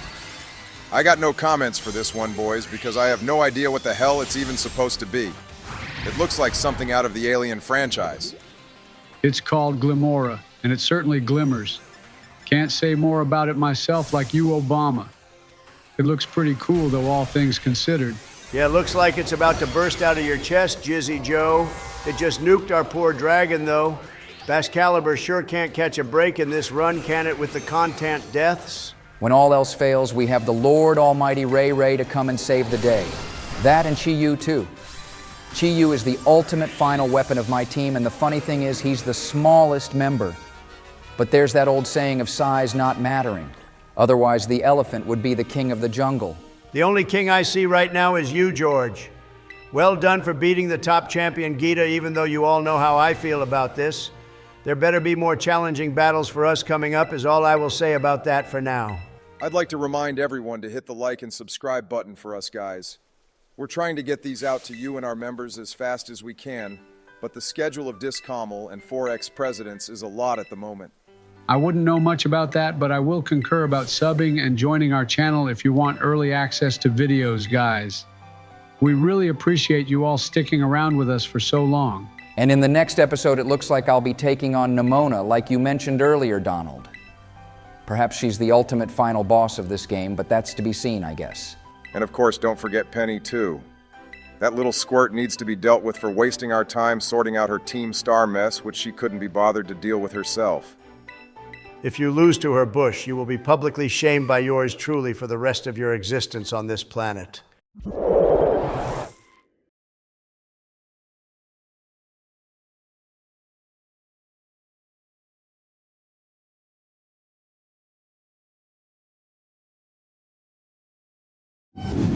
Right, guys, we're jumping right in with a battle against the director here. Go like the video and subscribe and join our channel as a member if you want early access to our videos. I have no idea why he's challenging me, but here we are.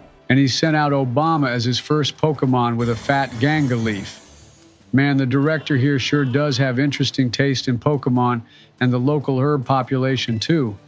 But let's see how strong he's gonna be for us. Not even 30 seconds into the video and the abuse has already begun. I love it, Joe. You're one funny dude today. But seriously, George, how did you manage to get to this point in the game when we finished the last episode at the Pokemon League? I don't even mind being called this Pokemon, though, because it's so strong and awesome. Plus, it's from my stomping grounds being the Alola region, too. Orange Roo here also has Yawn, which is your move, Joe, since you love your naps. You must have a lot of time for those now, since you're not the big dog in the Oval Office anymore. Well, I certainly have lots of time these days to study Pokemon battle strategies from the professionals in the Pro League, although the strats they use seem like one-hit wonders half the time, and I don't think they'd work against these characters in a normal playthrough. That depends on how you go about it, though, George. Using defense-based moves like Light Screen and Reflect are always useful, as you found out in this game, and in Donald's as well. Plus, having moves like Toxic and Stealth Rocks can be literal game changers and have saved us so many times. Right here comes Obama again. Boy, it seems like the director has so many different versions of you, Obama. This one, however, has got to be my favorite. You can never go wrong with Obama's now. It looks proper scary too, boys. But this has got me thinking about the question for this video, which is, which Pokemon from the Sinnoh region is your favorite and why? There are so many awesome choices for this one, but of course I'd have to pick Garchomp and then Spiritomb too. Arceus is always my number one, but him aside, it would have to be those two. I don't know much about the Sinnoh region, but it has got to be my favorite place out of all the regions in the series. The music on each route is just fantastic, and I like that it's based off the northern regions of Japan where it's so cold and snowy and mystical looking, kind of like how the Sinnoh region is depicted. Lumineon is also an awesome Pokemon from there. Lumineon is a pile of hot garbage. George, it looks pretty, and I guess if you wanted to take part in a Pokemon contest that focuses on beauty, then using that Pokemon would guarantee you a W. But other than that, it's just shit, and is best left in the ocean where it belongs. For the best Pokemon from Sinnoh, you can't go wrong with our boy Lucario. I like Staraptor as one of the best bird Pokemon there is. It looks so cool. I feel like it would have been better if it was flying and fighting type instead of normal, but it's still awesome. It can learn close combat, which is probably why you think it should be part fighting type. But yeah, it's one of the best birds there is, along with Talonflame. That poor guy got nerfed to hell and back, though, because he was so strong in the video game tournaments. I think they should make him great again, though, boys. I see what you did there, Donald. Maybe don't say things like that in our videos, though, in case you get our channel nuked again. I'd rather not have to deal with that since we've made close to 800 videos now, and I don't want them all going away forever. Instead, let's talk about Unova, since we have an Amoonguss here. This mushroom is pretty cool too. I don't think we've ever used one personally, but leave a like if you like Amoonguss, guys. I think it's quite interesting since it looks like a Pokeball, which is similar to Electrode. He's sending out the final evolution of the water-type starter Pokemon, guys. This was one of the ones we could have picked in the beginning, but obviously we didn't, and now the director has it fully evolved. And I gotta say, I think it's the worst looking one out of the three. I have yet to meet someone who likes this starter Pokemon, that's for sure George. We were just talking about Unova, though, and Oshawott from that place is super cute, and I love it so much. They should have put him in the new Legends game, but Totodile is awesome as well. Can't go wrong with either of those, to be honest. Well, there goes Meloetta. She did really well against the director, and her move pool was quite varied, which helped a lot too. Of course, we'd never actually lose to him, especially at this point in the game, but this whole battle is supposed to be a warm-up one before we take on Penny, who's the Team Star boss. Yeah, this battle against the director should actually make us the boss of this place, if you ask me. I mean, if a random 10-year-old student can beat the president of a school, then surely they can't have anything to teach us at this point, can they? Exactly my point, Donald. They should be paying us to be here, if anything. And we could be the one giving all of these peasants lectures on how to become better Pokemon trainers. All of us except Obama can do that since he is actually just bad. Right, yes, this guy was a tool and he goes and reveals his identity to us like we didn't already know. His team wasn't actually that bad looking at it, but now it's time for the schoolyard battle, George. Hang on, this lady walking out is called Time, which means she's either named after that herb or she is that rapper gym leader's sister. Probably the latter, but I bet she has a lot of herbs on her if you get my drift, LMAO. Seems like she's the actual head honcho around these parts because she just threatened to out the principal. Seems like she's starting a coup or something, boys. We've dealt with those before, but like Barry said, George, you gotta make your way to the schoolyard because those bullies are waiting for you there. Hey, at least this time, the entire inside of the school isn't lagging out on us. Last time it got so bad, I actually had to edit a portion out of the video because the whole screen turned purple on us. Yep, that was bad. I remember. But also, guys, I was doing some research into the DLC of this game, and I've been struggling to get it to work. For those wondering, we're actually playing this game on abnormal means, so to say, which means playing DLCs can be quite difficult. So if anyone has ideas, then go to our Discord and leave us some suggestions. Yeah, Obama has to be quite cryptic about how he worded that. So if any of you know what he's on about, then you know, but we can't say more for the sake of our channel getting nuked again. I'm going to be completely honest with you both and say I have no idea what you're on about. So let's instead get this battle with Penny rock and rolling. She's about to get nuked by my crack team, and I'm going to show her that bullies end up in ditches, or however that saying goes. So she's going on about her overwhelming might, guys. Let's see if that's all talk or if she actually means it, and her might is enough to take us on for a proper serious battle. Personally, I am not convinced. She sent out Umbreon first, though, and judging by her backpack, she probably has a full team of evolutions.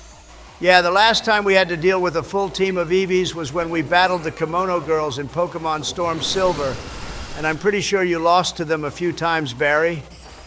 Saying that, though, they were very tough, and I doubt this little child peasant could beat them. She looks like a genuine nerd as well with those glasses. This damn Umbreon was properly tanking all my hits, though, wasn't it, boys? I do know that it has very high special defense stats, and even physical, too. And it definitely helped out against my Regidrago's attacks. Umbreon has got to be my favorite out of the evolutions because of its shiny form, mostly. Well, her next Pokemon is one we probably shouldn't talk about too much, especially with Joe being here right now. I do feel sorry for Vaporeon because it didn't really do anything wrong. If anything, it's all Arceus's fault that it has the genes it does. Or I guess it could be Mew's too. I gotta say, it's Mew's fault on that one, Donnie. That pink little demon did Vaporeon dirty, and it loves pulling pranks too. So it was definitely Mew. I know we have a lot of Mew fans who watch our videos, so I won't be mean to it. And to the surprise of nobody, Leafeon got one shot without even attacking or doing anything to us, in fact. I have said this before, but I think it's actually the worst evolution there is. The others are all solid, but being a grass type just opens the doors to so many weaknesses. I like its design, though, because it is very cute and pretty. Flareon is pretty awesome too, Obama, and would easily one-shot Leafeon too. Of course, since it's fire type, but one thing bad about it is its shiny form. That thing looks so bad, and it's almost the same as Gengar and Garchomp. Nah, bro, Flareon looks way better than those two when it comes to shiny forms. The only thing that Gengar has going for it is its shiny Mega Evolution form, which makes it turn completely white. They should have made Gengar white in its normal form, because not every game has Mega Stones. George, you're learning Inferno right now, and I suggest you don't bother with this one since we have Flamethrower and Sunny Day. Inferno can hit really hard, but it only has 5 power points, and the accuracy is not 100% either, so it's not worth it in my opinion.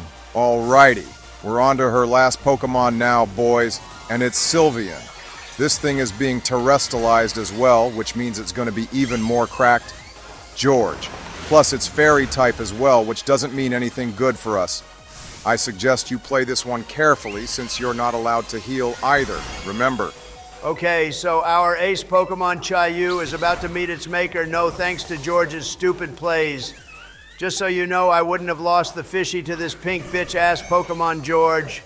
My superior Pokemon battle skills would one-shot this Pokemon before Penny even got to use her Terrestrial Ball. Yeah, Donald, we know you're the best and all that shit. The thing is, everyone keeps saying you had an awful Nuzlocke run during Pokemon Black 2, which there is video evidence of as well, so you can't deny that or lie about it either. Just because he can't doesn't mean he won't, George, so yeah. You should know what he's like by now. I'd say you having Roost was a big W. However, since this pink little Pokemon has finally been beaten. You mean almost beaten Joe? This little thing is really giving us a difficult time here. 2 of my Pokemon are already gone thanks to this thing. Meanwhile, her other 5 Pokemon were just ass, but I guess this was her trump card throughout it all.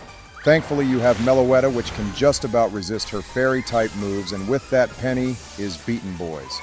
This means the Team Star Route Quest series is also completed as well, George. All that means is we have the Nemona battle left, and then we're basically done. I just want to say Penny is cute and all, but what was the point of me actually battling her and dealing with all this nonsense? So basically, she was bullied, and her little squad of Team Star bosses were also bullied, but now she had a change of heart and disbanded them. That's basically all I got from this shit. The moral of the story is don't be a bully, children, unless your name is Donald J. Trump, and then you get a free pass for some reason. Just so you know, that's not actually me, because I'm an AI voice and have no actual relation to the real Donald J. Trump and his antics. Nice little plug there, Donnie. Not like anyone watching this would have realized that by now. Anyway, looks like we're getting more story time with Penny here and her little band of bozos. They're definitely a band of misfits for sure, boys. And this is probably the last time we'll see them except for Penny because she's the little geek, which Arvin needs to help us navigate Area 0 and all the busted Pokemon that are living in there. That will probably happen in the next episode, though, Joe.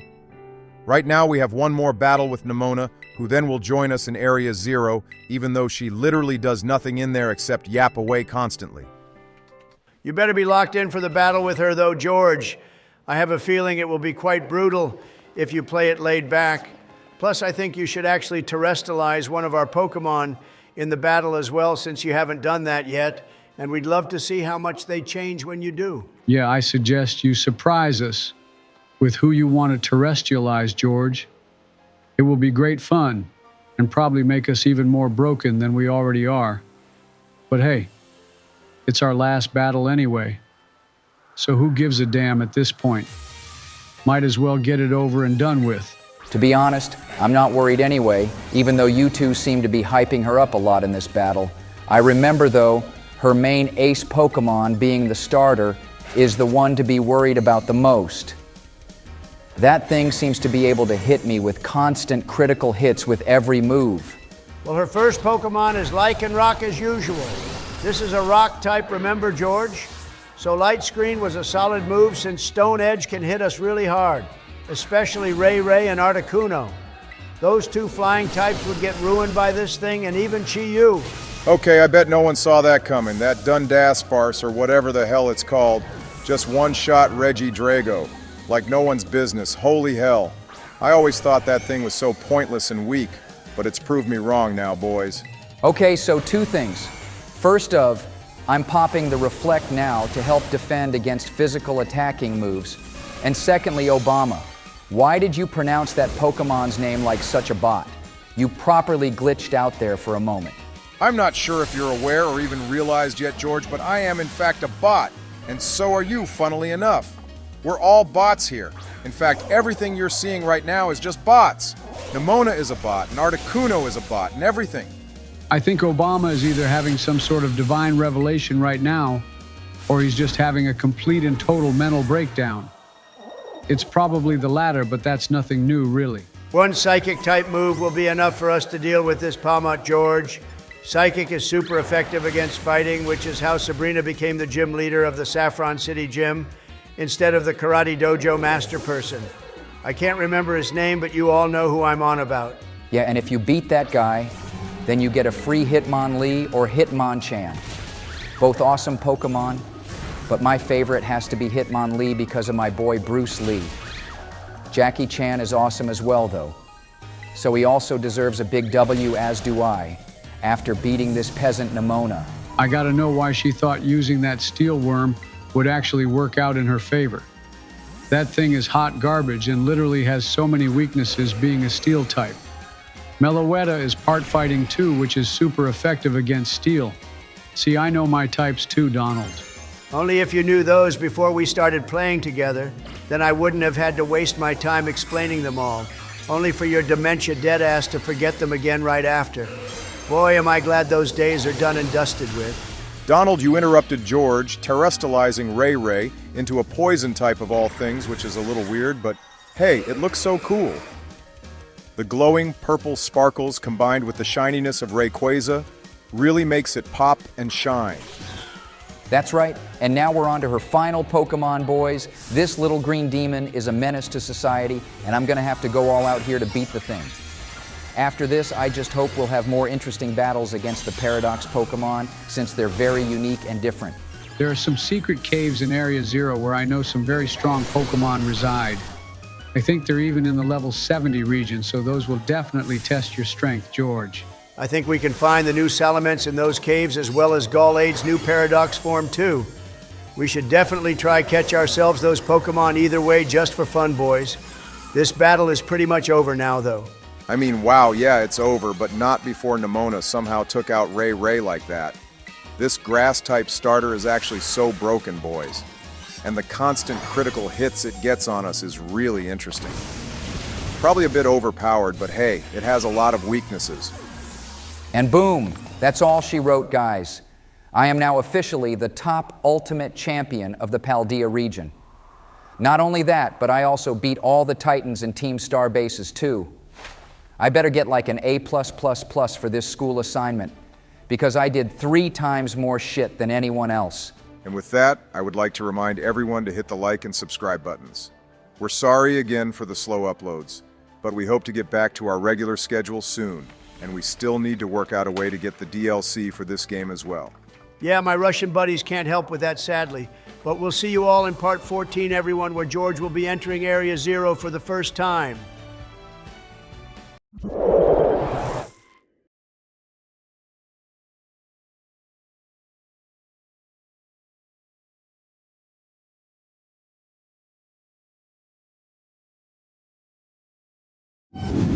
Right, boys and girls? This may be the final episode of the series until we can work out a way to get the DLC working. Please leave your recommendations if you have any. But for now, remember to like the video and subscribe if you want to help support our channel. Yeah, can't believe this is the end for now. We do definitely want to play the extended missions and get to fly around on Miraidon, but if we can't get the DLC working, then we apologize. We have really enjoyed playing through Violet, even with all its glitches and messy graphics. Yup, and now the final mission called The Way Home is starting. We get to adventure without 3 buddies into Area 0 with no adults at all, which is a little weird. I mean, I would have thought the director Clavel and Gita would have for sure wanted to join us. Hey, I would have thought that too, but it is what it is, Donnie. We get to go on a new adventure down into the crater and see what surprises are in store for us. There's probably going to be a crap ton of really strong Pokemon in here though, George, so get ready for some tough battles. Wow, the whole gang did in fact show up finally. Penny even came, and I guess we need her to be our little tech nerd so she can help with things like turning on the lights, since the other 2 were too stupid to even figure that out. Right, with all this talking going on, we'll never get in the damn valley, so get a move on George. Also, I would like to apologize to everyone again for the slow uploads. We're trying our best to get content out for you, but burnout is real, and when life gets in the way, things can become difficult. So please bear with us. Looks like we're all about to ride on Miraidon's back and literally jump into this place. Obama. I mean, we could have just climbed over the cliff, since Miraidon can climb virtually all surfaces in the game now. It would have saved a lot of this drama, and you can even find Magin zones up there too for those of you who want one. All right, cue the dramatic music, which has already started because I ended up talking too late in the script. But that aside, this place is pretty damn gorgeous and kind of reminds me of that island where Mewtwo lived with his clones in the Pokemon movies, and that special one too. Boy, Mewtwo was so cool back in the day, and then they went and turned him into a girl for some reason. I'm not a misogynist or anything, but the female Mewtwo shouldn't exist. I would have said the same thing if they turned Shaman into a boy, or Latias into a boy too. I don't think Shyman is either male or female Joe, even if it sounds like a girl in the Giratina movie. Either way, I agree, the male Mewtwo is the GOAT. And his quote about the circumstances of your birth being irrelevant is so true. It's what you do with the gift of life which counts, boys and girls.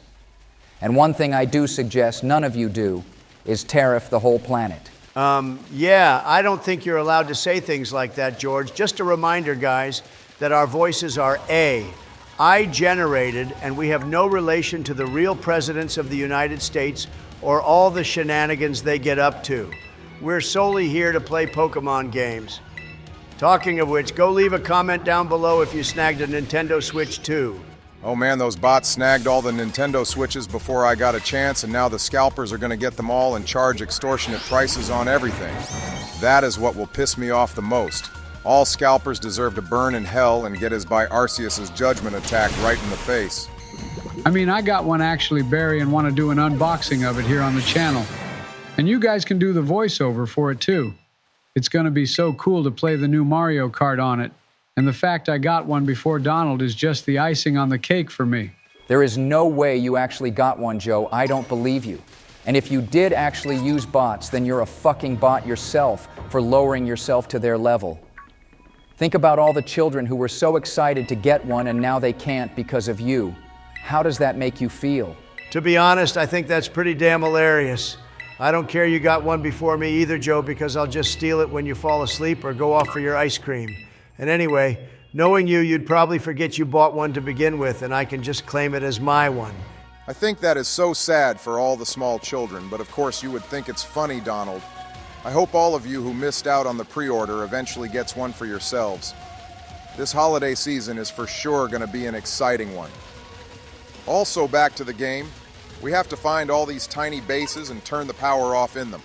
Yup. These bases have some sort of force field which is stopping us from getting right down to the center of the crater. And if we don't turn it off, then the whole place is probably gonna explode. Lucky we have someone as smart as George on the case. I gotta say, I have no idea what I'm doing, Joe. I'm just following the path down and hoping for the best that I run into each of these little bases. They look like something which belongs in the North Pole as well, guys. But here we're surrounded by these cracked paradox Pokemon instead of polar bears. Okay, so visiting these bases are getting kind of boring and repetitive for me. So if nothing cool happens, then I'm gonna bounce. And right as I say that, this robot rhino Pokemon has come out of nowhere. And it looks exactly like the Titan we battled ages ago. How comes those got so big and these ones are so small? Donald, we've been through this before. Those Titans got so big because they're called Titans, first of all. And secondly, they ate all the herbs and crack and whatever other drugs was just lying about on the ground. I mean, in desert, there was probably a ton of stuff buried. This thing has cracked defenses, and using Reggie Drago is probably not the best move, but I couldn't be bothered to switch it out for Chi-Yu. And by the way, you guys have to tell me where that secret cave is in here because the legendary Paradox Pokemon are hiding in there. Well, it's way further down and in some random spot blended in with all the cliffs, so I can't remember off the top of my head where it exactly is. But I'm sure you can explore later on to find it and catch the Pokemon in there. Yeah, I can't be bothered to look for it or Google it either if we're not continuing the series after this episode, which, by the way, is not our fault, and we're just as upset about it as all of you if we can't figure out a way to play the DLC. The next game, however, should easily be one of our best since it's the best Pokemon game ever made. I'm sorry, Donald, but the best Pokemon game ever made goes to Heart Gold and Soul Silver for me. Pokemon Platinum is up there along with Emerald as well. So many great choices, but the overall vibe in Heart Gold and Soul Silver is just amazing and makes me feel all warm and gooey inside. Please never say you're feeling all warm and gooey inside ever again, Obama. Children watch this, and what you said was completely inappropriate and unacceptable behavior. I'd put you on the naughty step if we were in school right now. To change the subject for everyone's sanity, I have entered the big main cave at the bottom of the crater now, boys. And I don't see that secret path anywhere here unless it's further down somewhere. And I'm sure we're going to be encountering lots of rare Pokemon in here anyway, which are going to be really strong. Yeah, for sure. A lot of rare Pokemon in here like that Dugtrio George. You clearly need to go back to trainer school so you can get a better understanding of what rare Pokemon mean in this game, because that definitely wasn't one of them. Listen here, buddy. This is my first Pokemon game, in case you have forgotten, which you probably have, since this is you were talking about. And also, there was actually some rare Pokemon in here, like the one Geeta used as her final team member, even though it got absolutely obliterated by my fishy. So something I have sort of come to realize is this game follows its own story, unlike the anime, which has its own story too. Usually the Pokemon games and anime have something very similar in common with whatever the evil teams get up to. But here they're on different paths altogether. Okay, we're at the giant time machine now, boys. Apparently this is what caused all these paradox Pokemon to appear in the first place from the future. And if you're playing Pokemon Scarlet, then I think those ones came from the past. Although I don't remember seeing any fossils of those types of Pokemon. Donald, literally no one cares. This is what we had to open up anyway with disabling all those locks in the 4 bases dotted around the crater. I guess they were some sort of fail-safe mechanism to stop the time machine from going off on its own or something. Yeah, things are probably going to ramp up now, George, so get ready for some insane battles. Since this is the end game, pretty much. I guess this part could be considered the post-game too if you think about it, but no Pokemon game will ever beat Generation 2's post-game. I am still waiting for the day when they release a game where you can visit all the regions, though. So these guys wanted me to release Miraidon out here for some reason. The poor fella still hasn't got his full powers back yet, and now this other one has appeared out of nowhere with a very angry face on him. See, this is where my conclusion of Miraidon being a legendary falls apart, because there's 2 of them. We've had this discussion before, George, and at this point I think we should just agree to disagree on this. There are so many legendary Pokemon that have duplicated, like Suicune and Raikou, for example. That, by the way, shouldn't be a thing, but it is what it is, I guess. My headcanon will always be that there's one of each legendary, though. Okay, so that Miraidon is definitely not a nice guy. And R1 seems to be really scared of him. Maybe they had a battle, and R1 lost, which is why he's so weak and timid all the time. Possibly has lost all his confidence too. So that's why he is how he is. More and more of these paradox Pokemon keep appearing out of nowhere as well.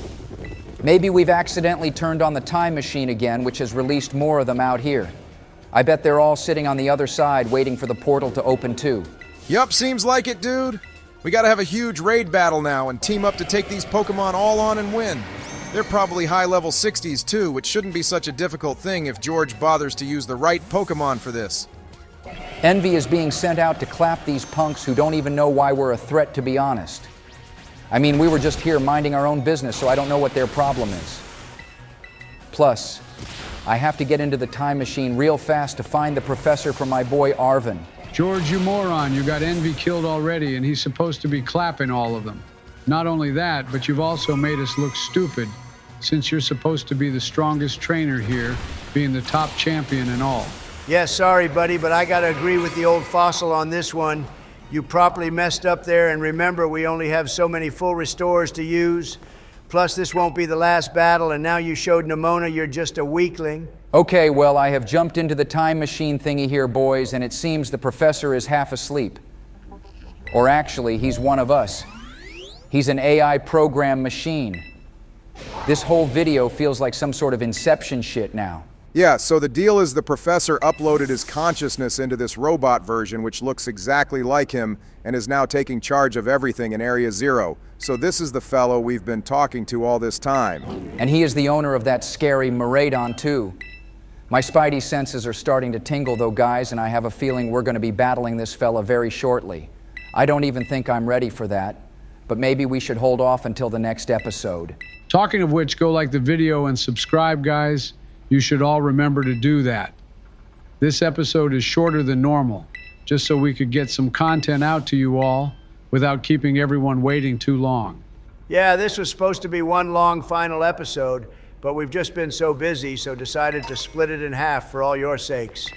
The finale is currently being worked on, but we just don't have much time at the moment, so please bear with us. That's right, Donald. Thanks for the explanation. And we still have no idea how to get the DLC working either, so we may have to come back to it later on and play Legends Arceus next, which, to be honest, is what we're all waiting and looking forward to more at the moment.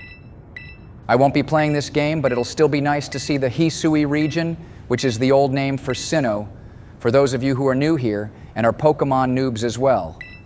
And of course, seeing the GOAT Arceus do his thing is one of the highlights for us. The robot professor here has just given us the rundown of the situation as well. So basically, we were right in saying all these weird Pokemon came from the future. I guess that's how they'll eventually evolve and become like that. All robotic and weird looking, which is very strange to me. If Donald has finished his rant, we'll see you all in the finale next episode, guys. I need a shower. Let me join.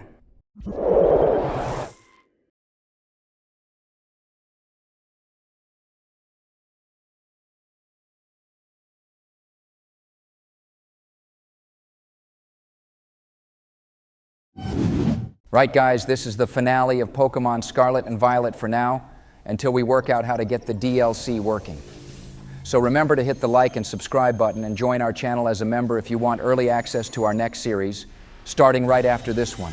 Yep, and this final episode will basically involve us taking on this robot professor who weirdly told us he'd turn evil if we turn off this time machine, which is some Inception kind of shit. But either way, we have to win this battle to end this nonsense, George. Also, this has got to be one of my favorite teams we've ever used, and I'll remember them forever.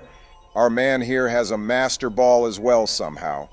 We haven't even got our one yet, and I thought there was only ever supposed to be one in the world at a time. So Silph Co. has clearly been mass-producing these things. And one thing I'd love for someone to comment for this final episode is how the Master Ball actually works. Like, how does it have a 100% catch rate? Seriously good question, Barry, and we'd love to hear some answers to that. My favorite ball is the Dream Ball, though, which not many people probably know about unless I got the nap wrong. Boy, would I love to pop into one of those for a nap. You guys are talking about the most pointless crap ever, which has no relation to what I'm currently going through. This robot Volcrona thingy here is making me nervous that Articuno is already going to get taken out when we've just started the battle.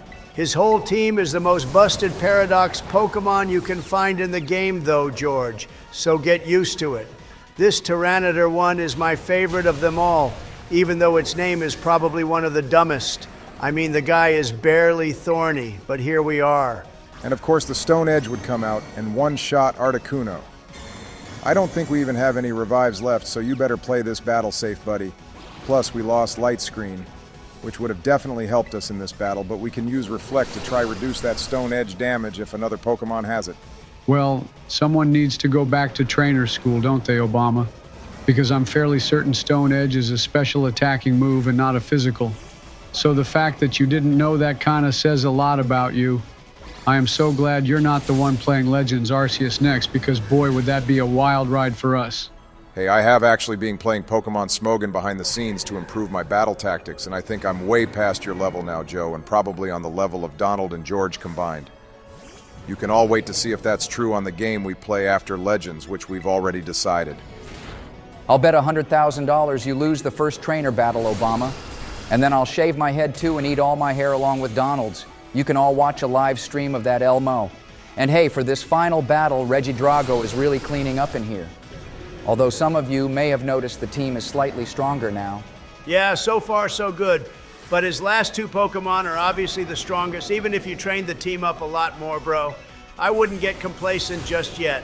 Plus, for all you know, there could be another battle after this one for jokes. They can come at me with whatever they want, man.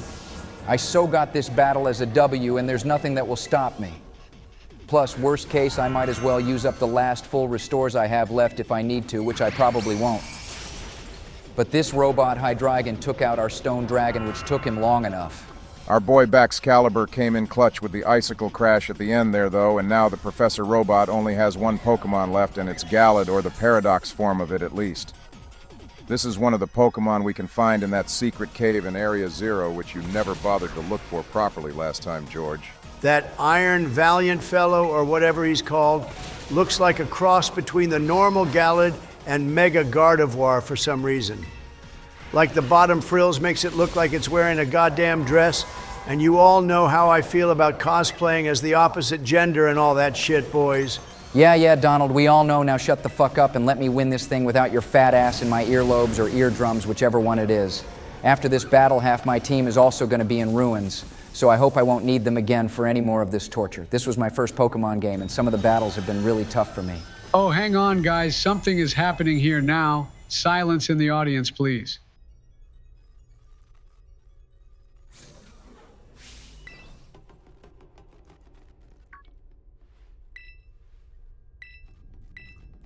I'm sorry, Joe, but I can't be silent when this nonsense is going on. The guy is glitching out or something, or having some sort of software meltdown.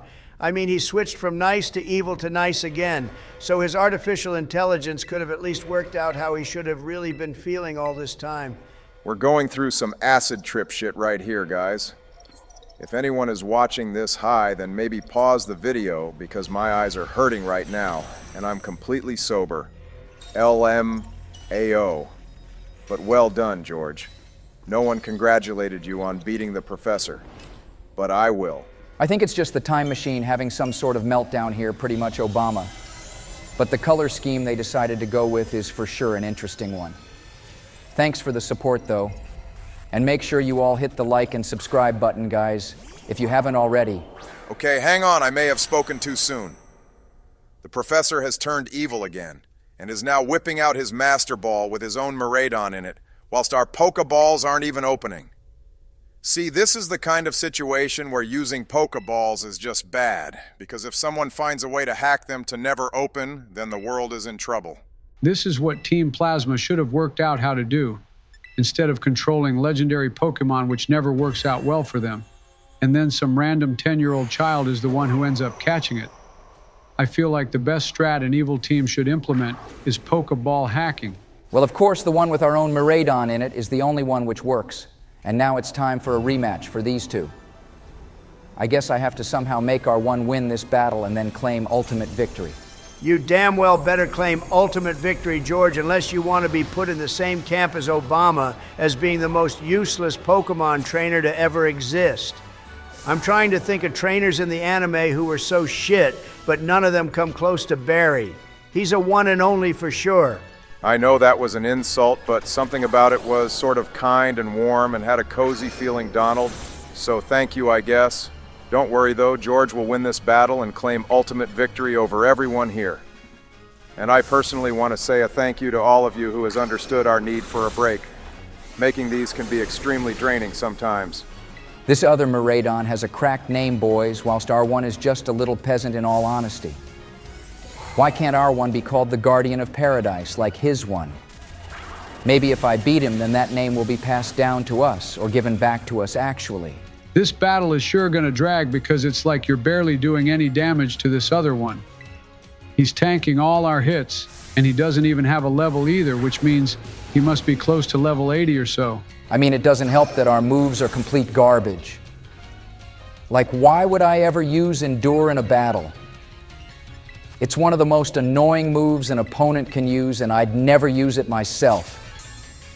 I know for a fact how Obama feels about it, and whoever came up with it should be sent to the distortion world. Well, looks like we're going to ramp up now since our Terra Orb is glowing, which means we're going to go all out here in our final battle. Let's go out with a big bang, Georgie boy. I want to see a lot of explosions, like when I bombed... Oh wait, I probably shouldn't say that actually. Jesus Christ, Obama, you fool. You can't be exposing us or even yourself by saying things like that. But anyway, what he was going to say was like how he bombed the Elite Four in Pokemon Heart Gold and Soul Silver. Like he did so well, didn't he? Talking about that, I just bombed this Pokemon battle, and our Miraidon clutched this battle up big time. All of you should be super proud of me for finally beating this game and coming out on top. I did way better than Obama ever would have to LMAO. Yeah, and because we won, the time machine is now going to be shut down forever, which means all the Paradox Pokemon in the crater are going to be worth a lot of money to any Pokemon poachers that decide to show up here. We got to bump up the security, boys. Man, this rant he's going on about is so hella long. But now the robot Turo should go back to friendly mode and basically say goodbye to us for good. And this also means us saying goodbye to the viewers until the next series starts. I'd also like to remind everyone to smash that like and subscribe button and join our Patreon if you want to help support our work. Yeah, sadly we still weren't able to get the DLC working with our version and copy of the game. This is something we will continue to look into though, but we hoped you still enjoyed our journey through Paldea, finally beating this game. It has been a fun ride, and also watching George try his best at his first Pokemon game too has been a joy to watch. A joy and sometimes a little painful, like losing to the psychic-type gym leader a bunch of times. But the real joy of this playthrough was using this absolutely cracked Pokemon team. A team of legendary Pokemon with no limits was super fun, and we may do something like this again one day for fun. It was definitely an adventure for sure, and as we say goodbye to our friends here, you can all keep the excitement up by staying tuned to our journey back to, through ancient Sinnoh, or I should say the Hisui region in Pokemon Legends Arceus, starting next week, we hope. Members will, of course, get early access to it. Technically, Joe should be playing that, but we all know how much Donnie loves Arceus. And he is also our channel mascot, too. So of course we have to play this game next, especially with Pokemon Legends Z-A coming out later this year. We also need to get our hands on a Switch 2, boys. And of course it wouldn't be a finale without the trees glitching out in the background for us one last time. LMAO. Anyway though guys, we hope you have a great week, and please stay tuned for Pokemon Legends Arceus coming out soon. Have a good one.